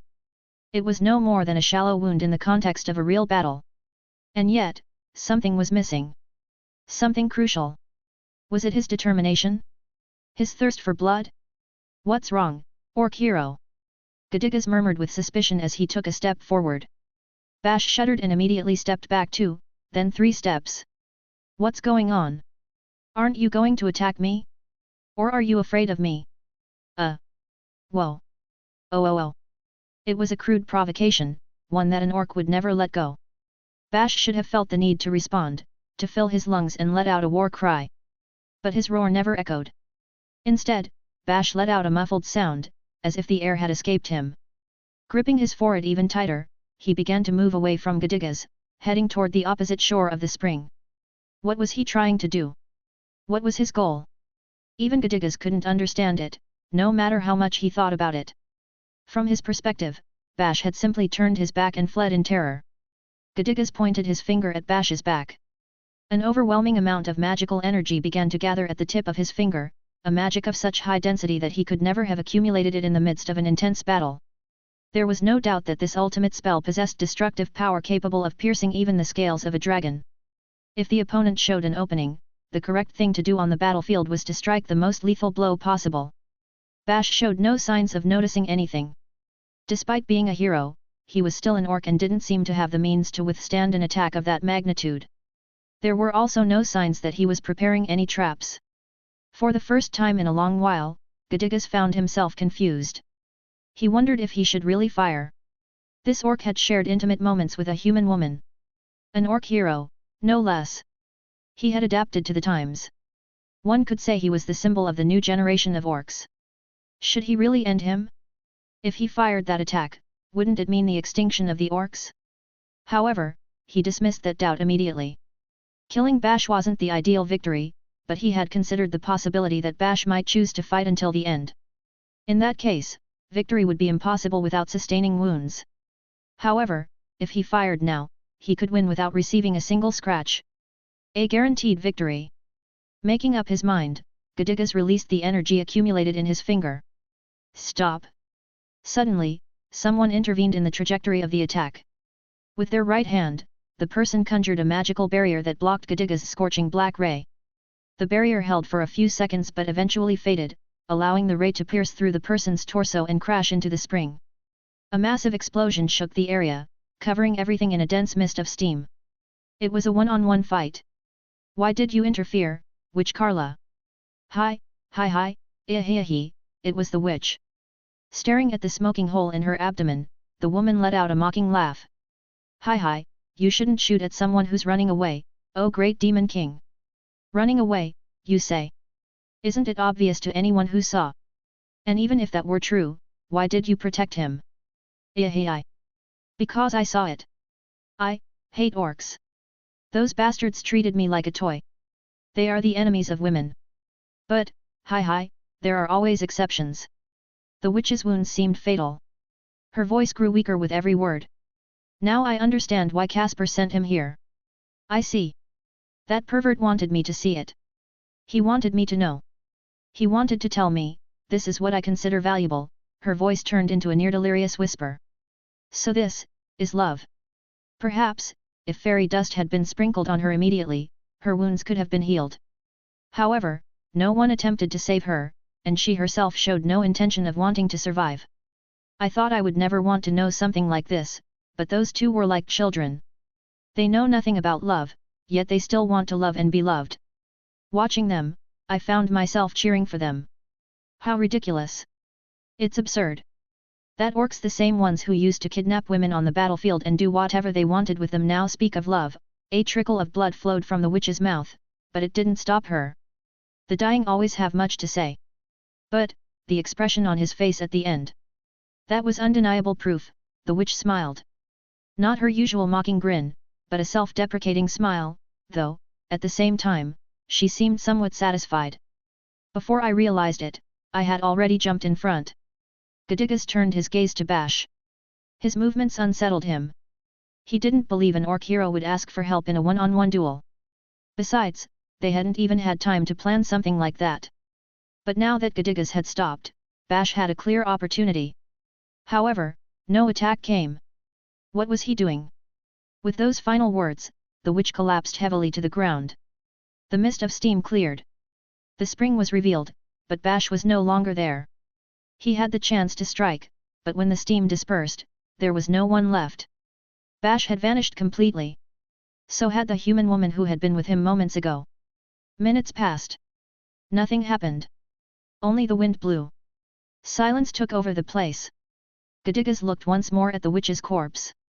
Her words could have been interpreted as regret, but her tone did not reflect such a feeling. On the battlefield, deaths like this were common. Many would utter some complaint before dying, yet on their faces, one could see the satisfaction of having fulfilled something. Most of them had died protecting him. In their final moments, they managed to accomplish something significant or entrust something to another before departing. He didn't know what the witch had wanted to entrust to Bash by stepping in front of the attack, but Bash was an orc of the new generation. Perhaps, something had indeed been entrusted to him. But that no longer mattered. Bash was no longer there. He had turned his back on the battlefield and left. His body trembled slightly as he staggered forward, weak and unsteady. He had fled, defeated. What a disappointment! The voice that broke the silence came from a figure floating beside Gadigas' face. It was a fairy. Gale, the leader of the fairies, tilted his head as he looked in the direction Bash had disappeared. What happened to him? Was he not feeling well? I don't remember him being like this before. Ah, but don't be mistaken. During the war, Bash was incredible. I know. The orc hero. A brave orc who never retreated, no matter how dire the battle was. Even before my death, I had heard of his feats. Maybe, just maybe, another orc impersonated him. Even Gadigas admitted that distinguishing between orcs, especially green orcs the most numerous, wasn't easy. And if it was someone he had never seen before, or whose face he didn't remember, it became even more difficult. Until now, he had identified Bash by his clothing, his gear, and his own testimony. But if someone wanted to impersonate him, it wouldn't be hard to acquire similar gear. From the start, the fact that Bash was so close to a human already seemed suspicious. I would say it was the real one. I've heard that the sage Caspar used a spell called Disguise. The witch Carla was his disciple. Perhaps she cast that spell on some nobody and made them pass for Bash. Carla was dead. According to the information Gadigas had, she was a prodigious human mage who, at one point, was captured by the orcs.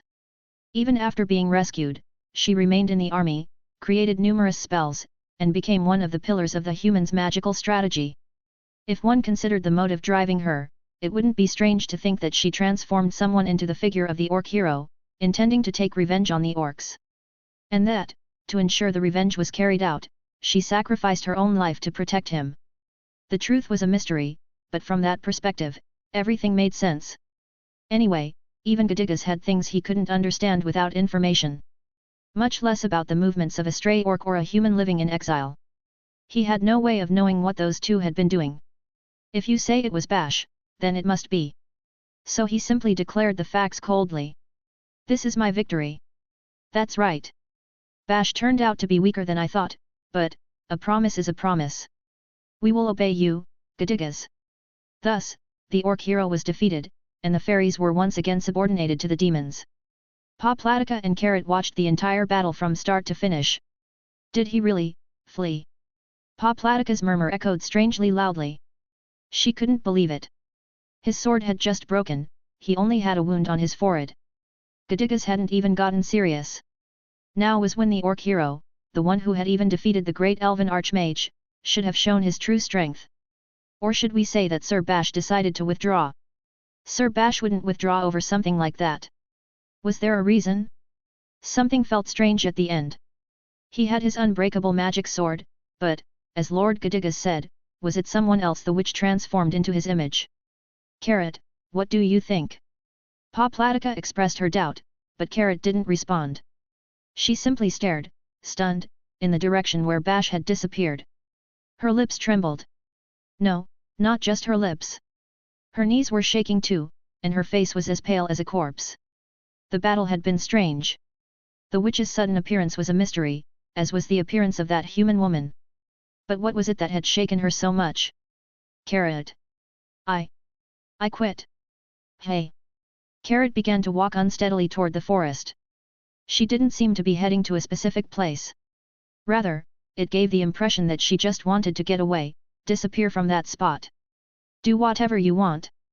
Why are you saying that all of a sudden? Carrot didn't answer. She simply continued walking away from Pa Platica's sight. Wait, what's wrong with you? Carrot didn't respond. She walked unsteadily into the forest and disappeared. Her reaction was so sudden, her change in attitude so unexpected, that even Pa Platica didn't know how to react. She could only watch as she walked away. 4 people witnessed the battle between Gadigas and Bash. One of them, Domino, took advantage of the confusion after the battle's conclusion to escape from the land of the fairies. He barely made it. His experience as Bly's subordinate and as a spy, having survived countless battlefields, saved his life. The other humans had died. A total massacre. He wasn't sure if they had left him alive on purpose or if his skills as a spy had simply allowed him to survive. Gadigas wasn't someone who would overlook someone like him. The fact that the dense pink mist had disappeared just as the battle reached its climax only reinforced his suspicion that they had intentionally let him escape. But if they had really spared his life, it must have been to deliver a message. It had been shocking. A duel between Gadigas and the orc hero, and Gadigas had won. The orc hero had fled in humiliation, the witch had died, and the fairies had surrendered to Gadigas. Orcs obeyed the strongest. If the orc hero had lost in a one-on-one fight, it was only a matter of time before the orcs sided with Gadigas too. This information needed to be brought back. The resurrection of Gadigas and the defeat of the orc hero. Whatever Gadigas' intentions were, if he had any, the only thing Domino could do was bring back this information. After all, that was his job. If the orc hero and his fairy companion had been learning magic, it must have been to face Gadigas.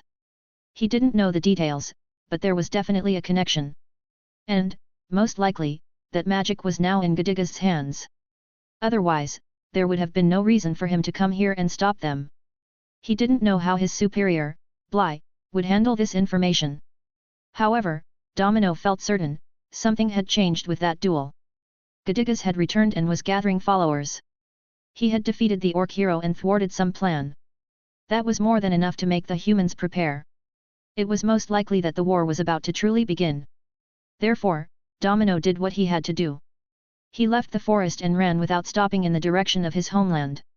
One of the witnesses of the battle, Pa Platica, remained by Gadigas' side. Right next to her, the Demon King was talking with the fairies about something. But Pa Platica wasn't paying attention. Her mind was elsewhere, concerned about her companion, who had just left. Pa Platica. Yes. Hearing her name suddenly, Pa Platica quickly turned around. There was Gadigas, with a large crowd of fairies behind him. And right next to him was the witch. I've finished talking with the fairies. What happened to Carrot? I don't know. She just said she was quitting. Maybe seeing Sir Bash suffer such a humiliating defeat shocked her too much. Succubi are a fickle race. It was a possibility. Carrot isn't like that, or rather, you're right. Anyway, when she calms down, she'll probably come back. Bash had fled, the witch had interrupted the battle, and Carrot had disappeared. To make matters worse, the woman who had been with Bash had also vanished. It had been a battle full of mysteries. If it had been a duel between demons and ogres, they would probably have raised an objection. But they were in the land of the fairies, and now the fairies were on Godiga's side. Judging by the outcome, everything had gone as planned, except for Carrot's sudden disappearance. Defeating Bash and subjugating the orcs would have been ideal, but the original plan had foreseen dealing with the orcs later. For now, Godigas had achieved his main objective, subjugating the fairies. Poplatica focused. Godigas was just beginning to move. She couldn't afford to hesitate over a mere setback. Lord Godigas, what will be the next step? Godigas looked down at her with a serene expression and answered clearly. First, I will make use of the witch's research. It's an unexpected fortune. Poplatica nodded. She didn't know why the witch Carla had been there, but deciphering her research could be key for the future war against humans. And after that, the four races alliance is made up of humans, elves, beastmen, and dwarves. When the time comes to rise up, some races might support them. But with the oppression they've been subjected to, the real enemies to defeat will be the founders of the alliance. Godigas raised 4 fingers so that the fairy leader could see, then folded one. Beastmen will be our first target. Their territory forces us to face them before any other race. So, should we send the signal to rise up to Netherhanks and declare war with a surprise attack on the beastmen? Before that, there's something else we must do. Negotiate with the former countries of the Seven Races Federation, perhaps. That's obvious, but we also need to dissuade the other races. If they attack us while we're busy with the beastmen, they'll overwhelm us in numbers. Although, Godigas folded another finger. Humans are too overconfident. If we attack the beastmen, instead of rushing to stop us, they will first think about how to weaken them even further. They'll worry about the post-war situation. Also, their internal disputes are intense, so even if they decide to intervene, it will take them time. In the meantime, they won't pose a threat to us. They might even hinder the movements of other nations. He folded another finger. The dwarves are strong, but calculative. In the first stage of the war, they'll stay on the sidelines, waiting to see what happens. They won't intervene until the beastmen fall or some other nation makes their move. And finally, he folded the last finger. The elves will come immediately. That's why we must strike them first and sow chaos among them. How will we do that? The elves are not a monolithic unit. They have factions and internal disputes. The only reason they don't end up like humans is that they have an exceptionally powerful leader. And no, I'm not talking about King Northpole. There's someone who has lived for centuries, a spiritual pillar for their race, someone who has strengthened their unity. Then, Godigas announced his next move, a small strike in number, but with a huge impact. We will assassinate the great elf archmage, Thunder Sonia. Poplatica nodded deeply. In her mind, she was already planning to meet with the agents who had infiltrated the elf kingdom in advance. In the rain, another witness to the battle, Carrot, stared at the sky with a vacant expression. The woman, dressed in the seductive attire characteristic of a succubus, was kneeling in the mud. In her mind, there was only one thought, the image of a man, the orc hero, Bash. Her benefactor, not only to her but to the entire succubus race. Anyone who had participated in that war, anyone who had been present during the retreat from the Lenar Desert, held Bash in high regard.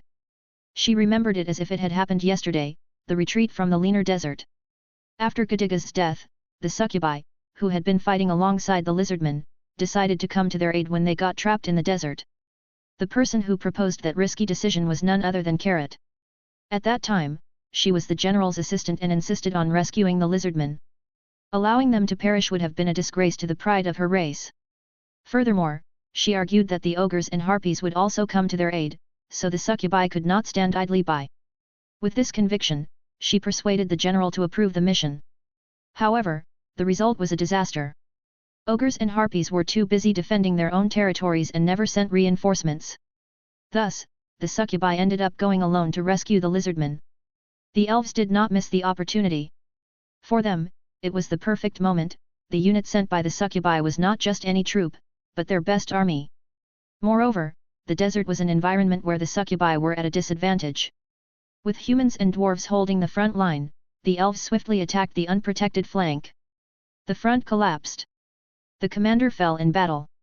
And in that desperate moment, Carrot, the former assistant, took command and became the new general of the succubi. There were still main forces, but there was no way to break the siege, and no reinforcements in sight. It was a desperate fight.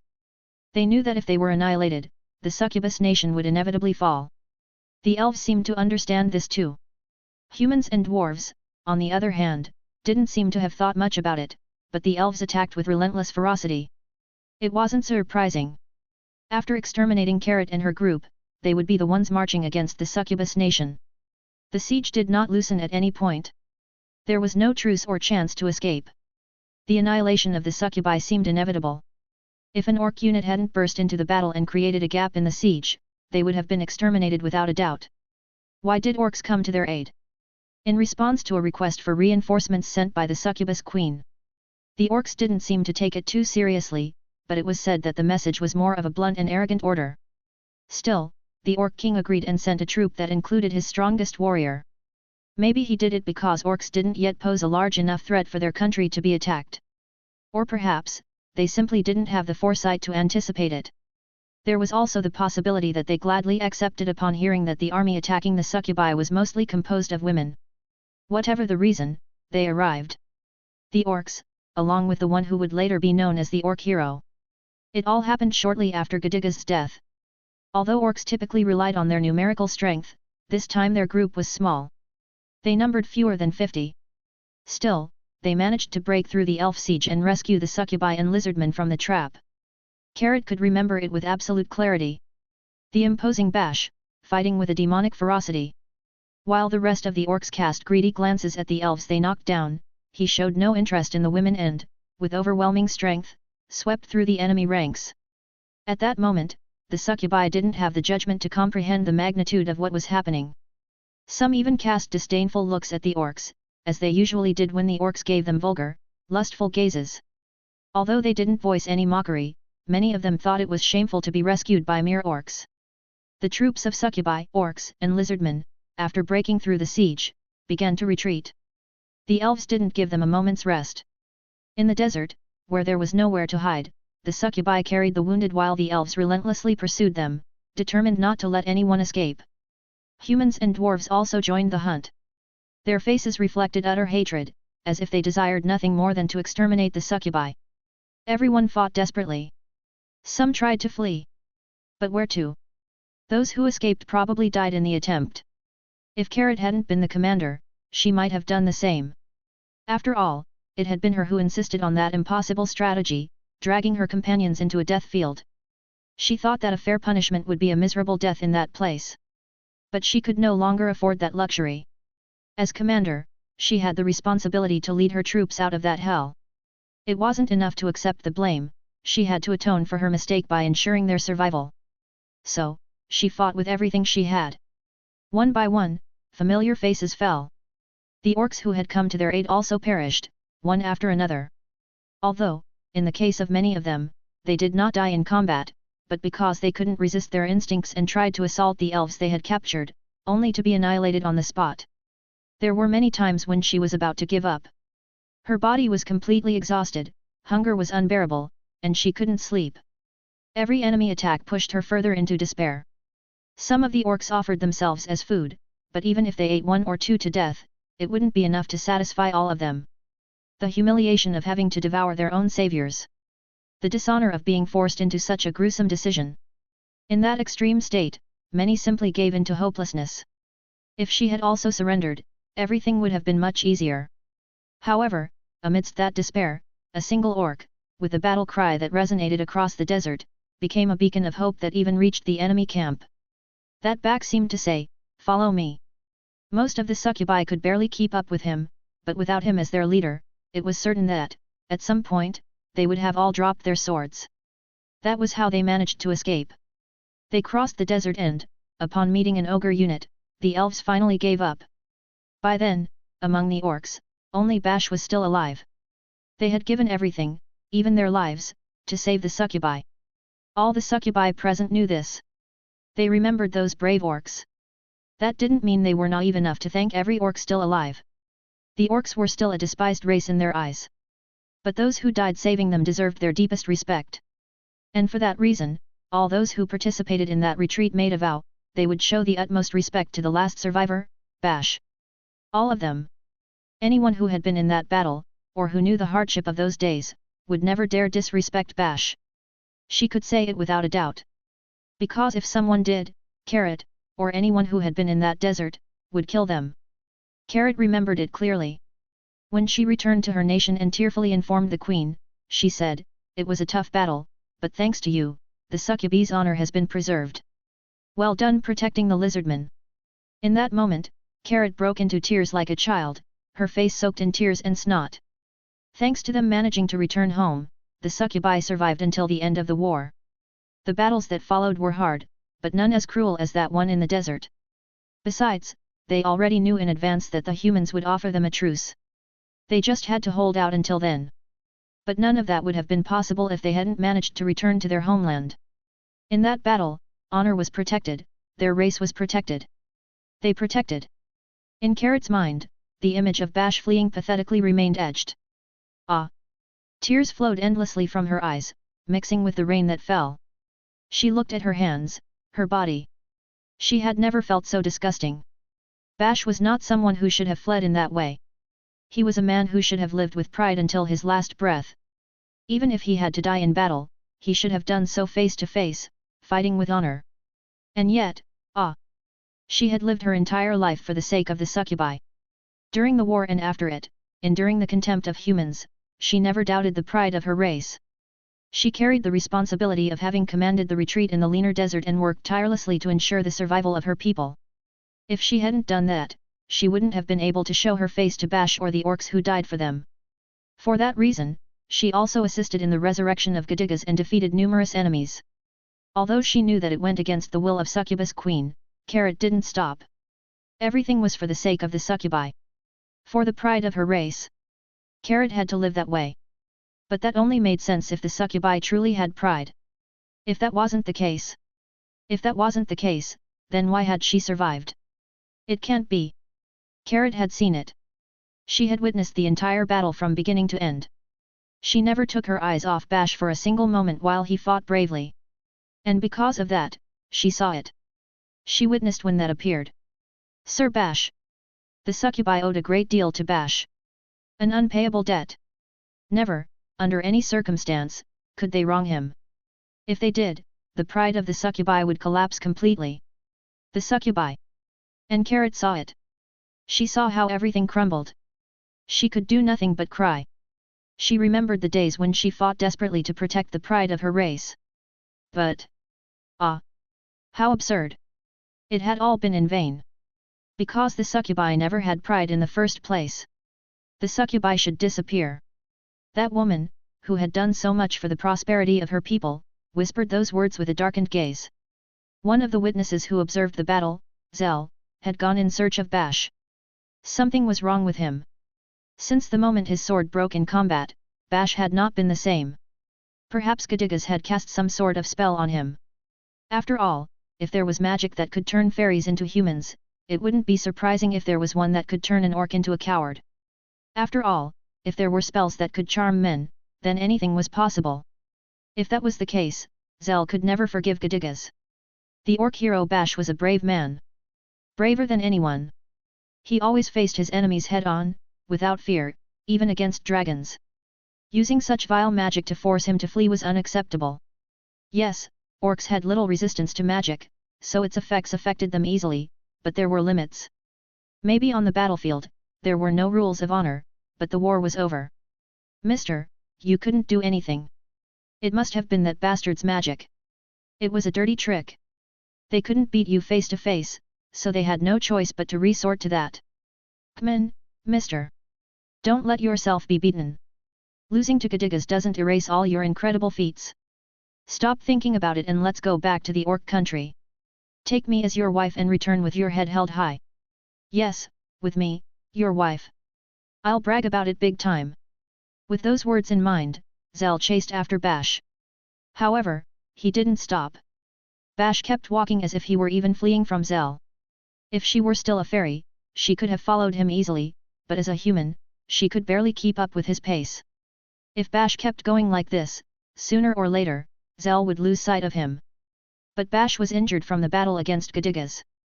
Blood kept pouring from his head, and the black flames had even burned his lungs.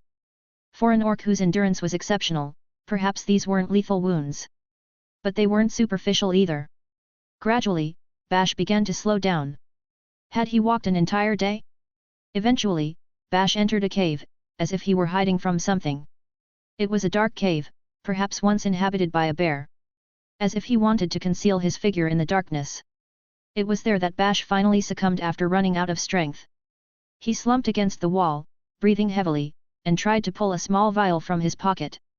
However, the vial slipped from his hands, weakly, and rolled across the floor. And the person in the direction it rolled, was Zell. She bent down to pick up the vial and, as she did so, looked at Bash's face. "Mister, that's..."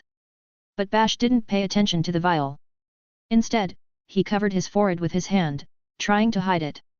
"No, this isn't." But it was too late. Zell had seen it. That mark. On Bash's forehead, there was a symbol that Zell recognized. She had seen it several times during the war. It was an emblem that appeared on some orcs. A symbol that emerged on the skin of certain orcs when they turned 30 years old. Orcs would artificially create this mark for use in battle. When the mark appeared, the orc gained the ability to use magic, and they were then called orc mage. But when the mark wasn't artificially created, it was seen with utter contempt. It was proof of a coward who had constantly fled from battle, proof of an orc who had never captured a woman. Don't look at it. It was the mark of virginity. Arc 8. The Land of Fairies, the Witch of the Forest End. Friskup, So sad. Damn Rai Fujin. I was sure Bash wasn't going to beat the Demon King because some trap was going to be set, but... damn. This is so sad. I have my theories about what made Carrot act like that, and I'm pretty sure I'm right, but I still have my doubts about that pink mist Domino watched. Damn Rai Fujin. I thought Bash was going to achieve his goal before becoming an orc mage.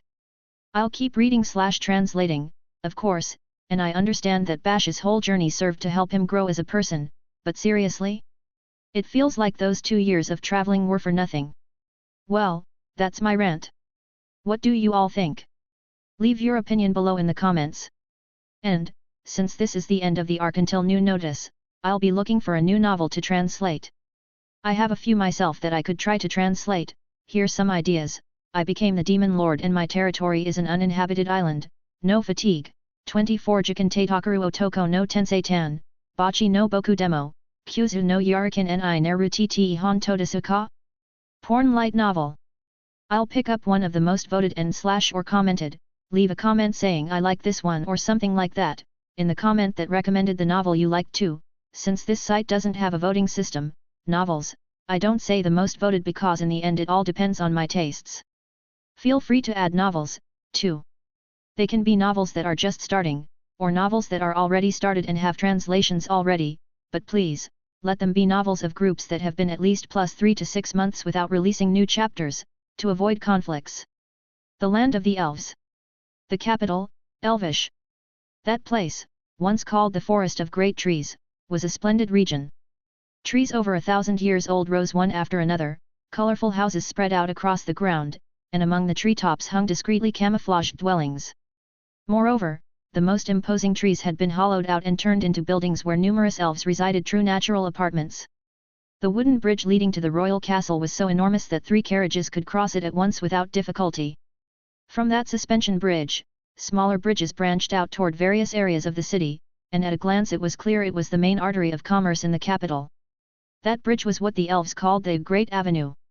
Over time, it had become a firm and imposing structure worthy of its name, yet, in case of war, it could be dismantled immediately, forcing the enemy to crawl along the ground.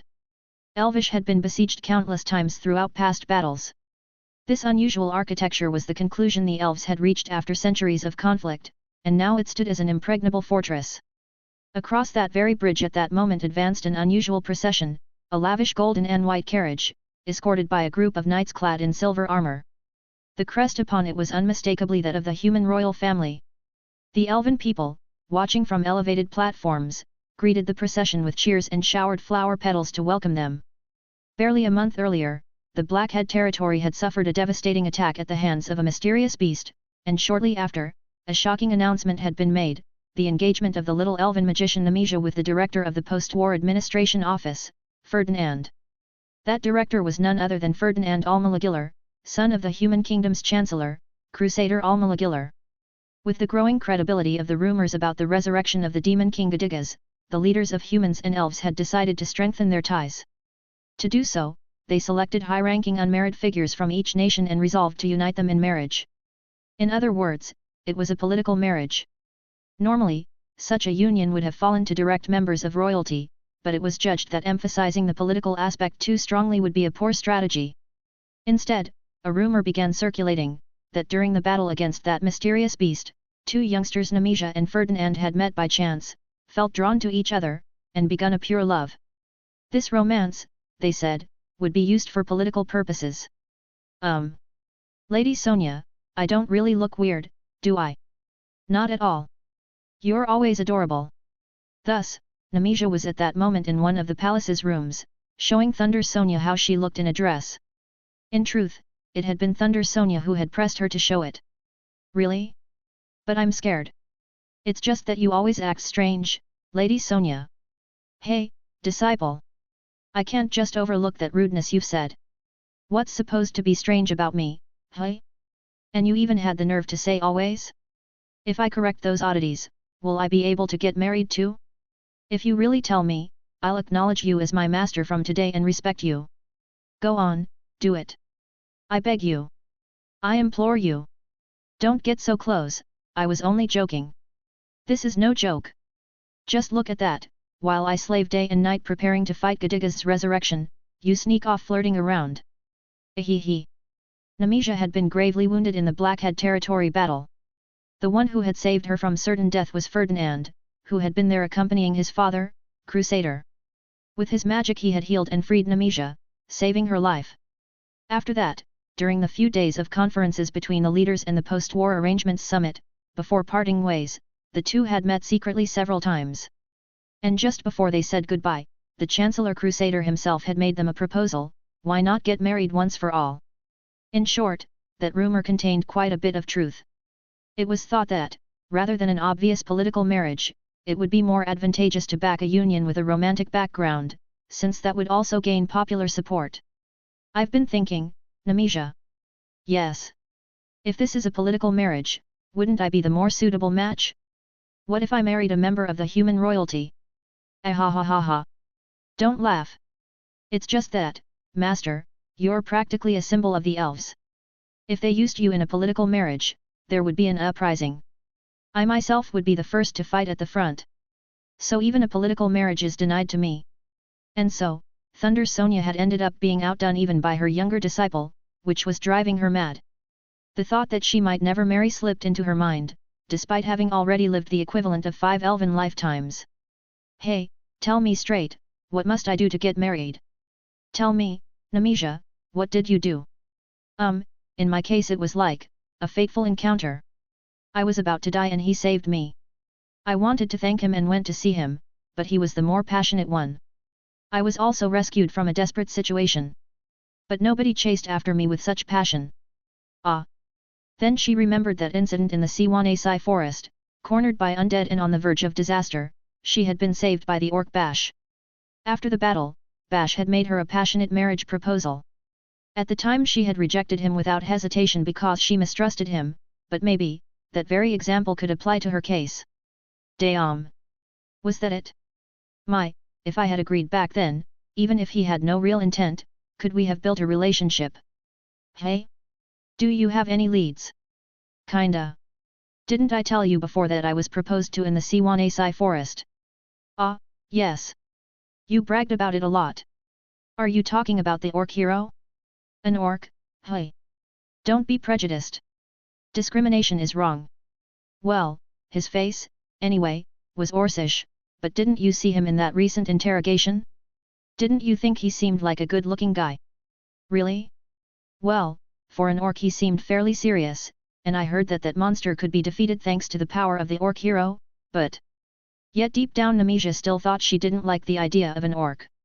Rumor had it that if any woman was captured by orcs and taken to their homeland, they would be forced to become pregnant and exhibited naked as a spectacle. If Thunder Sonia were to suffer such a disgrace, the elves would undoubtedly exterminate the orcs. So then, where might that orc hero be? I don't know. But it seems he was also thinking about his future in his own way, even as an orc, he's probably managed somehow, somewhere.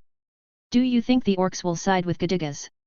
Bash doesn't seem to have that intention, but it will depend on what the Orc King decides. With the way things are now, it wouldn't be surprising if they joined Gedigas. I'd say there's a high chance of it.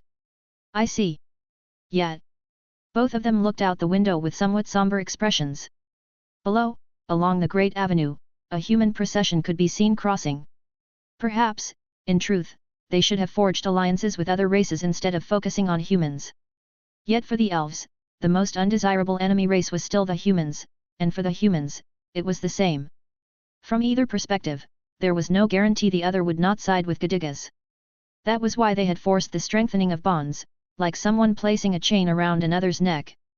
Still, even if the humans wanted to join Gedigas' side, it was doubtful they would be accepted as long as that human princess so hostile to her own kind remained among Gedigas' leaders. They remembered the incident in that forest, the princess of the coming sky, Lyciaganius Grandorius.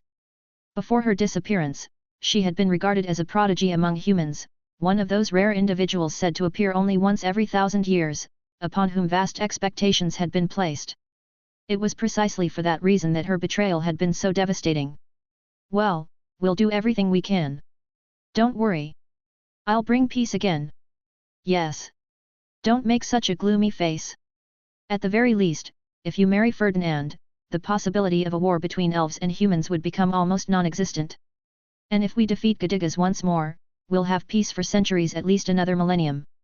That's why, even if I had to sacrifice myself, I would put an end to Gedigas. Please, don't say that.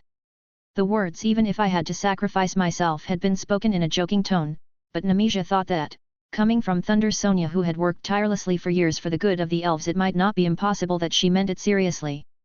The girl called Nemesia had been, for Thunder Sonia, the most moving presence of the past years. Elves, upon birth, underwent a ritual known as the Blessing of the Forest.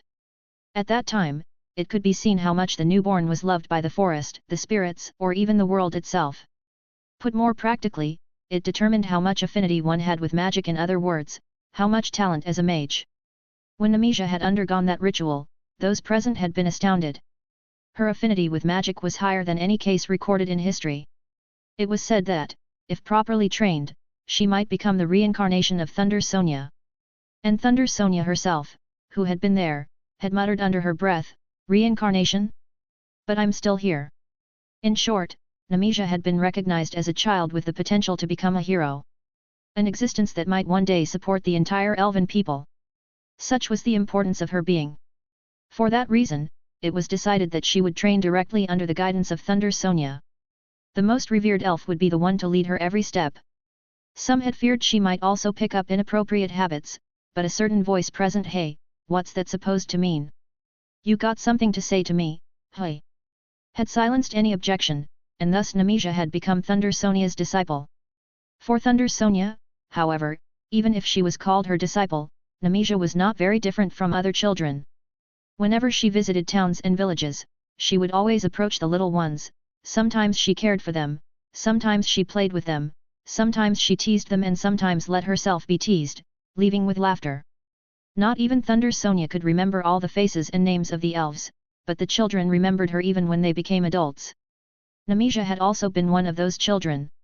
In her childhood, she often sat before a large desk, solving the problems her private tutor gave her or practicing the magic exercises taught by Thunder Sonia. The latter, who spent her days amid the turmoil of war, returned home only on rare occasions. But each time she did, she clearly remembered what she had taught before and checked whether Nemesia was able to perform it. And when the girl succeeded, Thunder Sonia rejoiced as if it were her own victory. Nemesia remembered it vividly. Making her happy was what brought her the greatest joy. That was why she strove even harder with each new task. To Thunder Sonia, Nemesia also turned out to be a special child. More than 10 years had passed since she had begun taking care for her when suddenly she realized, that little girl had an unusual memory and learning ability. What others found difficult, or could not master at all, Nemesia overcame with ease. She absorbed all of Thunder Sonia's teachings. And by the end of the war, Nemesia had already become one of the 3 greatest mages in the entire Elven nation. Nemesia had gone out to the battlefield precisely in those final days of the war, following her as an assistant who seemed insignificant. She watched Thunder Sonia's way of fighting and imitated it. When she first faced an enemy, she managed to put into practice what she had learned, though clumsily. Often her spells were different, but the structure of her fighting style was identical to Thunder Sonia's. And within a matter of months, she was given a nickname, the Little Elven Magician. When Nemesia learned that this was how people called her, she puffed out her chest in front of Thunder Sonia, still a flat chest, and said proudly, "What do you think?" Thunder Sonia praised her sincerely and acknowledged her as a true, full-fledged mage. After that, Nemesia settled into a position similar to that of a court mage serving the Elven royal family, while Thunder Sonia returned to the Siwanasai forest. She was her independent disciple, but also someone she could very well call her daughter. For Thunder Sonia, Nemesia was exactly that kind of girl, even though she herself had never married. "Nemesia, huh?" murmured Thunder Sonia. For her, there were many people who could be considered her daughters. That was why, if she had to describe Nemesia as a daughter, perhaps the most fitting term was the youngest daughter. Among those who had managed to participate in the war, she belonged to the youngest group. Although she was called the Little Elven Magician and sometimes got carried away with it, the truth was she had only experienced the easier battles of the final moments of the war. In other words, she was still a young girl. And now, all of a sudden, that young girl was engaged. For Thunder Sonia, this was extremely complicated. Of course, she felt a great desire to bless her. After all, the man in question was also a youngster. A marriage between 2 of the generation that had barely known war. One could say that a new era was arriving, it was something worth celebrating. However, to accept it sincerely, the stench of politics was too strong. To see her beloved disciple, whom she considered her youngest daughter, being used for political purposes, was by no means something that could bring her joy. Still, since Nemesia herself did not seem displeased, Thunder Sonia did not oppose it. "And you, Lady Sonia, when do you plan on getting married?" "What the hell? Are you picking a fight with me? If I want, I'll do it tomorrow. I'll announce my wedding and your funeral on the same day. I mean it. If Lady Sonia were to find the right person, I'd be truly happy and give you my blessing from the bottom of my heart. And everyone who knows that you want to get married feels the same way." And indeed, that was true. Especially Sonia Thunder's closest relatives and intimate friends were already tired of hearing her complaints about not being able to marry whenever they gathered. To top it off, on one occasion she had even approached a newborn child and said, "When you grow up, which ended in an incident that led to her arrest. No matter that she was an elven archmage, making advances toward an infant was strictly forbidden. Although, from Thunder Sonia's perspective, all elves were nothing but children anyway. The truth was that those who knew Thunder Sonia's marital situation all thought the same thing: please, hurry up and find someone, and not someone with whom it would end up being a crime. Well, if I think about ties with a human, maybe I'd be better off with beastmen or dwarves. So tonight, at the party, I'll flirt a bit and find a good one. There aren't any beastmen or dwarves today." "Yeah, I figured," Thunder Sonia sighed. In truth, anyone would do for her, but given the state of the world, there was already a part of her that had given up. If it hadn't been possible in these 3 years, it wasn't something that could suddenly be solved now either. "Well, in any case, if Gedigas really has been resurrected, then we can't just go around saying we want to get married to find happiness, don't you think?" she said, turning to the woman standing behind her. It was a woman who remained there soundlessly, like a shadow. She was Bougainvillea, the former leader of the Elven Assassin Squad. "I doubt it. That the dead can truly come back to life. It doesn't matter if it's a lie. If Gedigas hasn't resurrected, then we just finish off the remnants and that's it. But I can't think that way.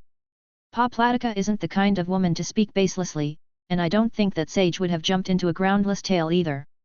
Besides, I saw it with my own eyes, the human scriptures. That dangerous thing. If they've gathered several objects like that, it wouldn't be strange if anything happened. Thunder Sonia answered with gravity. Bougainvillea's face also hardened at those words.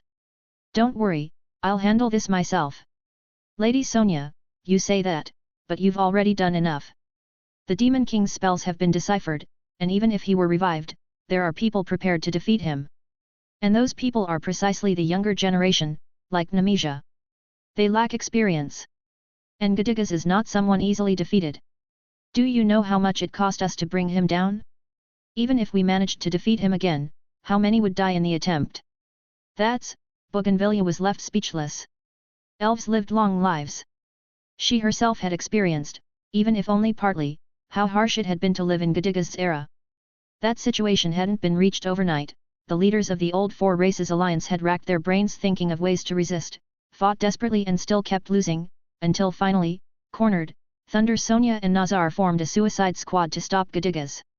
As a result, 2 of the 4 heroes had died. How could I, one of the old guard, send those young ones who are only now about to reach happiness to their deaths, and then go on living as if nothing happened? If I don't grit my teeth here, then when will I? Bougainvillea, by now you should have healed that wound in that little heart of yours, don't you think? You don't have to keep being my guard all the time. You can go and look for a new love whenever you want. I want to remain at your side, Lady Sonia. Please, let me stay here. See? It's pointless. But you should know that if I ever do get a man, you don't have to cling to me anymore. You understand that, right? Leave us alone when the time comes, okay? I don't understand. Lady Sonia will never have a man. Now you've gone too far. Thunder Sonia shouted, leaning her cheek against the window frame. Damn it! What spread out beyond the window was the Elven capital, a landscape more than familiar to the Elven Archmage.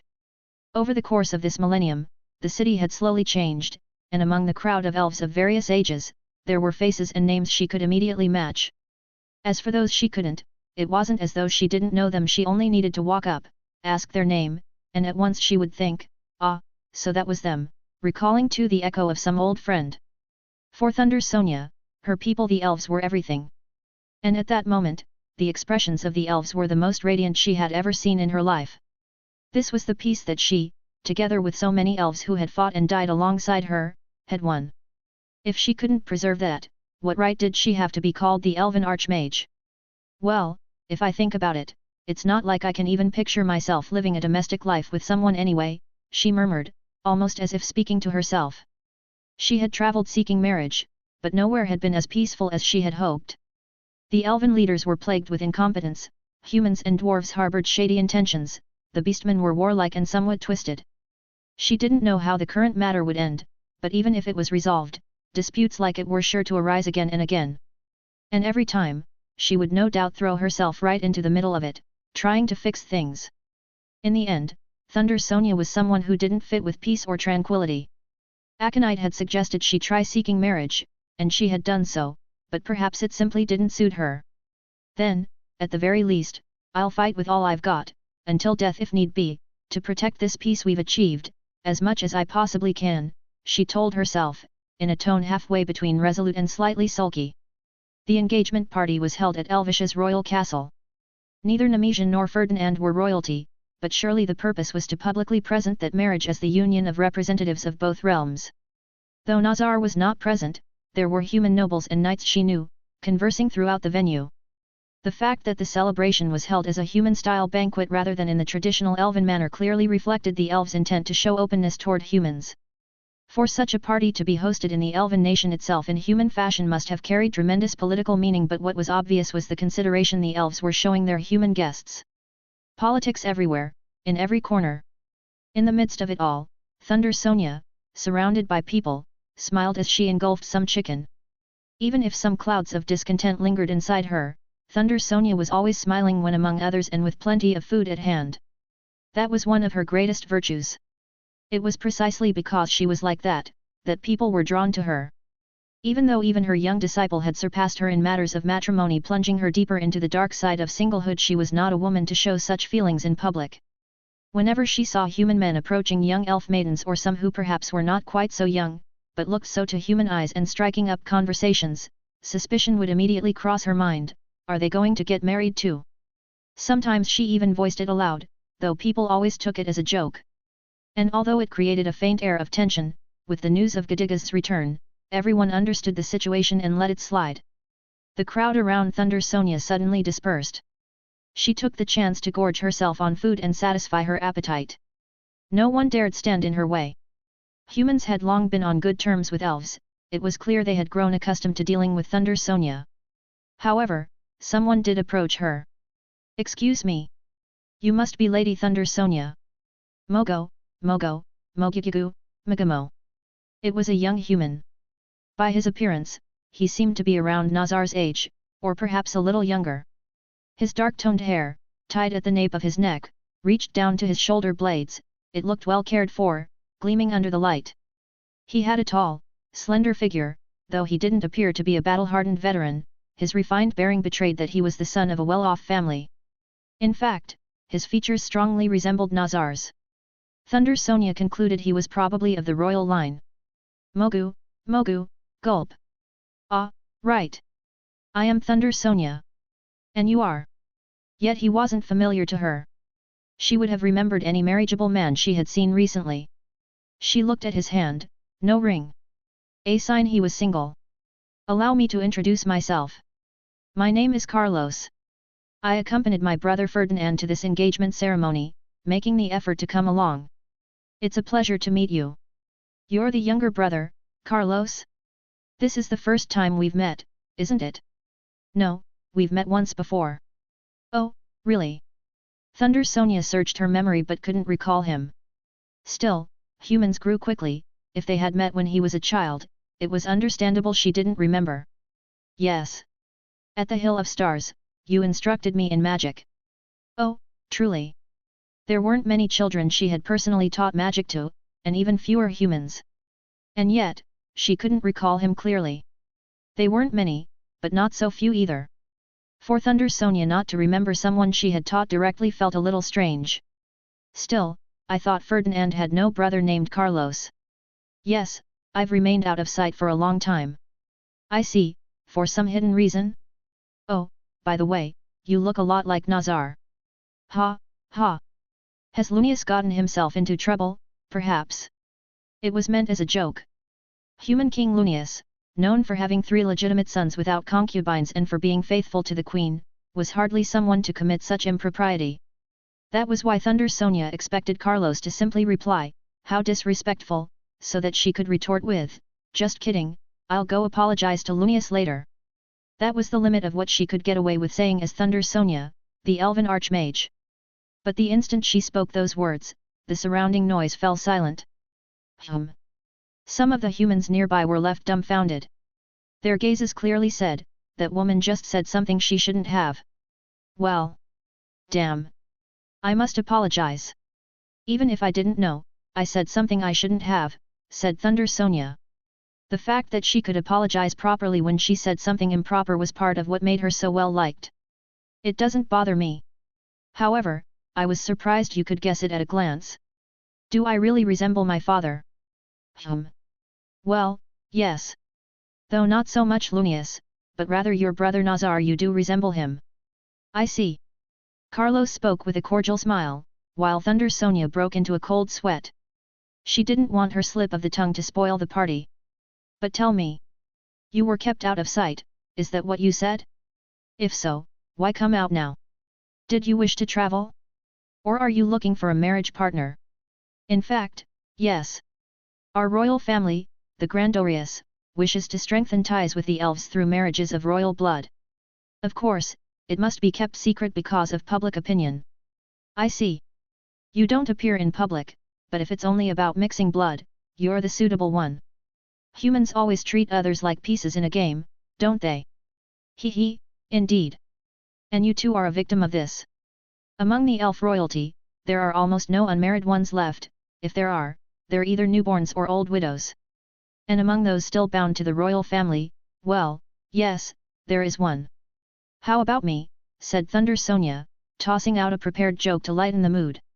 All the humans burst into laughter, though somewhat forced. Thunder Sonia didn't enjoy making that kind of self-deprecating humor, but she didn't hesitate to play the fool to protect the atmosphere of the party.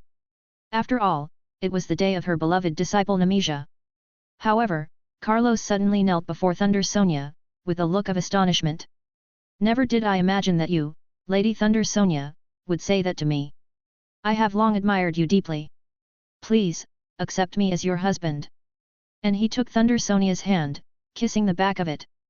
Ha, she said, with an expression as though she'd been ensnared by a mischievous fox, while springtime bloomed in her heart. Orc Hero Story Chapter 98. The Ice Age Generation in Search of Marriage. Orc Hero Story. Chapter 98. The Ice Age Generation in Search of Marriage. Friskup, batch update, folks.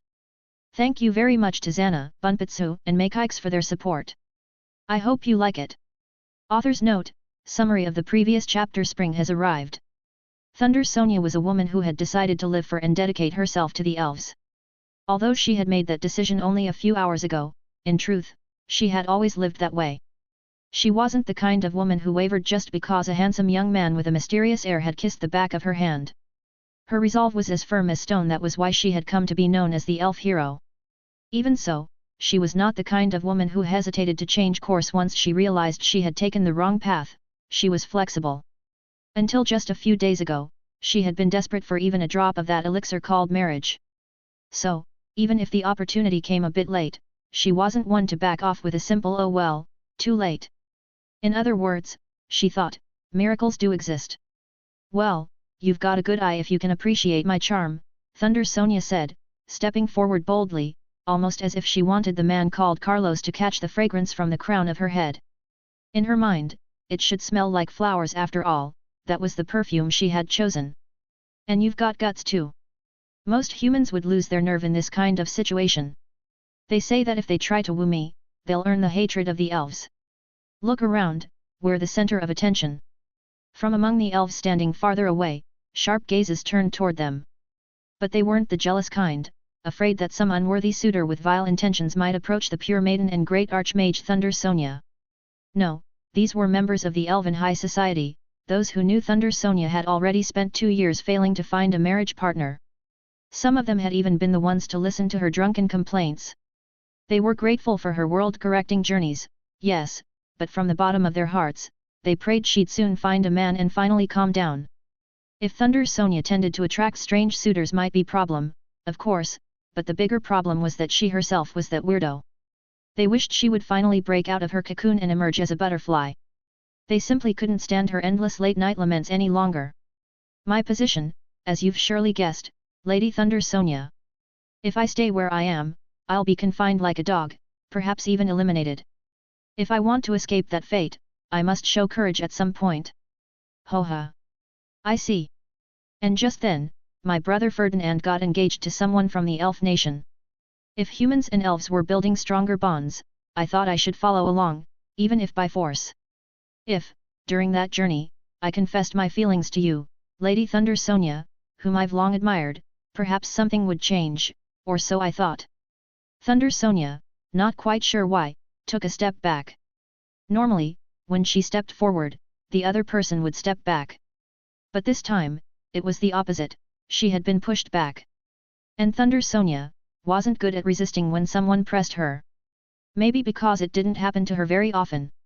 Do you even understand what you're saying? Yes. That's precisely because of how much I admire you, Lady Thunder Sonia. Really? But, if I think about what you just said, it doesn't necessarily have to be me, right? So then, well, hey, she tried to steer the conversation away, but the looks from the surrounding elves were less than favorable. Why are you backing off now? That's what their eyes seemed to say to her. If the other person showed too much enthusiasm, she grew flustered, such was the complicated maiden's heart that Thunder Sonia still carried within her. So, you really don't remember, do you? Remember what? Our meeting on the Hill of Stars, in that field where the lilies of the valley shone. Lilies of the valley. Something stirred in the farthest corners of Thunder Sonia's memory. Yes, she seemed to recall having taught magic in a place like that, under similar circumstances. But she couldn't be sure it had been with a human standing before her, nor could she remember what they had talked about that day.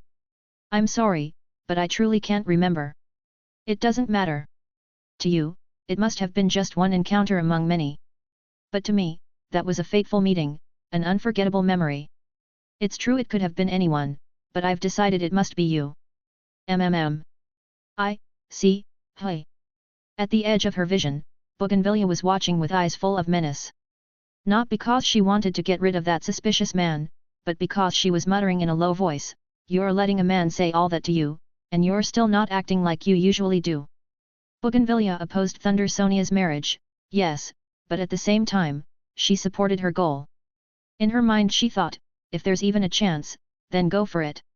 In fact, most of the elves who knew of Thunder Sonia's situation were watching with that same mix of discomfort and hope, with those warm, uneasy gazes of people witnessing something both awkward and endearing. As for Thunder Sonia, though she pretended to be confused, she wasn't nearly as displeased as she appeared. Deep down, she thought that this man was a fish she shouldn't let slip away. Even so, it was hard to say whether they could appear publicly as a couple.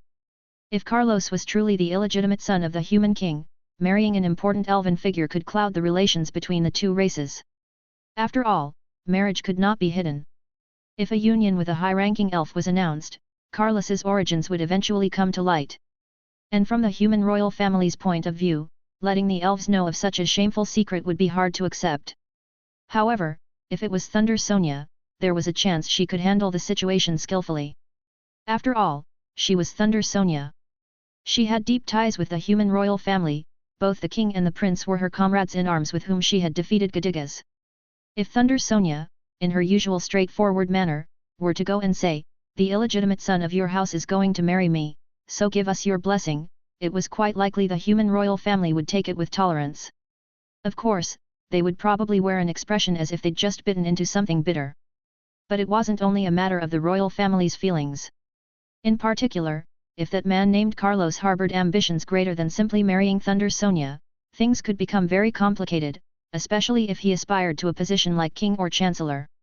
Though she didn't seem the type, Thunder Sonia was a woman who gave her all. Even if her man had grand ambitions, she would support him with everything she had. For the elves, that could actually be a good thing. At least if Carlos came to hold power, it wouldn't necessarily mean something bad for the elves. However, if events moved in that direction, humans and elves could very well end up at war. That was something Thunder Sonia did not wish for. And even if Carlos himself had no such intentions, the simple fact that people might suspect him of it was dangerous enough. What's more, if they were to have a child, it wasn't hard to imagine outsiders trying to raise that child as a symbol or banner for their own causes. That was what made him a complicated man. Even so, there were also advantages. If the child were Thunder Sonia's, it would carry the genuine blood of both the elven and human royal lines.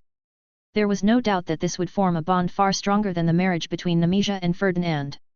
Such a child could become a living symbol of the connection between elves and humans, and perhaps their very existence would be the key to preserving that friendship for thousands of years. Choosing one path or the other was enough to make anyone hesitate. Is something wrong? Someone asked Thunder Sonia and the others, who were exuding an air that made them difficult to approach. Has my brother done something improper? Ferdinand. It was Ferdinand, the protagonist of the engagement announcement ceremony. A handsome man with human features and a slender build. Compared to Carlos or Nazar, his face was somewhat more plain, but to Thunder Sonia, he was more than attractive enough. Is it all right for you to leave your fiancé alone just to come talk to me? Miss Nemesia was surrounded by distinguished human dignitaries. It seems they first avoided her because she looked too young, but once she started speaking, she turned out to be quite popular. Well, even among the elves she looks young. Though it's true she's rather popular with the elderly. Be careful someone doesn't snatch her away while you're distracted. I'll be very mindful of that. Also, if you ever make Nemesia cry, there are plenty among the elves who won't just stand by and watch. Be careful about that too. Are you at the top of that list, Lady Thunder Sonia? She's my most cherished disciple, after all. Since I've taken your disciple away, I can't help but feel nervous about what you must think of me, Lady Thunder Sonia. I think you're a good man. If Nemesia weren't around, I might even want to marry you myself. That was her honest feeling. Ferdinand simply smiled and let it pass. Still, I didn't know you had a younger brother. So you found out? Yes. Right when I was receiving a rather passionate marriage proposal. I see. Ferdinand looked at Carlos in surprise. Carlos, with a slightly uncomfortable but earnest expression, met his gaze. After a few seconds of silence, Ferdinand shifted his eyes from his brother to Thunder Sonia. I see. If he went as far as to say something like that, then he must have done so with proper resolve. Regardless of any special circumstances, he is still my blood brother. Whatever happens, I ask that you treat him with sincerity. I understand, hey? Of blood? Wait a second, are you telling me that? The circumstances are complicated, Ferdinand replied. He neither confirmed nor denied it, only nodded with a serious yet ambiguous expression. Hey, you two. I'm one of the elven leaders, you know? Normally, I shouldn't even be learning about something like this. It's a secret known only to a few, but not one that no one knows. Even so, Carlos and I were raised together as brothers. I was given the proper treatment as the eldest son of the Human Kingdom's Chancellor, but Carlos, despite his talent, always remained in the shadows. For him, confessing his feelings to you at this gathering was a life-or-death gamble, his one and only chance. In the Human Kingdom, a younger brother like him can never appear before the public. It's a very sad life. Even so, I mean, this event is a blessing, not only for me, but also for my brother. If he were to marry someone from the Elven nation, at least he could live a life with purpose, instead of being a prisoner in a gilded cage within the Human Kingdom. As someone who knows him well, I can't help but support him. Besides, my brother has admired and secretly loved you since he was a small child. In fact, he still keeps a pressed lily of the valley flower he made when he first met you. Hey, that's enough, Carlos interrupted, somewhat embarrassed, cutting off Ferdinand's words. Thunder Sonia looked at him. She couldn't remember their first meeting, but the more she looked, the more charming he seemed. Any elf not just her would have agreed to marry him on the spot. If not for the circumstances, she already would have. In fact, under normal conditions, Thunder Sonia would have said yes, I do without hesitation, and probably would have taken him to her room by now. It may be reckless to say this, but, this whole situation, even Gadiga's resurrection, might actually be an opportunity for me. In peaceful times, it's hard to be recognized when you live in someone's shadow. I don't think that's true. After all, your father is. Thunder Sonia stopped mid-sentence. Though she was famous for her loose tongue, she knew when to hold it. Well, I don't think it's a bad thing to have a husband with connections among humans. When she spoke the word husband, the corners of Thunder Sonia's lips curved slightly. She had already made up her mind. Still, there were many details they needed to discuss first. However, that place was far too crowded to talk about delicate matters. So, turning to Carlos, Thunder Sonia said, there are too many eyes on us here. Shall we go somewhere quieter? It would be my pleasure. A murmur rippled through the gathered elves. Voices could be heard exclaiming, finally, and it's about time. Amid the commotion, Thunder Sonia walked forward with her chest held high, as if to say, see? This is how it's done. No one dared to stand in her way. After that, Thunder Sonia led Carlos to her room in the palace. Then she pushed him onto the bed, or rather, she would have loved to, but she didn't. There were far too many eyes and ears in the royal castle. If Carlos happened to harbor dangerous thoughts, they couldn't afford for anyone to overhear their conversation. In truth, even among the elves, there were those who didn't look kindly upon their friendship with humans. Many only tried to coexist peacefully because Thunder Sonia had told them, just get along already. But if she were to say something like, it seems my man wants to become the human king, no one could predict what might happen. After much thought, Thunder Sonia decided to secretly leave the palace and ventured into the forest that stretched behind it. On the way, she even ordered Bougainvillea not to follow her. She wanted to be alone with him. Yes, just the two of them. Thunder Sonia was a complicated woman. Though her mind turned endlessly with doubts, in the end she cast them aside and focused entirely on creating the perfect mood to bond with that man. All right, no one will overhear us here. This place is a secret garden, as they call it. About an hour's walk behind the royal castle, that garden stretched out before them. It was covered with countless white lilies of the valley that, under the moonlight, shone with a silvery glow. That was why it was known as the Royal Silver Carpet. When Carlos had mentioned lilies of the valley earlier, Thunder Sonia had remembered this place. It was, without a doubt, the perfect setting. Beautiful, isn't it? It's a place reserved for the royal family. Maybe you came here as a child, perhaps that's where we met. Yes, maybe. It feels strangely familiar. But I don't think it was exactly here. Oh, really? I thought it must have been, since it's my favorite spot. As she spoke, Thunder Sonia placed a hand on her hip and lifted her gaze toward Carlos. He, in turn, looked down at her. A full head taller, he appeared almost like an adult facing a child, and yet, there was a certain harmony between them. Still, the atmosphere wasn't quite right for a kiss yet. During her recent journey, Thunder Sonia had learned many things, and one of them was that timing was everything. So then, what circumstances led to you being kept in the shadows? I imagine you've already guessed, haven't you? I want to hear it from your own mouth. If I'm mistaken, that would be a problem, wouldn't it? Carlos shrugged and murmured. It's not much of a story, really. You know my mother, the current wife of the Prime Minister, Olivia Laguiller. Yes, I know her. A very beautiful woman. That's right. She was born into a mid-ranked noble family and was a friend to both Crusader my father and Lunius, the current king. You follow so far? Yes, and I think I already know where this is going. Since she was little, she was famous for her unparalleled beauty, and many men courted her. But only two managed to get close enough to almost win her over, Crusader and Lunius. In the end, it was Crusader who claimed her. Lunius, being heir to the throne, could not marry someone of her rank. But he couldn't resign himself to it, could he? That's right. And from that forbidden relationship, I was born. Does Crusader know? I doubt he's unaware.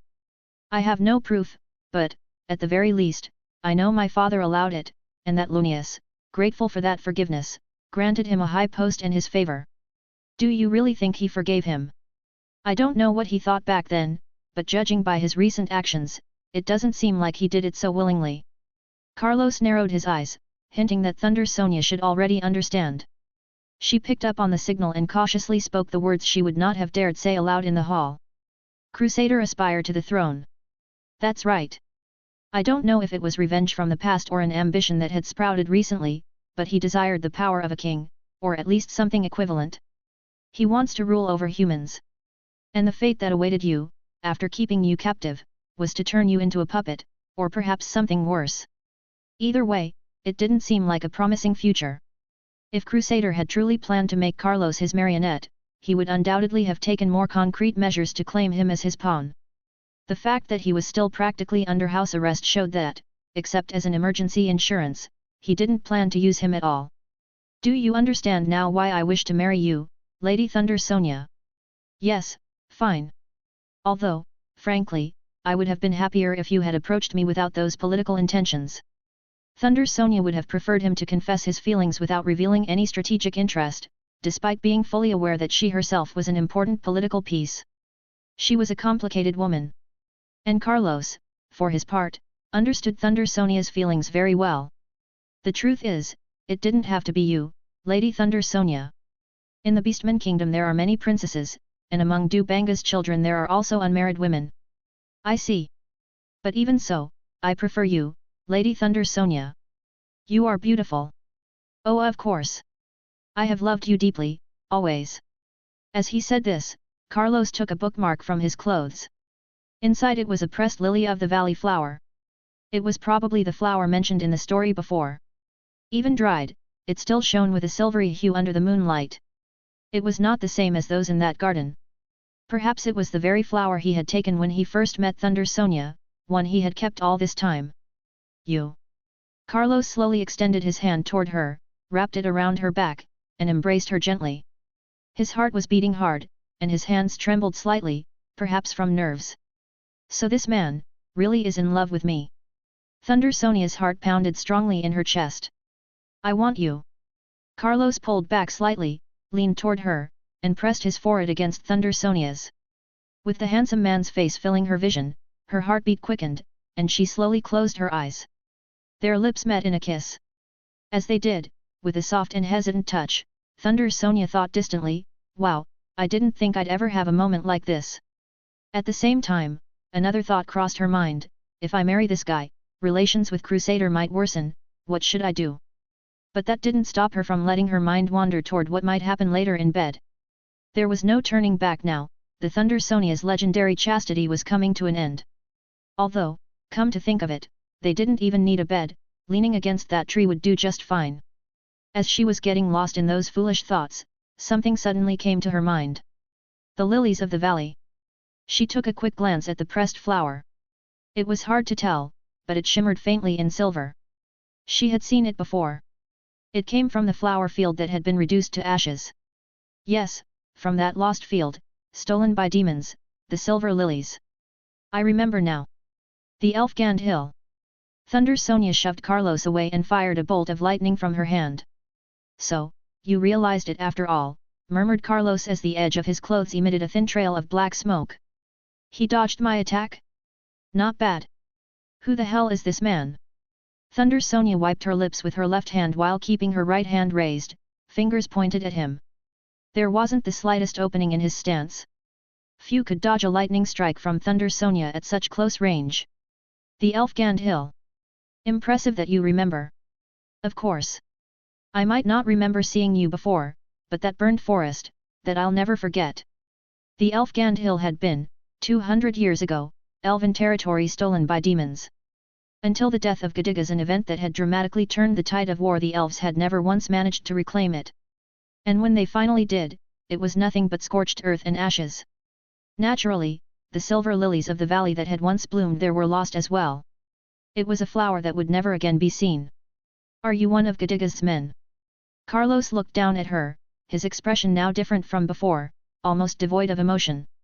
In any case, you could have put a bit more effort into the details of that trinket. No, wait, was it the other way around? Why make it so elaborate? If you'd used lilies of the valley from this very place, I wouldn't have suspected a thing. I wanted you to remember my purpose. Your purpose? If you can't remember it, then there's nothing more to say. Thunder Sonia didn't understand what he meant, but she kept her guard up, still pointing her fingers at him. Even so, for what reason did you come after me? And how the hell did you infiltrate the engagement ceremony in the first place? She stopped short, realization dawning. Wait, you spoke to Ferdinand as if nothing were out of place, didn't you? Her blood ran cold as she realized the possibility. It wasn't hard to imagine that Gedigas' subordinates had managed to infiltrate the elven nation. Despite his appearance, Gedigas was a master of intrigue. He delighted in bold strategies, but they were always grounded in precise intelligence and meticulous planning. Sending someone to such an event to gather information was far from unthinkable. However, that man before her, Carlos, had spoken with Ferdinand. Ferdinand was the guest of honor. To infiltrate under the guise of someone close to him would have required the cooperation or at least the consent of the host side. And that wedding, in fact, was being conducted under the direction of a certain human crusader. That damn traitor switched sides. Had he stayed as he was, he never would have become king. Such an idiot. Thunder Sonia spun on her heel to run, but froze in place. Among the trees surrounding the field of flowers, she sensed several presences. At some point, she had been encircled. Well, I suppose you wouldn't just let someone go after discovering such a secret. Still, from what I can see, none of you are truly strong. Do you really think this is enough to kill me? From within the forest emerged one unfamiliar figure after another.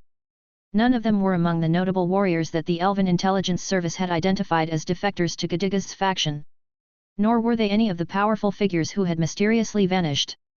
When she examined their faces, Thunder Sonia noticed that nearly all of them were human and young, at that.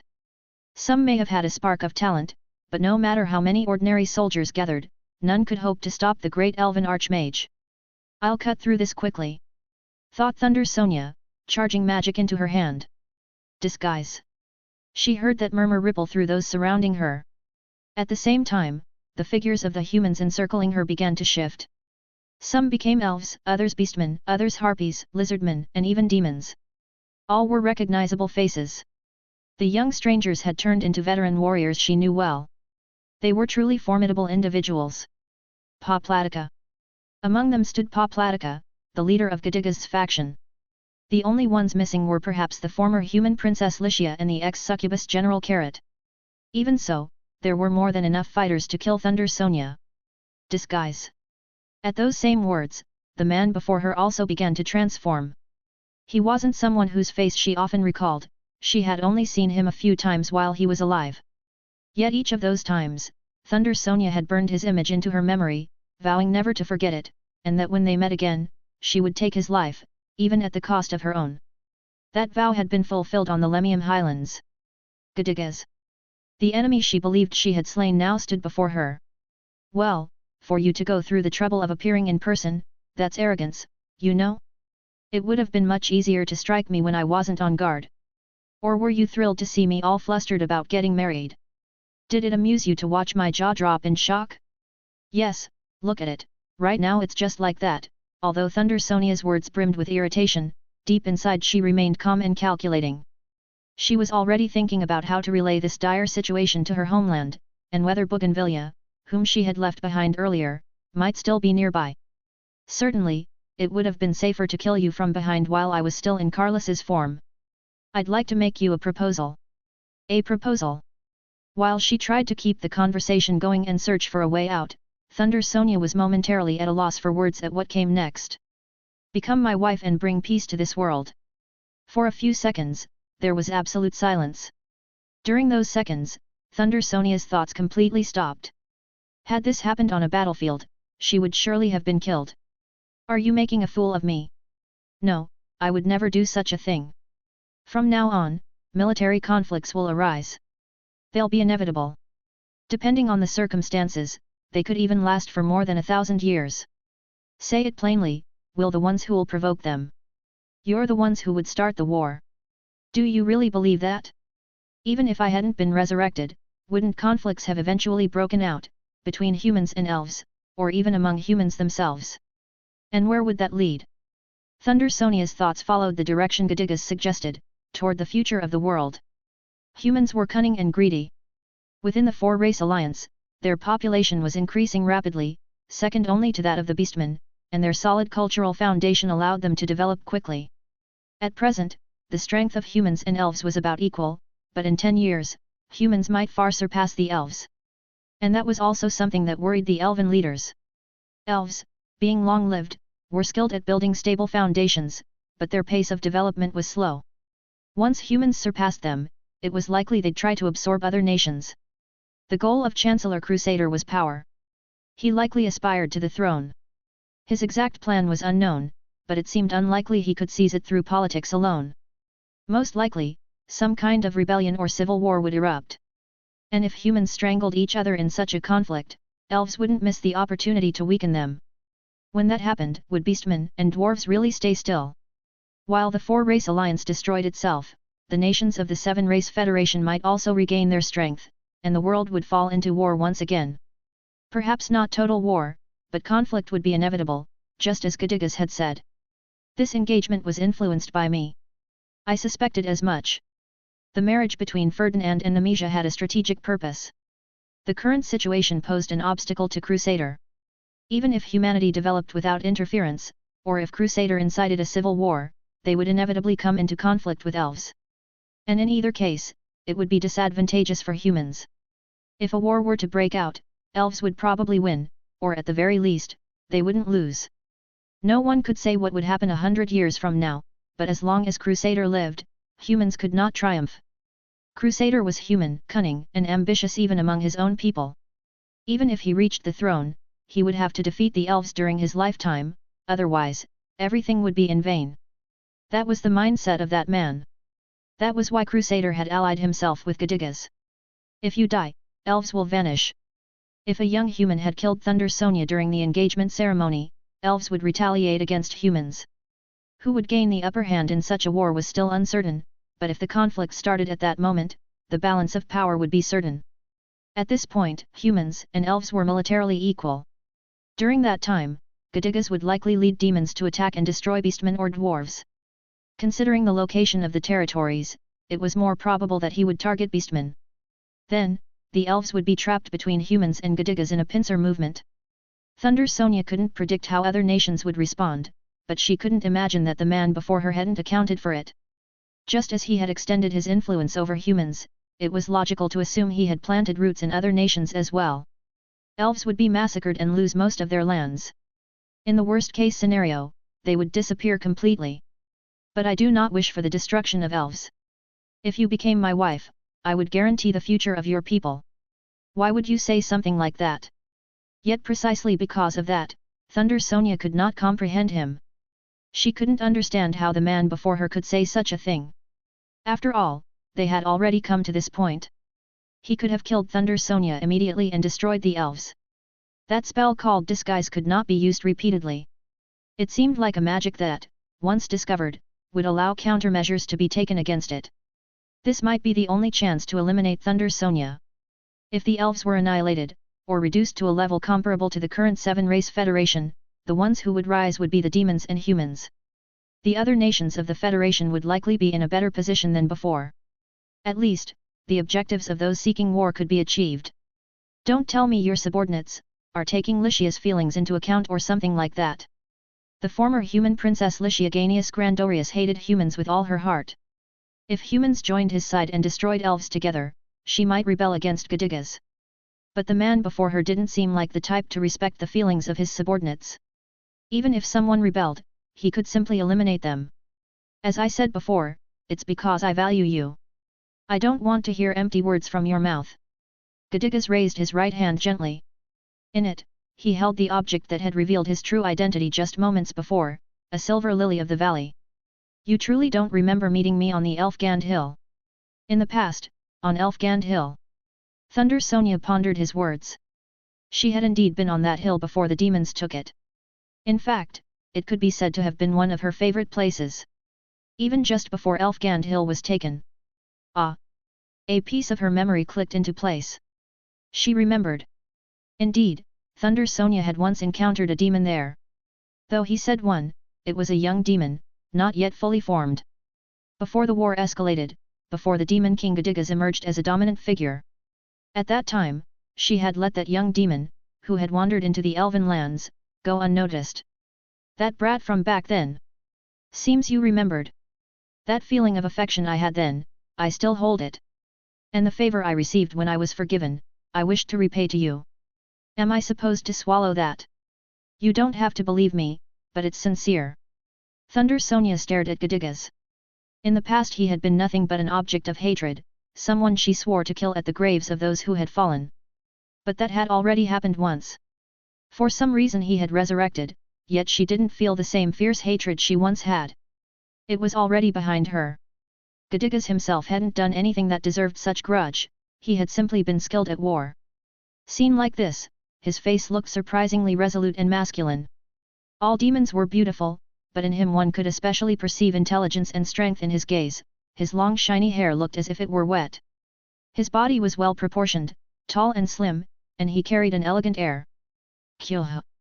Thunder Sonia shook herself. If she went back to his childhood, 300 years ago, and if he had felt that same devotion to her since then? Wouldn't that be pleasant? If Bougainvillea or Aconite were there, they'd probably stare in disbelief, thinking, was she really won over that easily?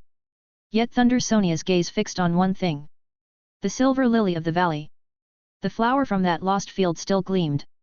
Before the burning hill, Thunder Sonia had made a vow. She had sworn it before the fallen. Perhaps that vow had been fulfilled on the Lemium Highlands. But while Thunder Sonia lived and remembered that vow, she could not ally with the demons, or with Gadigas. Moreover, the man before her had publicly declared he would betray Crusader if she allied with him. He was not someone she could trust. Know that I reject you. With her heart breaking, Thunder Sonia made that declaration. What a pity. Then you will have to die. Try it. I'll bury you again. A desperate battle began. The fight had begun with short arrows painted black. They came silently from who knows where and, changing course sharply beside Thunder Sonia's left rear, struck at her feet. Just before they could embed themselves, a violet lightning spiral wrapped around her and the arrow fizzled away with a snap. In response to those arrows, two figures attacked, a lizardman wielding a jade scimitar and a demon with a lilac dagger. They advanced covering each other's backs, and Thunder Sonia fired a bolt at them. However, the lightning was absorbed by the lizardman's jade scimitar. He took the blow and his body went slack, grievously wounded. Although Thunder Sonia's magic was not completely nullified, the strike had inflicted near-fatal damage. Then someone farther back cast a healing spell and restored him instantly. As soon as that healing was cast, arrows and spells began to rain relentlessly down on Thunder Sonia, protecting the two vanguard attackers. She couldn't gather a great spell, she was forced to litter the field with small lightning strikes and fireballs, and the fight became one of attrition. There was no noise. The battle was strangely silent. The thunder of Thunder Sonia's spells did not carry. One of the humans circling the scene had used a silence spell. There was no light. The forest, at some point, had been shrouded in darkness. Not even the light from the elven castle, which should have been nearby, reached them. A demon woman, Poplatica, stood upright with her staff.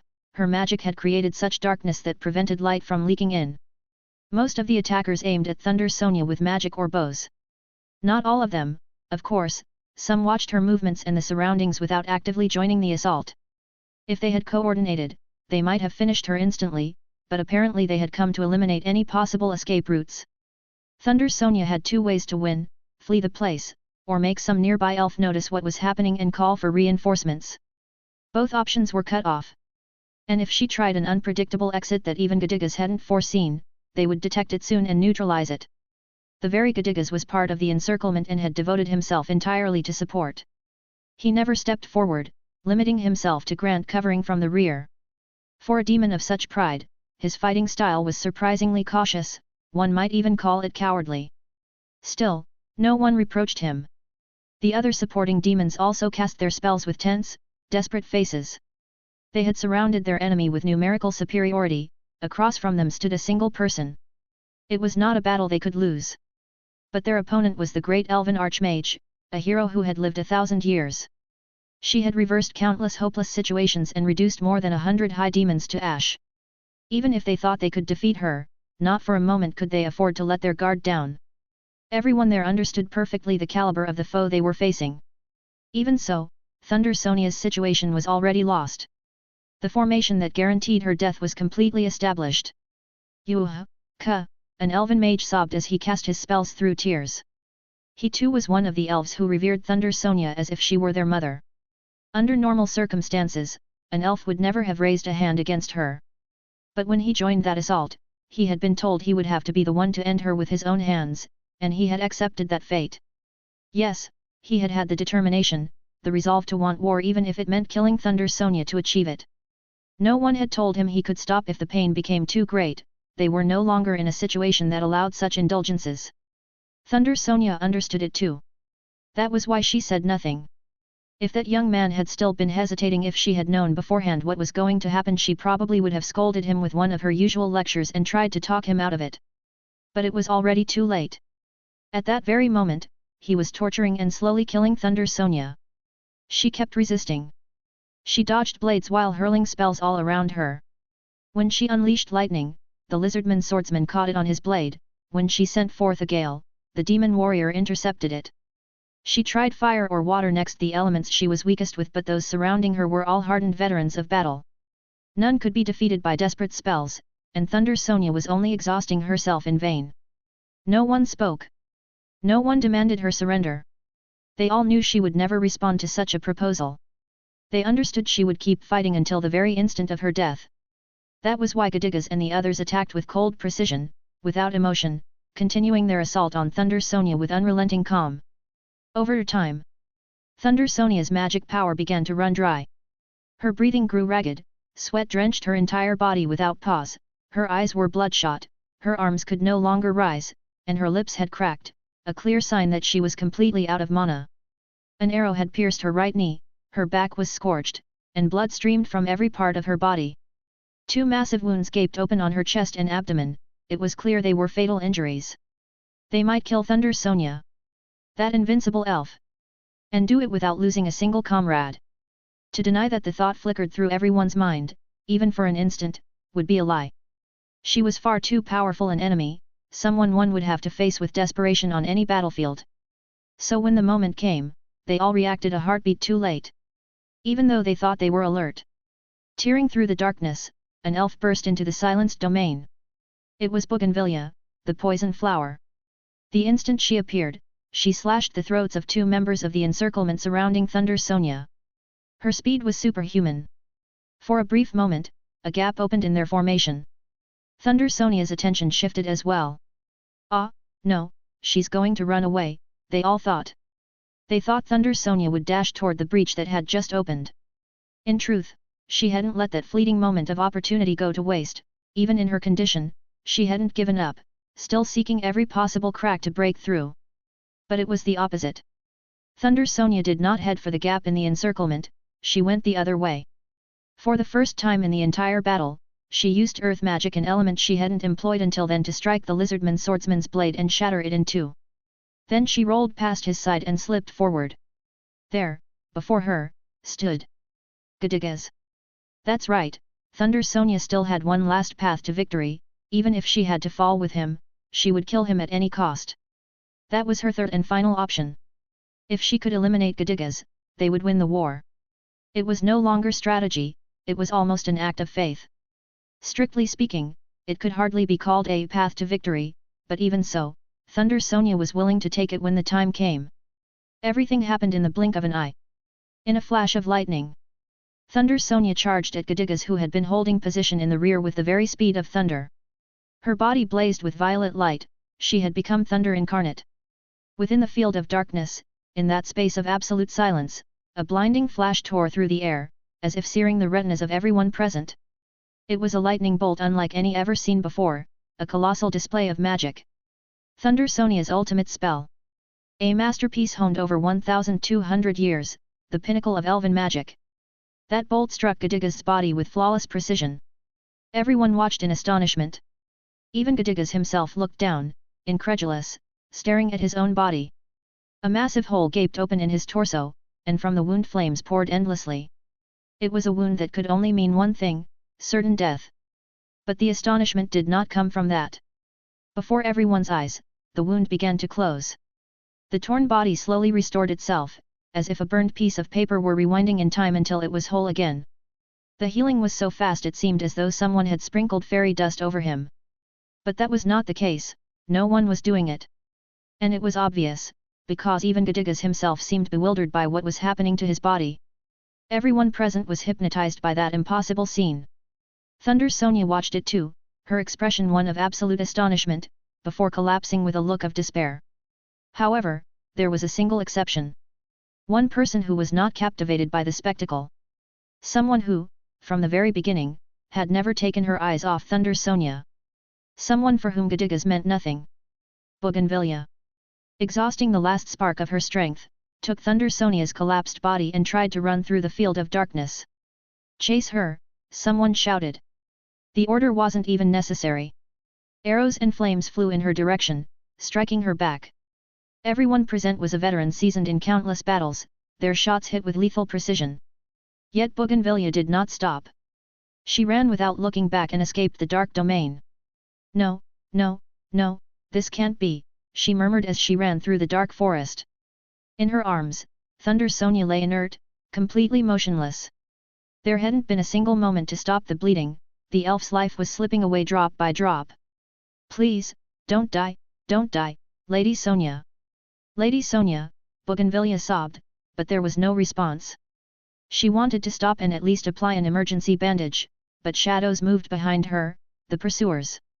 2, maybe. At first there had been more than 5, but she seemed to have shaken off 3. The remaining 2, only a handful of people in the world could keep pace with Bougainvillea running at full speed through a nighttime forest. They were all experts. Even facing one would be uncertain, facing one while carrying another person, hopeless. And against 2, there was no chance. An arrow had lodged itself in her back, and severe burns covered her entire torso. The 2 enemies pursuing her even under normal circumstances were opponents from whom escape could never be guaranteed. Yet they did not catch up immediately, they predicted her escape route with uncanny precision, cutting off any path toward elven territory. Perhaps they hadn't closed in because she was running with every last ounce of her strength, or perhaps because they were deliberately letting her go. That sensation that she was being allowed to run grew clearer with every passing second. They maintained a constant distance, neither too near nor too far. They did so because they knew Bougainvillea was already fatally wounded. There was no need to rush. All they had to do was block her path and wait for her to die. Bougainvillea had no way out. If only I had told someone beforehand. She remembered when Thunder Sonia had disappeared into the forest with Carlos. She had followed orders, leaving them alone. She'd seen others from the party slip away in pairs as well, assuming they all had the same romantic intentions Thunder Sonia had hinted at. But when she glanced back toward the hall and noticed that not a single familiar face was missing, something had felt wrong. Moreover, the forest those couples had entered was far too quiet. Unnaturally so. At that moment, Bougainvillea had acted without hesitation. There had been no time to confirm anything. Had she tried, she surely would have arrived too late. And yet, she couldn't help but regret not having shouted something back then, even just a warning that something was off in the woods. Now she was far from any inhabited place. They had driven her a great distance away. She'd left marks on the trees as she fled, but they wouldn't be found until morning. There would be no reinforcements. Bougainvillea was an assassin, incapable of casting flashy spells like Thunder Sonia's. She had no way to alert the kingdom to her mistress's desperate plight. And even if she did, would Gadiga's followers ever allow such a message to reach its destination? Please, please, just a little longer, don't die yet, Lady Thunder Sonia. Thunder Sonia no longer spoke. She barely breathed. Her life was fading away before Bougainvillea's eyes. Bougainvillea made a decision. She stopped, gently laid Thunder Sonia on the ground, and turned to face behind her. Of the 5 pursuers who had followed, she had managed to shake off 3. She couldn't sense any others nearby. In that case, she would eliminate the remaining 2 and take a different route back to the capital. That was her resolve. Even so, there was no guarantee she would make it in time to save Thunder Sonia. But even if her mistress died, Bougainvillea had to deliver what she'd witnessed, that Gadigas had truly been there, disguised by magic. Merely reporting that much would be enough for the elves to prepare their next move. She waited in silence. Moments later, a short arrow shot out from the shadows. Bougainvillea deflected it with a sharp motion. She waited a few seconds. It was a risky gamble. If her enemies chose to wait for her to weaken or die or for reinforcements to arrive, there would be no escape. And that wouldn't have been unusual. In their place, she would have chosen that same tactic herself. But Bougainvillea won her gamble. 2 figures emerged from the darkness. Traitor, she murmured coldly. One of them, the one holding a short bow, frowned at her words. He was an elf, Fijoa, known as Wind-Cutting Feather. He had once been one of her subordinates, an elite tracker in the Elven Intelligence Corps, with extraordinary skill at following trails. She had heard he'd left the country, but never could she have imagined he would join Gadigas. No, Bougainvillea corrected herself. If she herself had not been saved by Thunder Sonia, she might have ended up like him, serving the enemy. She was not in a position to judge him, she herself had not lived a blissful life after the war. Have you stopped running to scold your former subordinate, or to beg for your life? Asked the other man. He was a demon, also infamous. In the Elven Intelligence Corps, his name had been underlined in red, a warning of the highest danger. Lord Avoid, known as Shadow Step. Just as the elves had an assassin squad, demons had their equivalent, a unit specialized in capturing enemy scouts and spies to extract information. It was a torture squad. Avoid had been its commander. During Bougainvillea's training, they had shown her that portrait so many times it had burned into her vision, she had been made to memorize it until it hurt. No one had ever escaped once captured by him. When Bougainvillea was still a mere recruit, she trembled every time she heard that name, and when she became captain of the assassin squad, she swore before the gods she would kill him at the first chance. Captains, comrades, subordinates, had fallen by his hand. Of course, the same thing was mutual. Lady Thunder Sonia is dead. I will die soon as well. I want to die fighting, at least in the end. A fine resolution, said Avoid, nodding with satisfaction. Demons were a race that venerated pride. They often indulged a dying enemy's last request. Fijoa showed a look of displeasure but said nothing. Had the man been an elf, he would surely have loosed an arrow silently, as he himself had before. We will not take you prisoner. There will be no interrogations or tortures. We will let you rest in peace. Bougainvillea smiled at that absurd declaration. Avoid always gave that speech when he captured a scout. We captured you. If you don't answer, little by little everything about you will be consumed, first your hair, then your nails. If you answer before everything disappears, we'll let you rest in peace, if not, eternal night will be your fate. She had thought it was talk to intimidate rookies, but it seemed they truly meant it. Then we will confirm Thunder Sonia's corpse and cut off her head. We need proof that she is truly dead. And we will use it for propaganda. We'll preserve it and hang it, I suppose. I didn't want to hear that. Your body will be buried here, decently. In honor of the fact you threw yourself to protect your mistress with bravery. Avoid listed the next steps calmly. He did not intend to instill terror, only to describe the procedure. Bougainvillea leveled her sword at Avoid and Feijoa. Even at full strength it wasn't clear she could defeat the two of them. Still, she charged with total determination. She had prolonged her life since that day for precisely this purpose, to save Thunder Sonia in a moment like this. There was no signal to begin. Bougainvillea, Avoid, and Feijoa moved, and Bougainvillea fell. She bled from her armpits and her thigh. A strike aimed at an artery had done its work, it was mortal. Gob, gook, Feijoa coughed, a knife buried in his neck, the blade had pierced both his trachea and artery, and he collapsed to the ground, spewing bloody foam. As expected of poison flower, hey! Avoid said as he looked down at his own hands. 2 fingers from his dominant hand were missing. With a single knife, Bougainvillea had cut off Avoid's fingers and then driven the blade straight into Feijoa's throat. The act sent a chill down Avoid's spine, but it also stirred in him a strange sense of respect. It must be exhausting, having to deal with the likes of us, those who only know how to live in the midst of battle, Avoid said as he pulled a small vial from his chest. Inside it, a shimmering silver powder glowed faintly. When he sprinkled it over his fingers, they immediately began to regenerate, returning to their original form. Come on, Feijoa! It's no time to die. Do you expect me to carry Thunder Sonia's corpse alone? He muttered while rummaging through the elf's chest. In panic, Feijoa clawed at his own throat. Avoid pulled out another vial from his clothes, fairy dust. A supreme elixir capable of healing even mortal wounds within seconds. Every subordinate of Gadigas carried one. Avoid was about to sprinkle the dust on Feijoa when... he suddenly noticed a pink mist wrapping around him. Pink mist. Demons possessed a natural resistance to charm, so Avoid tried to identify whoever was toying with him.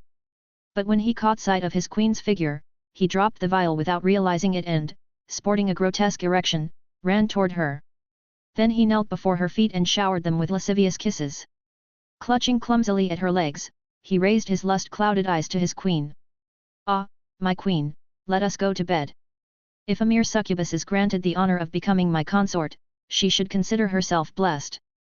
Well, it seems demons have quite an authoritarian way of flirting, hey. The source of the thick mist was revealed, a dark-eyed succubus rose amidst the haze. It was Carrot, Carrot of the hissing voice, who had once been one of their own. Don't worry. I'll be ever so gentle with you. Oh, really? Well, I don't intend to be gentle with you. The succubus lunged at him, embracing him as though to seduce him. Avoid's obscene smile widened, until a dull crack echoed. Bogyari. Carrot had snapped his neck in a single motion. When his body hit the ground, she crushed his head under her heel, the skull gave way easily, and his brains splattered across the dirt. Carrot then approached the dying Feijoa, who was still gurgling bloody foam from his throat, and stomped on his head until he died. Then she picked up the small vial and glanced around. There were 2 dying elf women nearby. You're not Thunder Sonia, hey? Dying in a place like this, though she was surprised by the presence of one of them, a rather well-known name, she did not hesitate and walked up to Bougainvillea. She uncorked the vial and was about to pour its contents over her when... Not me. Save Lady Thunder Sonia. Bougainvillea stopped her with a trembling hand. Well, sure. I'd actually prefer if she lived, but I don't know if this will even work, you know? I'm not sure she'll want to help me once I heal her. Besides, aren't you the one about to die? Bougainvillea's back was covered in burns, and she had 2 mortal arterial wounds. She had already lost so much blood that her skin had turned waxy pale. If the fairy dust wasn't used on her right there, she would die, yet if it was, there was still a chance of saving her. Unlike Thunder Sonia, who was no longer breathing, Bougainvillea still had a chance. I beg you, even if it's only for a chance. If there's any possibility she can live, even as a prisoner. She must not die while I survive. Carrot pondered for a moment, then nodded. She moved to Thunder Sonia, poured the vial's contents over her without hesitation, and at the sight of it, Bougainvillea let out her last remaining breath. If I die, crush my head and swap my clothes for hers. Elves are so proud, very different from certain sex-crazed lunatics. I beg you. Well, all right, I suppose. Bougainvillea smiled and faded into the pool of blood. Carrot looked then at Thunder Sonia. The wounds were beginning to close thanks to the fairy dust she had poured over her. It would still take a long time for a full recovery, but it seemed she would not die. She wasn't the sort to let herself pass when healing had already begun. This one's already dead. Meanwhile, Bougainvillea had slipped away in silence. Having confirmed that, Carrot did as she had been asked. She swapped the garments and tossed Thunder Sonia's jewelry beside the corpse. Then she further mangled the body so that no one could identify who it had been. She hadn't bothered to ask questions, she understood the intention without words. Finally, she hoisted Thunder Sonia onto her shoulder and hurried away from the place. When Thunder Sonia regained consciousness, she found herself in the middle of an unfamiliar forest. No, on closer look, the surrounding trees seemed familiar. There was no doubt it was a forest within the elf country. Judging by the type of vegetation, she deduced she must be near the border with the fairy country. Thunder Sonia was inside an abandoned house. Half the roof was gone, and only 2 walls remained standing. Even those barely blocked the rays of the setting sun, and it was doubtful they could withstand rain. Calling that place an abandoned house was almost a compliment. Something that looked like a piece of burlap had been spread across the floor of the hut, and Thunder Sonia was lying on top of it. "Am I alive?" she murmured. When she looked at her own body, she realized her condition was so miserable that the ruin around her felt cozy in comparison. Her skin was covered with burns and arrow wounds, the bones in both legs were broken, and she couldn't feel her left arm. Only her face and right hand could move. At first glance, they were fatal injuries, and yet, she felt as though they were beginning to heal, as if someone had sprinkled fairy dust on her. Damn it, what the hell is going on? She tried to move, but her body wouldn't respond. With no strength left, she sank back down. The last thing she remembered was the moment Gadigas had shown that strange regeneration. At that instant, Thunder Sonia had chosen to attack instead of retreating. She was ready to die, but she thought it would be worth it if she could take Gadigas down with her. And so, she unleashed the best magic she had, pouring everything she had into it. She was sure she had annihilated him, but the result was this: Gadigas had returned to normal. She couldn't understand what had happened. It didn't seem to be a simple healing process. In fact, even Gadigas himself had appeared surprised, and not just him, those around him also showed confusion. Perhaps it had something to do with that resurrection thing. In any case, she had used the last of her strength to cast that magic, so she remembered nothing afterward. She had no idea how she had managed to escape. Maybe Bougainvillea had helped her, but considering how many skilled warriors had been there, escaping while carrying an unconscious body would have been difficult, even for someone with the nickname Poison Flower. "Wheel, so you finally woke up, hey?" Hearing that voice and seeing the woman who entered her field of vision, the succubus Carrot, Thunder Sonia understood everything. "I see. She had been captured." "Bougainvillea, did she die?" she asked, though deep down she already knew the answer. Yes, she met an admirable end. In her last moments, she pleaded, "Please, at least save Lady Thunder Sonia." Just what you'd expect from an elf. What a proud race, hey! "Damn you, don't you dare insult her." "Insult her? But I didn't." Hearing that response, Thunder Sonia realized that indeed, there hadn't been any insult. Even so, the syrupy tone succubi used always sounded mocking to her. That was, without a doubt, one of the reasons elves hated them so much. "Humph! So you granted Bougainvillea's wish and took me prisoner, hey? You're not wrong, you know." "I see. Bougainvillea, then. Another person had died protecting her." She had believed that, in this era of peace, such things would never happen again, but it had happened once more. Gadigas had resurrected, and the war seemed destined to continue. How exhausting! How long is this going to last? Maybe until you die. And on top of that, I went and survived again." Even though her body wouldn't move, her voice carried strength, and she herself noticed it with a weary sigh.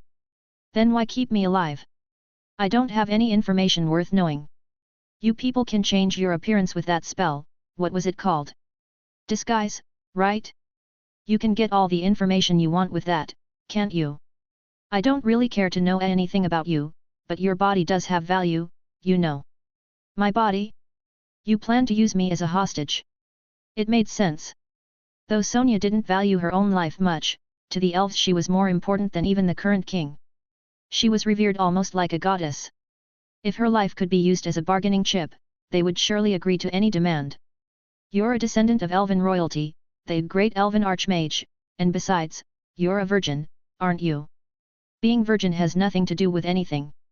I don't really get it very well, but apparently it does. What are you talking about? Ah! Don't tell me, you plan to use me as a test subject for some kind of magic experiment? Thunder Sonia didn't know the details, but she had heard rumors of an ogre magic that used the blood of a living maiden to cast deadly curses. She had always laughed at that, thinking that if such a thing truly existed, she would have been cursed long ago. However, in a world where even the dead could return to life, she could no longer dismiss the idea so easily. Humph, though thinking about it, staying alive actually works in my favor. Though she pretended to be displeased, Thunder Sonia smiled inwardly. If they weren't going to kill her, that meant she still had a chance. Being among enemy ranks, she might once again get the opportunity to kill Gadigas. Of course, she would first have to uncover the secret behind that body of his. But as long as she remained alive, there was always something she could do. After all, that was how she had overcome many things throughout her life. Well, actually, the whole virgin thing isn't really essential. Any woman of some standing would have worked, but you, Thunder Sonia, are perfect. The best candidate, I'd say. Carrot's gaze trailed over Thunder Sonia from head to toe, as if savoring her with her eyes. And what's that supposed to mean? Is that a compliment? No, it isn't. You talk in such a confusing way. Oh, sorry, but I need to ask you for a favor. I refuse. I won't cooperate with Gadigas. At those words, Carrot brought a hand to her cheek and put on a look of feigned concern, as if to say, oh dear, oh dear. Where should I even start explaining this? It's kind of complicated, you know? And, to be honest, I don't really feel like talking about it. Carrot let out a deep sigh, yet there wasn't the slightest trace of energy in her voice. Thunder Sonia, who knew her well and remembered that Succubus clearly, had always seen her as confident and composed, with a constant air of superiority, even if she wasn't actually looking down on anyone, she gave that impression. But the woman before her now showed none of that. Looking more closely, she noticed the skin around Carrot's eyes was irritated, with dark circles beneath them. That succubus who usually spoke in a lazy, teasing tone didn't seem indolent now, just utterly exhausted. Her sighs came often. Thunder Sonia had seen that expression before. She had seen it in the days when she became the great elven archmage, when she used the secret of longevity. Back then, elves had been cornered, on the verge of extinction. She had forced herself to fight, giving her all to the war, but many others couldn't do the same. Friends, family, lovers, all had lost everything, and with that, the will to keep fighting. Carrot's eyes, at that moment, were just like theirs. You, were crying. And as was to be expected from someone like Thunder Sonia, seeing a person with that expression made her unable to help but worry. That's right. Lately, every time I try to sleep, the tears just start falling on their own. Are demons bullying you or something? Those guys can be pretty nasty. No more than elves, darling. At those words, Thunder Sonia fell silent. She swallowed the urge to reply, and to think I was worrying about you. She couldn't refute what the succubus said. Elves could indeed be cruel when it came to something or someone they despised. The hostility of elven women toward succubi was beyond words. They could be merciless toward anyone they looked down on, and succubi sat right at the top of that list. Many elves genuinely believed the world would be a better place if succubi ceased to exist. They abided by treaties only out of obligation, but if their treatment of succubi led to their extinction, they wouldn't feel a shred of guilt. Some would even celebrate it. Thunder Sonia herself had been horrified when she heard the stories of the abuse Carrot had endured, while traveling as an ambassador through various countries. Seeing her now, she could understand how someone like her might have been drawn into something as foolish as Gadiga's resurrection. Although, truth be told, it no longer seemed such a foolish matter. Until recently, Thunder Sonia hadn't thought well of succubi either. She had even believed that her own singlehood was, in part, their fault. If succubi hadn't reduced the male elven population so much, perhaps there would still have been men available. It was an unfair thought, of course. After all, even if every elven man had survived, it was doubtful any of them would have dared marry her. Nor had she managed to wed anyone of another race. That was the Thunder Sonia of today. And when at last someone showed interest in her, it had turned out to be a honey trap. Deep down, she had simply needed someone to blame. You see, I'm no longer with Gadigas. Let's just say, we split up. Or rather, my purpose changed a bit. What do you mean by that? She was no longer with Gadigas. That carrot, the so-called hissing voice. The same succubus who had withered the beastman's sacred tree and rampaged through the Blackhead territory as one of the vanguard commanders. She had achieved her objective, Gadigas' resurrection. Why had she split up with him now? Up until now I fought for the succubi, for the sake of all of us, but I found something that made it all pointless, you know? So, well, I'd like to ask for your help. Look, I don't get any of this. Explain it properly. Why me? Elves, they can't stand succubi, right? Well, yes, I hate to admit it. I've said many times that it's wrong, but I see where you're going. In short, the direction Gadigas had taken couldn't have been good for the succubi. That carrot who had fought so hard for her race's survival breaking away from him made that clear. Gadigas was a born strategist, a man who would betray even his allies' wishes if it furthered his goals. That was probably what had happened. Surely, Gadigas and the succubi had ended up enemies. The succubus queen had made that decision. Despite the difficulty, she'd chosen peace over war. That was why Carrot was there, to forge ties with elves, who had once been mortal enemies. And as part of that plan, it was ideal to save the dying Thunder Sonia. If Thunder Sonia said, when Gadigas nearly killed me, succubi saved me. They saved me. It's clear they're now Gadigas' enemies. Let's bury the past and unite against that powerful enemy called Gadigas. Even if the elves inwardly rejected it, the proposal could take hold. Elves disliked succubi, but they respected their strength. All right, that works for me. I'll be the one to lead the succubi, right? Yes, you'll take command to guide them. She had expected the request to be, I want you to help them. And I want you to lead them to their extinction. But the answer she received was different. 3 days passed since then. Thunder Sonia had recovered to the point where, with a cane, she could barely walk on her own. Carrot nursed her carefully, fed her, tended to her most intimate needs. Thunder Sonia had been useless on some battlefields before, so she didn't mind receiving help, but it was the first time a succubus had treated her with such devotion, and it left her somewhat puzzled. Carrot didn't talk much. At night she seemed to wake up with a start, plagued by nightmares. If that was what lay behind her talk of destroying the succubi race, at least it made sense. But she said no more. That was why Thunder Sonia couldn't piece together the full picture. Why was she with Carrot in the first place? Why did Carrot want to exterminate the succubi? Even after Thunder Sonia could walk again with difficulty leaning on a cane, Carrot hoisted her onto her back and headed somewhere faster than Sonia could have walked herself. She didn't say where they were going. Thunder Sonia would have liked to contact the Elven capital, but the woman caring for her didn't seem willing to allow it. And even, it is okay for me to return? And even if she allowed it, would returning to the Elven lands really be wise right now? She couldn't come up with anything better, since Gadigas was acting opaquely.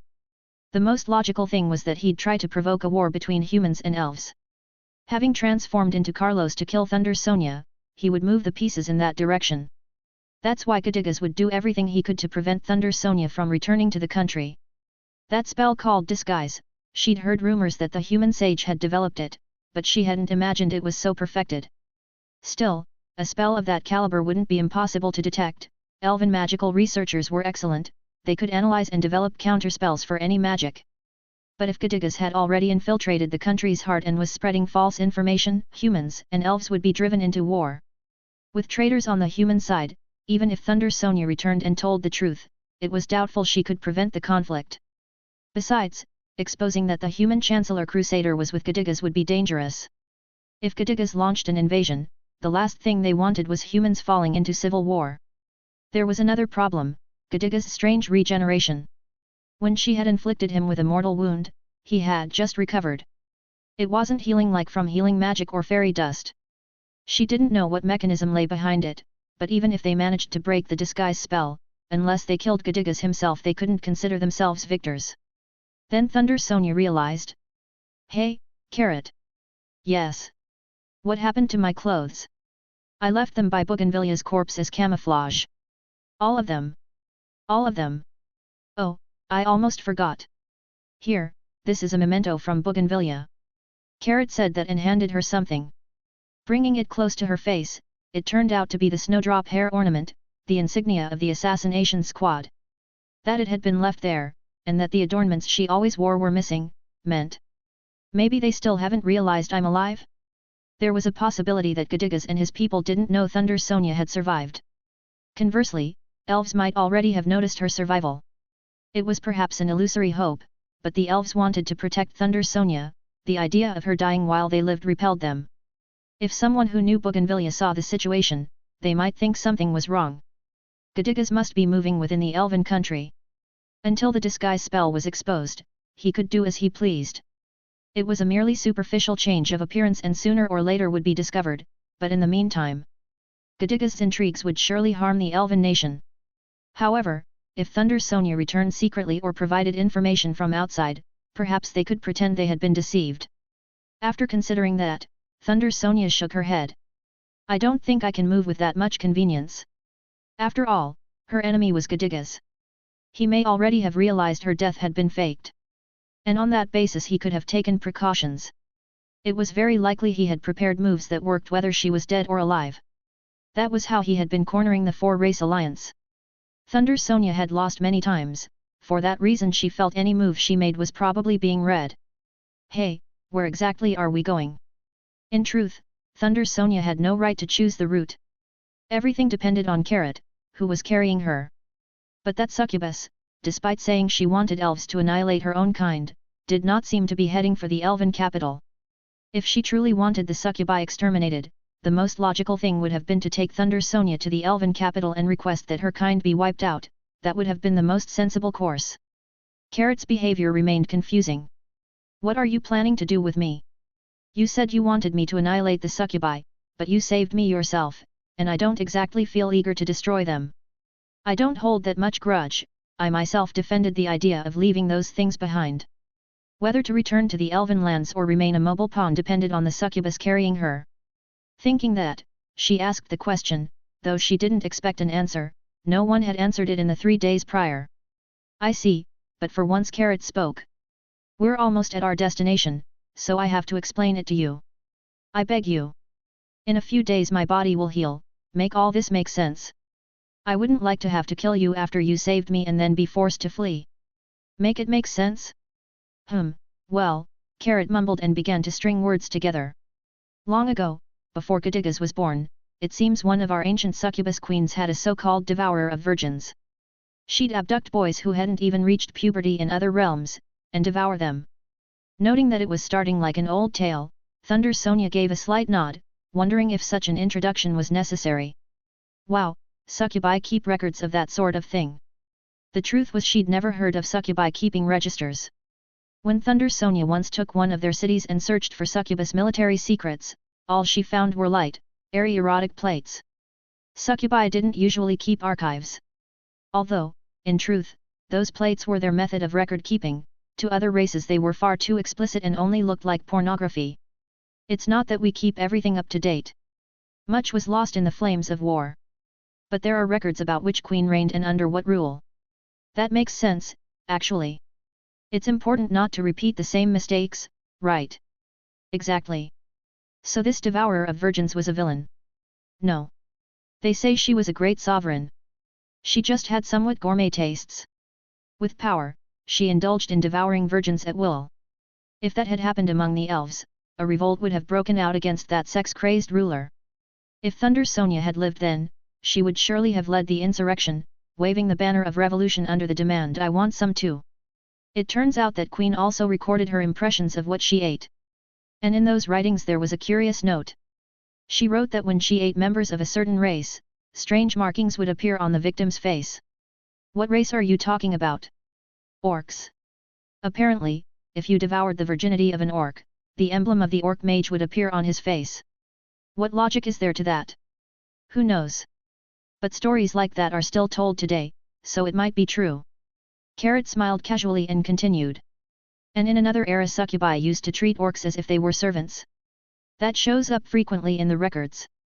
A race made almost entirely of men like orcs wouldn't have any way to resist succubi, right? Wouldn't you expect that to have happened earlier? Really?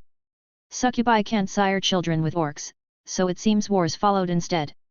Eating someone doesn't produce offspring. Besides, orcs don't like being ordered around. I don't know. I remember reading something in old books about an alliance between orcs and succubi and some races fighting against it. Anyway, that library no longer exists. Maybe that happened when Thunder Sonia was only about 50 years old. Most of those records were lost in the fires of war. In peacetime some texts were reconstructed from oral tradition, but they often ended up quite far from what really happened. If you don't know it, then that was over 1,000 years ago. Anyway, a lot happened, but nowadays succubi are forbidden from taking an orc's virginity. Succubi look down on orcs, and besides, they're allies, no one pays that much attention to it. For us it was obvious. But the orcs wouldn't care about that, right? Wouldn't they turn on them anyway? Don't you know? Orcs are very upset when that emblem appears.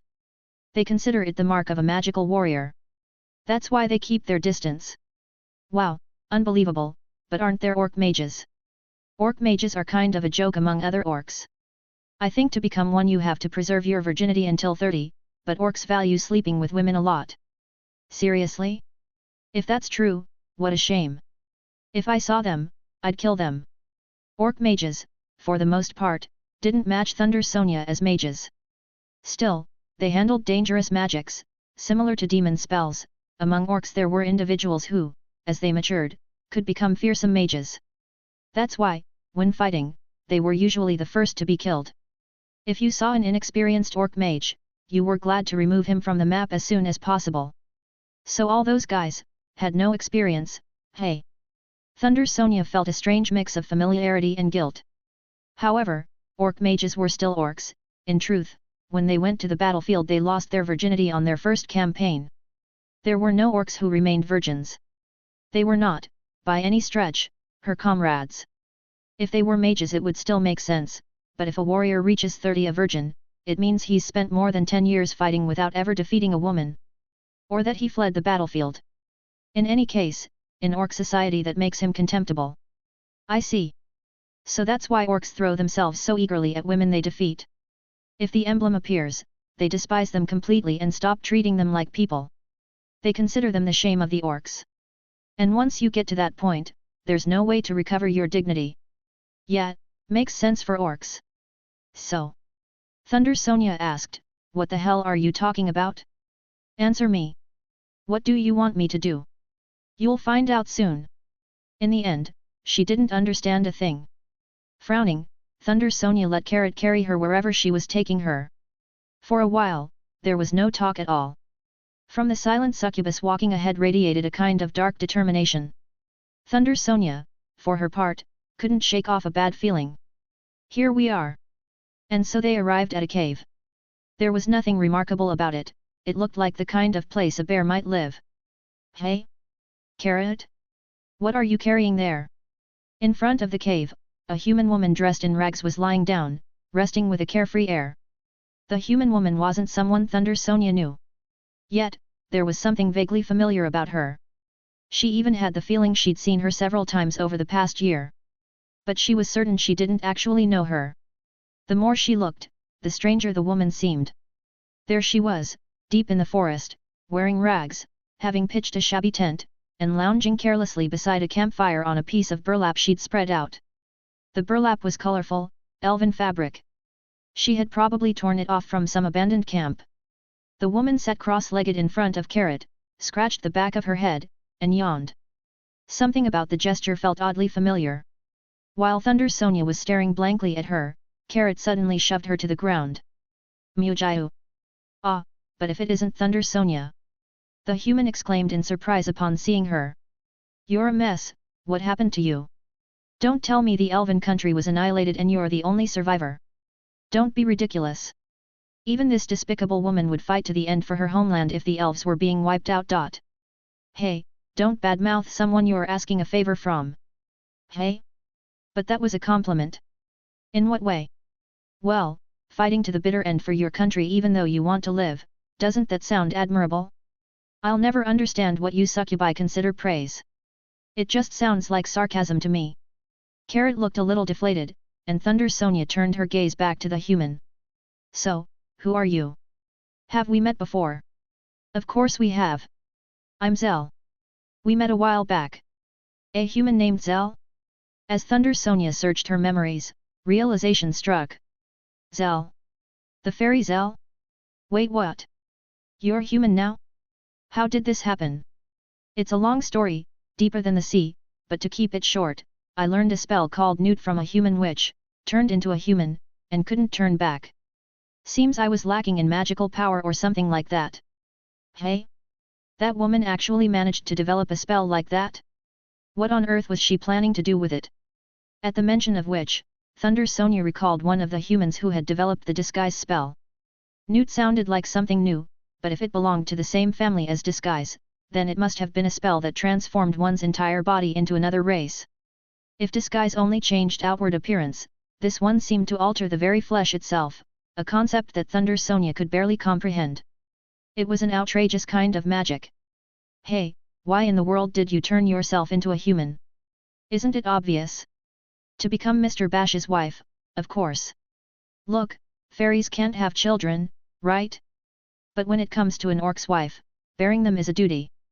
So if I was going to be the wife of the man I love, there was no reason to hesitate. Thunder Sonia felt dizzy. Talking to a fairy had always been synonymous with madness, a universal truth across all kingdoms. The human before her seemed surprisingly sensible, even logical in her speech, yet her way of thinking was still unmistakably that of a fairy. The words made sense, but the meaning didn't. At the same time, Sonia couldn't help but feel somewhat defeated. In an era where even fairies were getting married, what exactly was she doing with her life?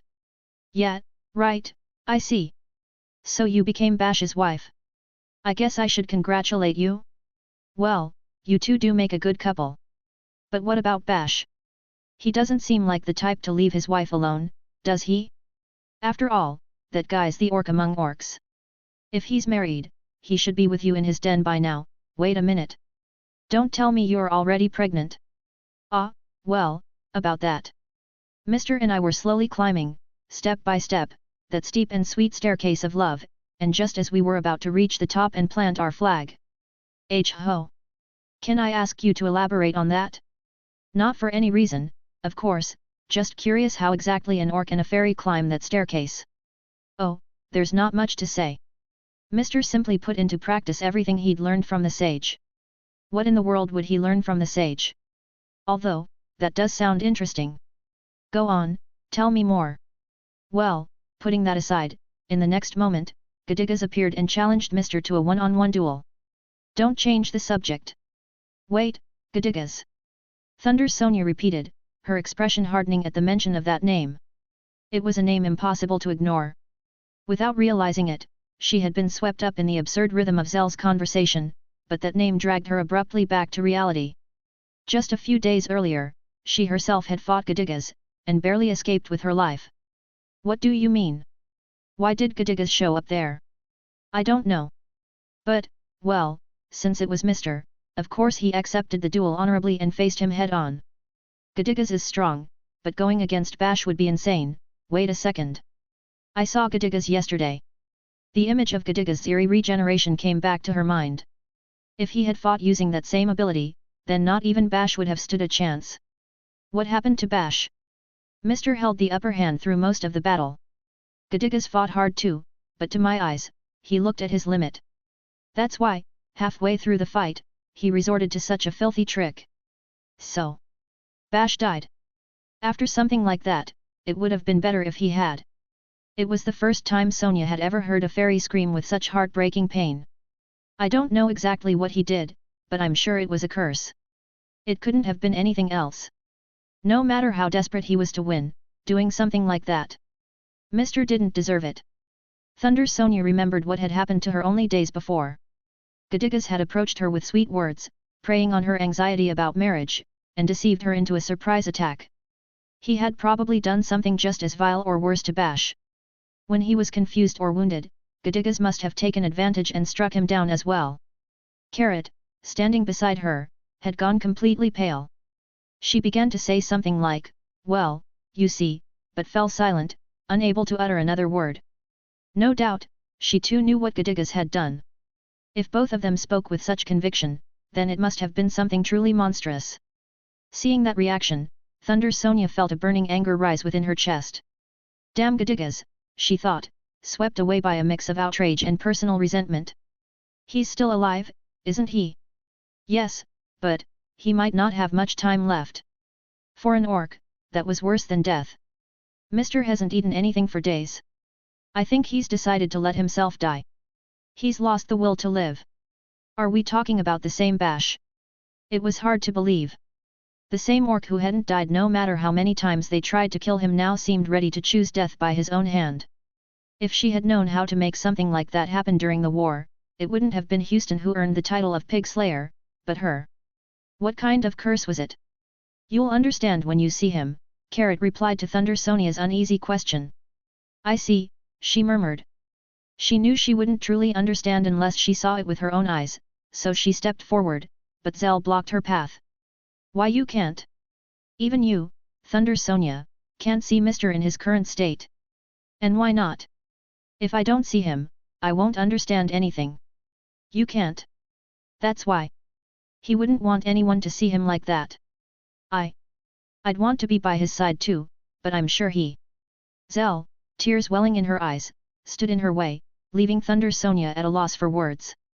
As she hesitated on how to respond, the succubus slipped past her, flashing a sultry smile at Zell. Sorry, but I'm going in. What are you saying? You wanna fight? I may have gotten weaker since becoming human, but I'll fight you with my life if I have to. Oh my, did I say something wrong? I think it's that smile of yours. Carrot brought her hands to her face with a disappointed look. Perhaps she had thought she was smiling kindly. She tried to adjust her expression, but ended up settling on a neutral look as she continued speaking. You see, I brought this woman here to try and do something about Sir Bash's curse. If you let us through, maybe we can fix it. At those words, Zell instantly stepped aside, exclaiming, I see.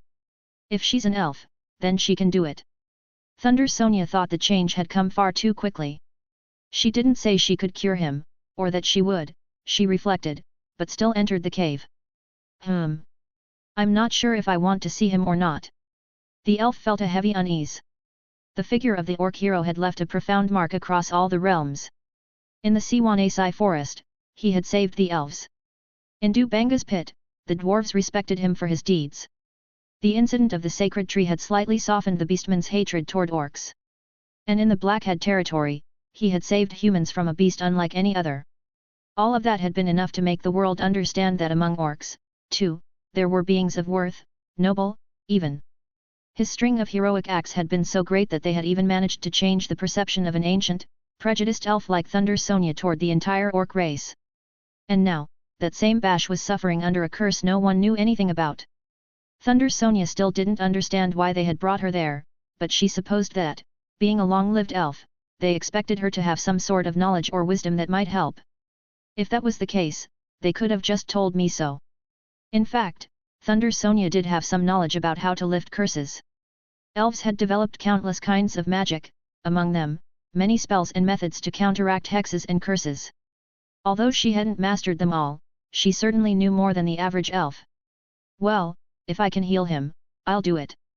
The incident in the Siwanasai forest had left Thunder Sonia with too great a debt of gratitude to ignore. She had barely taken a few steps inside the cave when a strong beastly odor filled the air. Bash probably hadn't bathed in days. Yet the smell was familiar, that was how orcs smelled. And still, she remembered that when she first met Bash, that smell hadn't been there. She realized now that he had always kept himself clean and presentable. Hey, Bash. It's me. I'm coming in, okay, she called. There was no answer.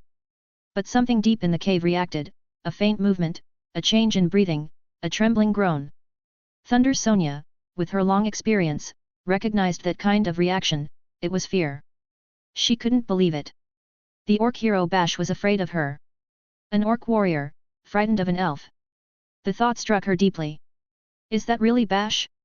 Bash was a warrior who had faced dragons and unknown monsters without hesitation. During the war, when he had fought her in the Siwanasai forest, he hadn't shown the slightest hint of fear.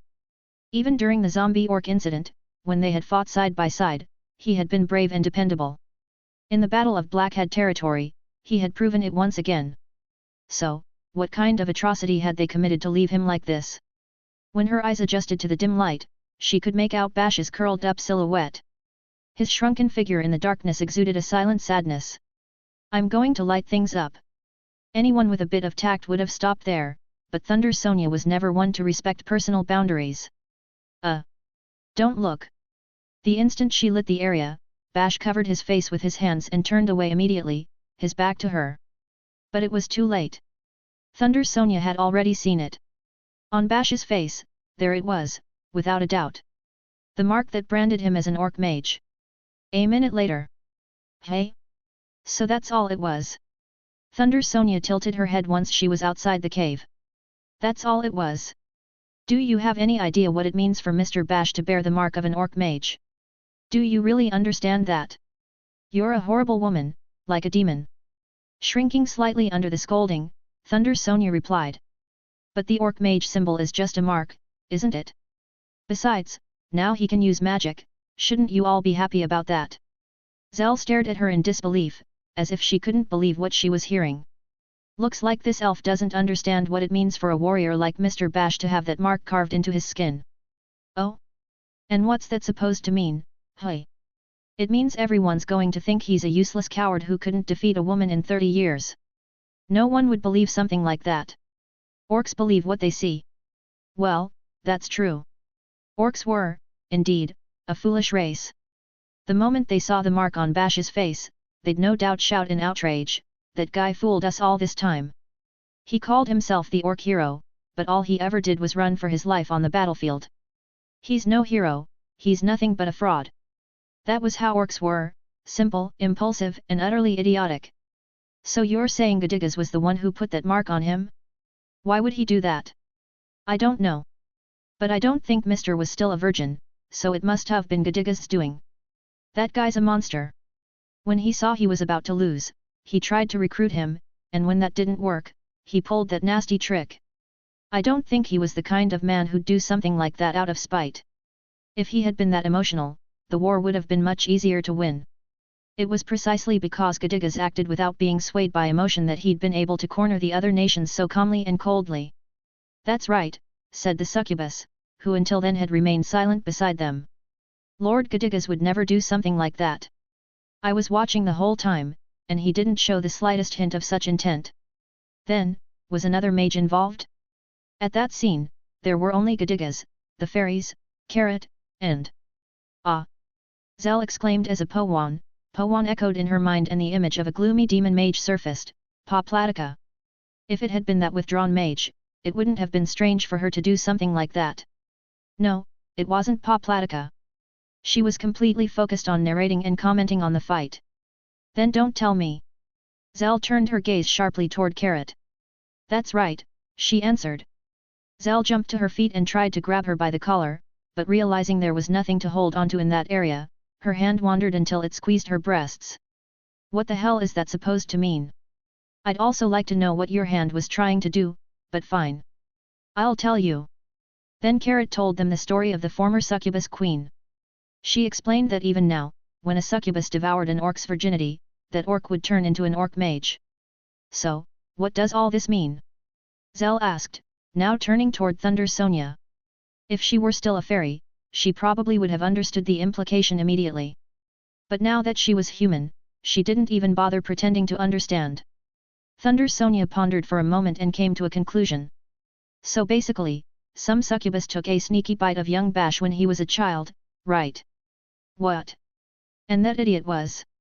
Zell exploded, glaring at Carrot. But Carrot shook her head. "No, it wasn't me.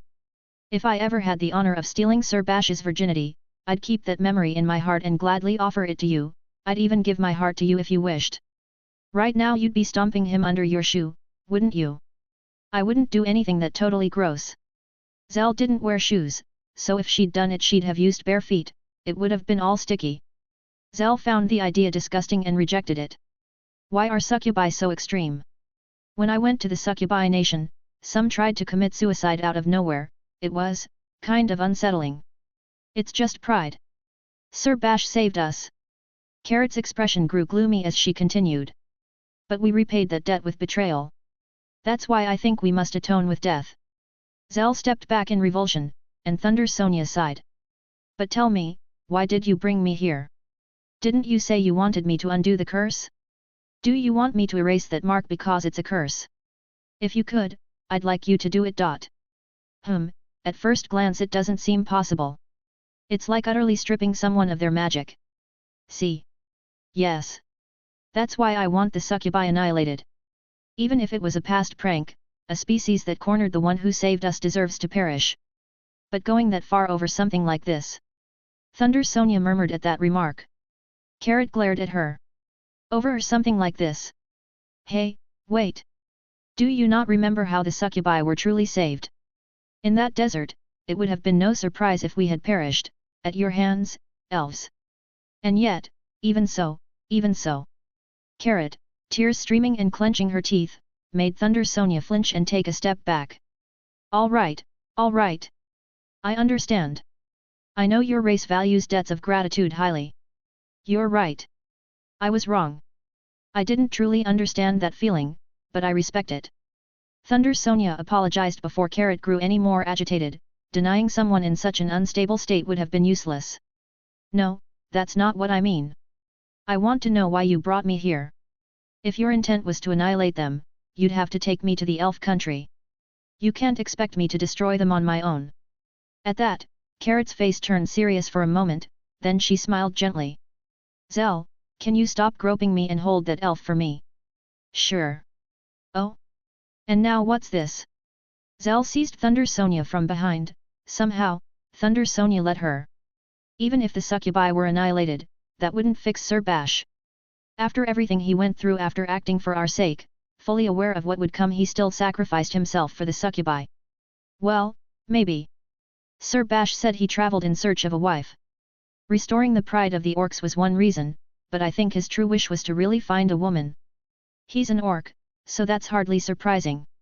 If it weren't for the Orc King's order, I'm sure he'd have left a trail of pregnant women wherever he went by now.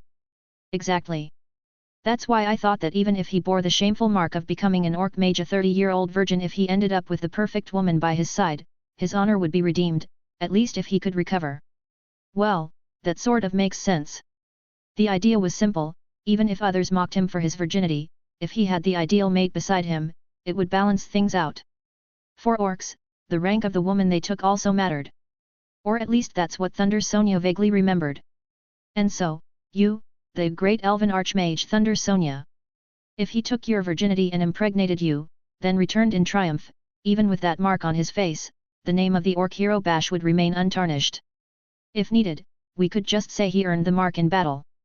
So, we'll have Sir Bash himself assault you while you're restrained. That's a great idea. Wait. Thunder Sonia struggled, but Zell didn't budge. Ever since becoming human, her physical strength had increased significantly compared to when she was a fairy.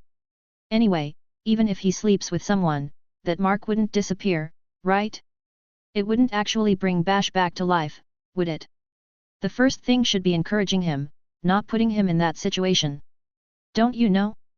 Orcs regain their vigor when they sleep with a woman. Their skin even gets glossier, and they become a little smarter, you know. Is that true? What do you mean men recover just by sleeping with a woman? I've heard that even among elves. But for some reason, none ever came to me. And anyway, if that's the case, you could do it too. Zell, you're already Bash's wife, aren't you? Sleeping with you would work just as well. Why does it have to be me? Would that really be all right? I could end up becoming Bash's wife. I'd steal him from you. I'm fine as long as Mr. recovers.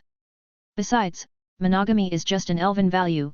If Mr. Bash slept with me after you, I'd be fine with that. Humans practice monogamy too.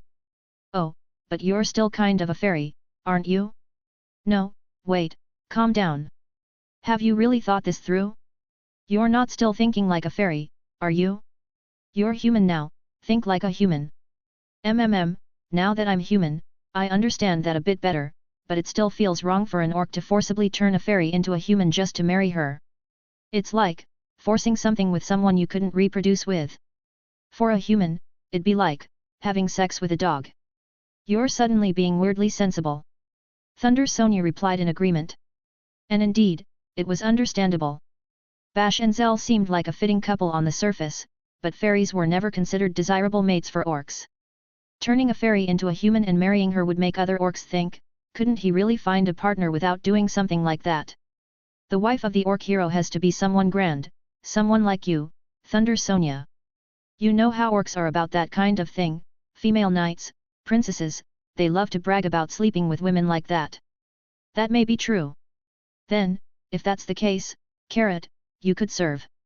If he brought the succubus general Carrot of the hissing voice, the other orcs would respect him. Carrot fixed a cold stare on Thunder Sonia. Me with Sir Bash? Don't be ridiculous. How could I do something like that when all of this is the succubi's fault?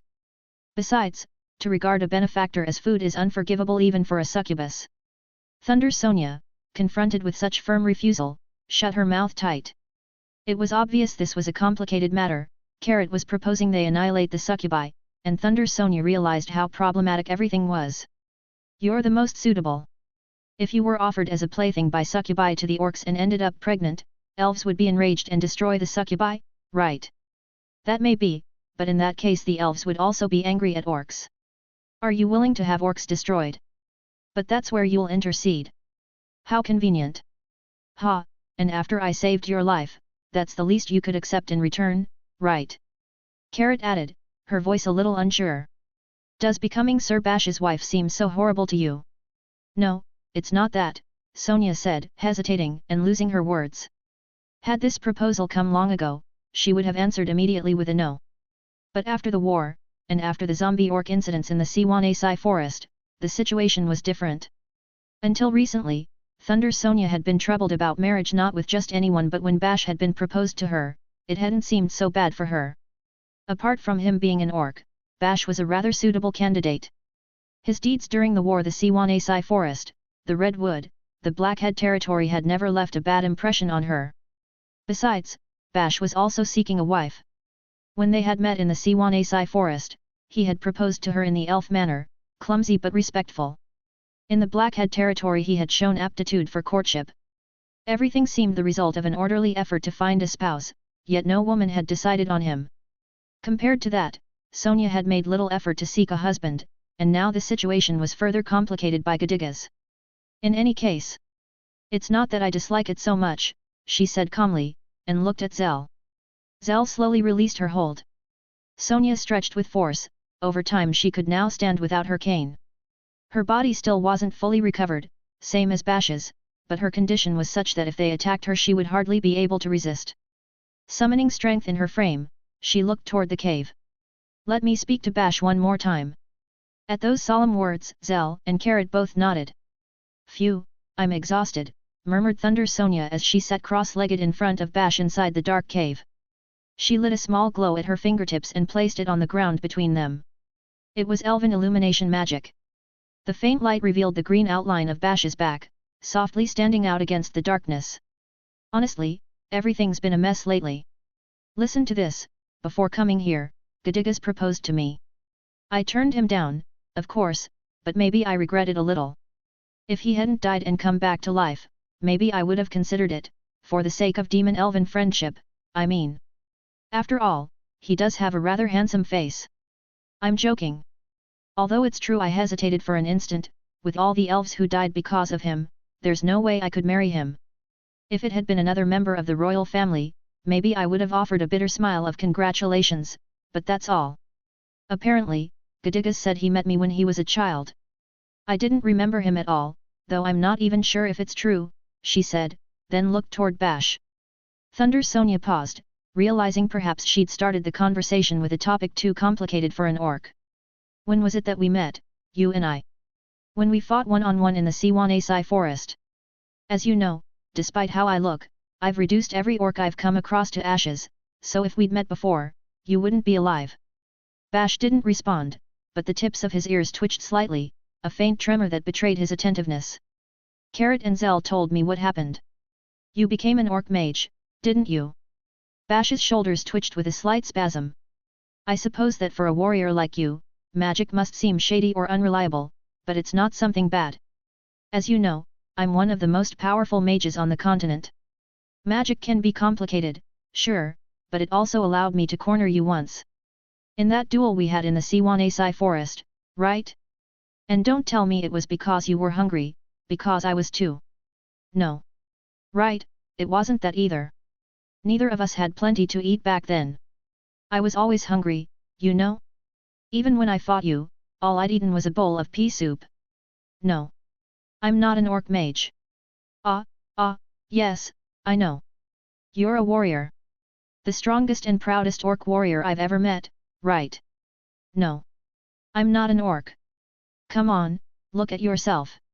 No matter how you put it, you're an orc. Hey, it's rude to just deny things without giving a reason. At that, Bash glanced over his shoulder. His eyes were devoid of strength, but the mark engraved on his face gave him an intimidating air. It was the mark that proved his condition as an orc mage. However, not all orcs referred to those who bore that mark as orc mages. I'm a magic warrior. An orc who becomes a magic warrior, is no longer an orc, Bash said, his voice heavy and deliberate with each word. It was clear that those words carried special weight among his race. No, that refers to an orc who was never able to sleep with a woman on the battlefield, right? I just heard that from Carrot. She told me that when you were young, you had sex with a succubus, didn't you? And that's how you got that mark. Well, if that's the case, there's not much that could have been done. No. I didn't do it with a succubus. Ah. I see. From your point of view, you didn't sleep with her, you were used. Sex among orcs is more aggressive, I know that. I understand that you wouldn't want to admit it, truly. You were forced, weren't you? The succubus pushed you down and made you do it. How pitiful. No. Well, listen, right now, Carrot's outside the cave. She feels guilty about all that. She wasn't the one who forced you, but she keeps saying, how could a succubus do something like that to Sir Bash, our benefactor? Though she seems a little confused about the timeline. Then, in an even more uncertain tone, she added, and, well, now she's saying that if I let you do it with me, you might regain your spirit.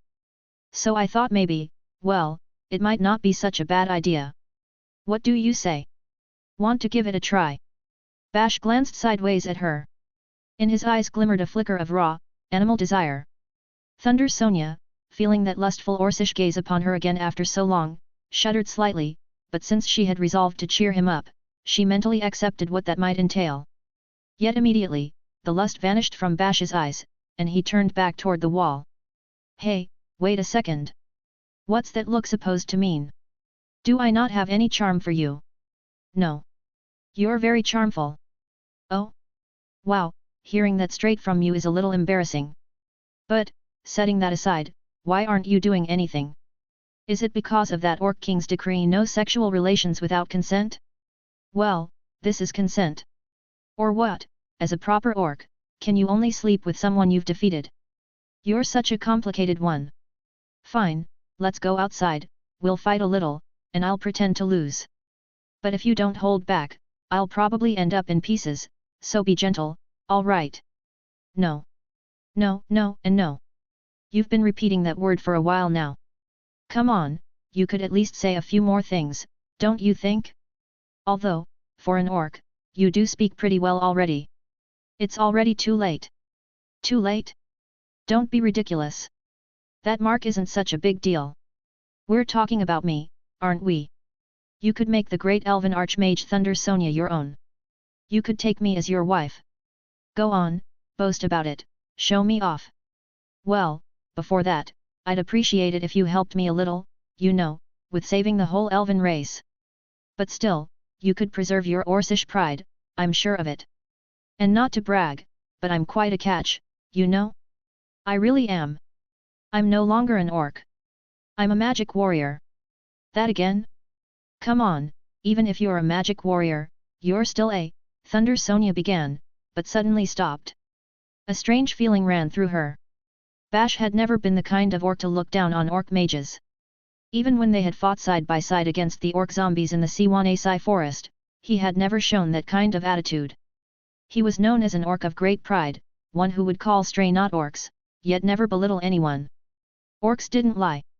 What had Bash said a moment ago? I didn't do anything with a succubus. He had said it clearly. And now he claimed to be a magic warrior. But what exactly was a magic warrior? A chill ran down Thunder Sonia's spine. She wasn't an expert on orcs, but she understood the concept of pride well. Every race had its own sacred values, and living faithfully to them was what it meant to be proud. For orcs, that pride revolved around battle and women. An orc who had triumphed in countless battles and taken many women should not be shaken by a mere mark. In other words, how many women have you raped so far? Thunder Sonia asked. It was a question no one had ever dared to ask him before. Not even another orc had ever had the courage to say such a thing to his face. Orcs could not lie. 0.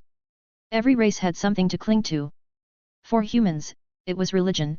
They believed in their gods and idols, and took pride in living purely according to their teachings. But if a human were to discover that the god they worshipped was not a deity, but merely a monster, they might lose that pride. If they came to realize that the doctrines they followed were a farce, they would lose their faith, the very thing that supported them. Elves, on the other hand, found their foundation in the spirits of water, wind, and trees. Some even believed that Thunder Sonia herself was that pillar for their race, though she always found that notion uncomfortable. For orcs, what they relied on were battle, and women. Their happiness was measured by how many wars they had won and how many women they had raped. The title of Orc Hero was given to the one who had triumphed in every battle and earned the respect of his entire kind, the strongest of all orcs. But if such a being, the mightiest of them all, had never raped even a single woman. If that were true, the very foundation of what it meant to be an orc would crumble. I'm a virgin. There was a dull sound, like pride shattering. Thunder Sonia could feel a sort of aura, a dominating pressure that had been emanating from Bash disappear completely. A pang of regret struck her. She had made him say something that should never have been spoken aloud. She should not have forced him to admit it so honestly. And yet, who the hell would even believe that? For even as she felt remorse, another emotion began to stir within Thunder Sonia's chest. So this guy had never raped anyone on the battlefield? The first time she saw him, she had thought he was a monstrous orc, even among his kind. Exceptional warriors were sometimes born among orcs, and she had assumed he was one of them. She was convinced that if they ever fought, he would be able to kill her. But in the final battle of the war, that hadn't happened. Bash had been unbelievably strong, unbelievably brave. When they fought one-on-one, both convinced they would win, both ending up gravely wounded, Thunder Sonia had lost consciousness. Officially, the fight was considered a draw, but in truth, it had been her defeat. He had the time and the chance to deliver the finishing blow. In that battle fought to the very limit, Sonia had lost. If Bash had wanted to, he could have captured and raped her without a second thought. Doing so would have meant dying at the hands of the elves who would come to rescue her, but it would have fulfilled what orcs considered their natural duty. Any other orc would have done it without hesitation. After the war ended, Sonia was rescued in the Siwanasai forest. After that, Bash even proposed marriage to her. She remembered receiving reports of an orc who spent his time flirting with young elves. And in the Blackhead territory she had seen him with her own eyes, courting with surprising elegance. It had been the first time she'd seen an orc invite a woman to his room with such ease, and she had thought that, after all, an orc could pull it off if he set his mind to it. But now she understood that to reach that point, Bash must have put in unimaginable effort. When she compared the proposal in the Siwanasai forest to his flirting in the Blackhead territory, Thunder Sonia saw that Bash had improved in how he addressed women. Orcs had the habit of treating women as something to be taken by force. They weren't adept at learning new things or mastering complex skills. Thinking about how much effort it must have cost Bash to get to that point moved Thunder Sonia. You went that far? She had heard that his journey aimed to recover Orcish pride. Indeed, the rumors about Bash's reputation matched that image. But it was also clear that Bash had been desperate. His hurry was unlike Thunder Sonia's. He had been striving toward his goal for a long time. I see. Orc's value code was foreign to Thunder Sonia. What Bash had been doing wasn't capturing and raping, but winning women by means other races would deem legitimate. An orc who acted that way might seem less orc to his own people. Yet from the elven perspective, the man before her was by no means contemptible. By Thunder Sonia's perspective, he was more than acceptable. Sonia saw herself as guardian and avenger of the elves. She felt obliged to protect her people and to right the injustices elves had suffered in the past. That defined her and was also a source of pride. War is killing, killing has no inherent glory, but it is reciprocal. Rape, however, is the satiation of desire, it is an unnecessary act. The old Thunder Sonia had believed there was no reason to spare an orc who had raped elves. That is why the fact that he had raped no one dramatically raised Sonia's esteem for him. You must have had plenty of opportunities. Even when you defeated me. I didn't know. The others took the women away and I didn't know what they did with them. I see. I'd never heard women say that you'd raped them, so you're a virgin, hee hee. The moment Thunder Sonia laughed, Bash curled up even more. Hey, don't get me wrong. I'm not laughing because you're a virgin. I'm a virgin too. We're in the same boat. Thunder Sonia said this in a consoling tone and then, as if making a decision, sat cross-legged. All right, she said, opened her mouth and hesitated. All right, she cheered herself and continued. I will take your virginity. As she spoke the words, Thunder Sonia's face flushed a deep red. Even so, driven by her resolve, she pressed on firmly. You defeated me in the Siwanasai forest and made me yours. Let's leave it at that. Maybe at first no one will believe it, but if you repeat it for 10 years, it'll eventually become true. It's too late. I'll erase that mark. I'll figure something out, I swear. If you make me yours and the mark disappears, then you'll be able to keep your pride as the orc hero, right? Bash lifted his face. Can you erase it? I don't know. Bash's expression darkened, but Thunder Sonia wasn't speaking without thought. Still, if you think about it carefully, if the mark appears and you gain magic power upon reaching 30 as a virgin, there must be some kind of restriction or magical contract involved. And in that case, this falls under the field of the Great Elf Archmage, meaning, my specialty. Don't you think? Finally, you're looking at me. Thunder Sonia's face was very close to Bash's. As always, it was beautiful and defiant, typical of an elf. She cupped his face in both hands, and before Bash could realize it, her lips were pressed against his. While he was still bewildered, Sonia pouted. Show a happier face. The Great Elf Archmage Thunder Sonia just kissed you, and what's more, she says she's going to become the wife of an orc. You should feel honored. Ah, but just so you know, no dragging me around naked, understood? Absolutely not. Sonia straightened up and raised a finger. Anyway, that's only if I manage to erase your mark. But hey, if I do, you'll help me save elves too, all right. Then she turned halfway and walked away from Bash. I'll go ahead and explain the situation to the others outside. When you've calmed down, you come out too. Don't tell me you can't stand unless I take your hand, okay? You are my husband, after all. Thunder Sonia said, her face completely red. With her cheeks blazing and breathing hard, she stood up and hurried out of the cave. Bash watched her go, still for a while before finally resting one knee on the ground and slowly rising to his feet. And that's that. I'm going to erase Bash's mark. Carrot replied suspiciously, sniffing Thunder Sonia up and down. What is it? I don't smell bad, do I? Well, no, you don't smell at all. If everything had gone as planned, you should be drenched in an orc's scent, but it seems nothing happened at all. After finishing her inspection, Carrot grabbed Sonia's right hand and pressed it against her side. Then she signaled to Zell, who immediately seized Sonia's left hand. Together, they lifted her off the ground. Hey, what are you doing? What do you think you're doing? We knew from the start that, at the crucial moment, you'd chicken out.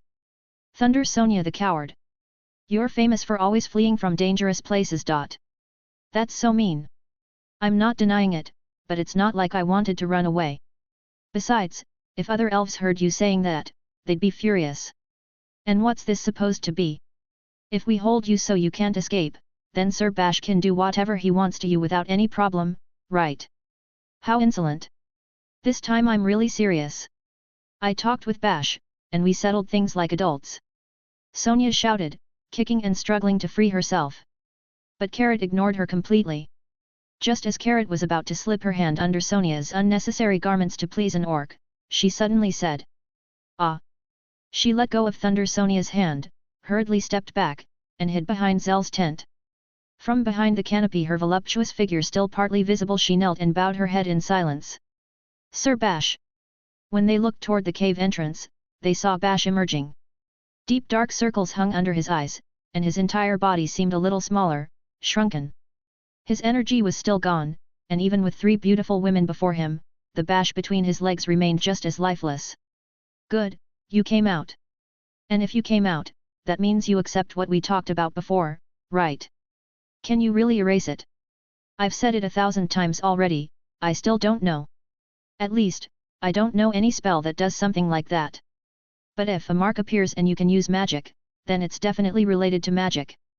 Well, normally a spell like that would be impossible, Sonia went on, recalling a certain man who had recently been resurrected.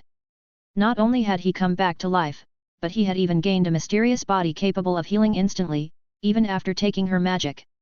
If something impossible had already happened, then magic could indeed make the impossible possible.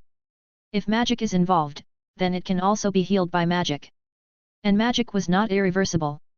If something had been altered by it, it could also be undone by it. Just as there was Denut to counteract Newt, there should exist a spell to return things to their original state. Your mark should be erasable somehow through magic, Bash. That said, a mark appearing and letting you use magic is, when you think about it, completely absurd. A spell like that shouldn't exist. It changes the very essence of a person. Developing from scratch a magic capable of reversing that would take an enormous amount of time, even if we founded a specialized laboratory. It might even be something that couldn't be discovered in a lifetime. Those present couldn't hide their disappointment at her words. But then Thunder Sonia raised a finger. However, if it's magic that already existed in the past, that's a different story. During the war, countless ancient spells were lost. There were many reasons. The only user died, the cost of the spell was too high and it fell out of use, or perhaps it was so forbidden that it was never passed down to later generations. Tell me, Carrot, doesn't any such magic come to mind? Me. For example, a magic capable of resurrecting the dead. One that demands a price, an artifact containing ancient power. The one Poplatica used, that wasn't something she developed from scratch, right? Ah, in Carrot's mind appeared the image of the altar where Gadigas had been resurrected, and the countless tomes Poplatica had been reading before performing that forbidden ritual. If you guide me to a place that holds information like that, your wish will be granted, Thunder Sonia said. She still had no intention of telling Carrot that Bash was a virgin. For an orc, remaining inexperienced was a deep wound to his pride. Moreover, she feared that if Carrot learned the truth, she might go back to Gadigas. There was also the possibility that Bash himself didn't remember something, perhaps, when he was a child, he had been attacked by succubi. The charm mist, or pink mist, the pink mist of the succubi shouldn't cause that, but there were rumors of men who lost their memories after being charmed. The most plausible theory said those men, embarrassed, simply made up the amnesia. Even so, it couldn't be completely ruled out that someone might have actually lost their memory. In any case, if it had been the work of the succubi and their lewd deeds, erasing Bash's mark would have evened things out. Bash bore no grudge against the succubi, so if the mark disappeared, the problem would be solved. Even if they were lying now, sooner or later someone would have to tell the truth, that Bash had been a virgin, but that was a matter for another time. As much as I wanted to return to the capital as soon as possible, I know that if I don't solve the mystery of Gadigas' body, we won't be able to defeat him. The sensible thing would have been to return immediately to the elf country, raise the alarm about Gadigas' resurrection, and at the same time strengthen diplomacy and the preparations for the coming war. If false rumors were spreading in the kingdom's heart that Thunder Sonia had been murdered by humans, those needed to be denied. Improving relations with humans was also an urgent task. However, that alone wouldn't be enough to win. If they didn't bring Gadigas down, they would be defeated. The previous losses before the battle in the Lemium Highlands already proved that. To those unaware of Gadigas' threat, all this might seem excessive, but to Thunder Sonia, who had suffered defeat after defeat, it was the only possible conclusion.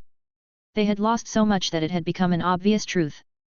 That was why they had to find a way to defeat Gadigas. The place Carrot could take them might contain records on how he had been resurrected. Of course, many books had probably been destroyed, and there might not be a clear text explaining how to defeat him, but perhaps they could still find a clue.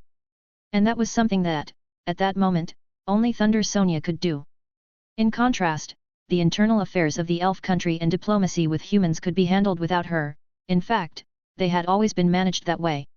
Even if Thunder Sonia had truly been assassinated, it was something the elf country had to analyze and resolve on its own.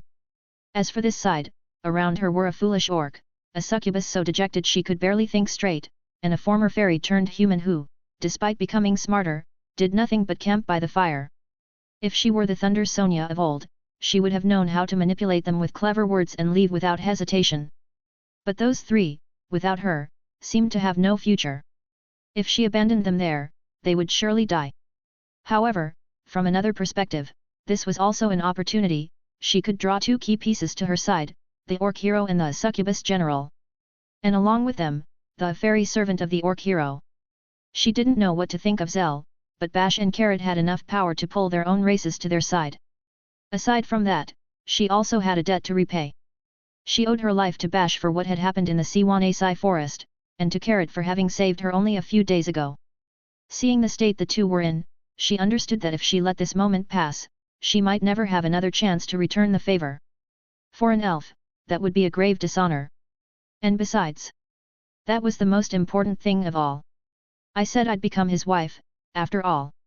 It had been in the heat of the moment, but even so, things had ended up that way. Although the engagement depended on Bash's mark disappearing, meaning she technically wasn't his wife yet, Thunder Sonia already considered it a done deal. She had thought for a while now that he wasn't unpleasant to her. The only problem had been that Bash was a filthy orc, but now that she knew he was a pure orc, that obstacle was gone. Indeed, Bash already had a wife named Zell, but perhaps because he was an orc or because Zell herself had described herself as something like a pet, it didn't bother her that much. At least for Thunder Sonia, Bash had instantly become the #1 candidate for a husband, and she had no intention of letting him slip away. Not long ago, she had even offered him her lips, with a certain determination. They were the same lips another man had stolen days earlier, but since that had been through deceit and she had shoved him away 3 seconds later, she had decided it didn't count. Her breathing was 3 times heavier than normal. Save the elves, defeat Gadigas, repay her debts, win a husband, and get married. She would use her body, lies, or any other means necessary to accomplish it all. That was Thunder Sonia, the great elven archmage. Come on, Carrot. This time, I'll be the one to save you. She was going to erase Bash's mark and reconcile Carrot with him. Thunder Sonia was not a woman who feared risking her life to return a favor. Besides, among elves, a good wife was one who devoted herself completely to her partner. The fact that she wasn't married yet didn't change that. But what's with that long face? Don't tell me you think I can't do it. Carrot hesitated a little, perhaps due to the inner conflict of betraying her former comrades, or for some other reason. Leave it to me. I am Thunder Sonia, the great elven archmage. However, upon hearing Thunder Sonia's firm and powerful words, and seeing Bash's emaciated body along with his dark, sunken eyes, Carrot nodded. All right. I'll lead you to those ruins. Then she wrapped herself in the rags that had formed the tent, hiding her body beneath them, and, kneeling like a caterpillar, bowed her head. Sir Bash, I beg your forgiveness for allowing a filthy succubus to remain so close to you. Bash looked at her with vacant eyes and said nothing. And so began the strange journey of that group of 4.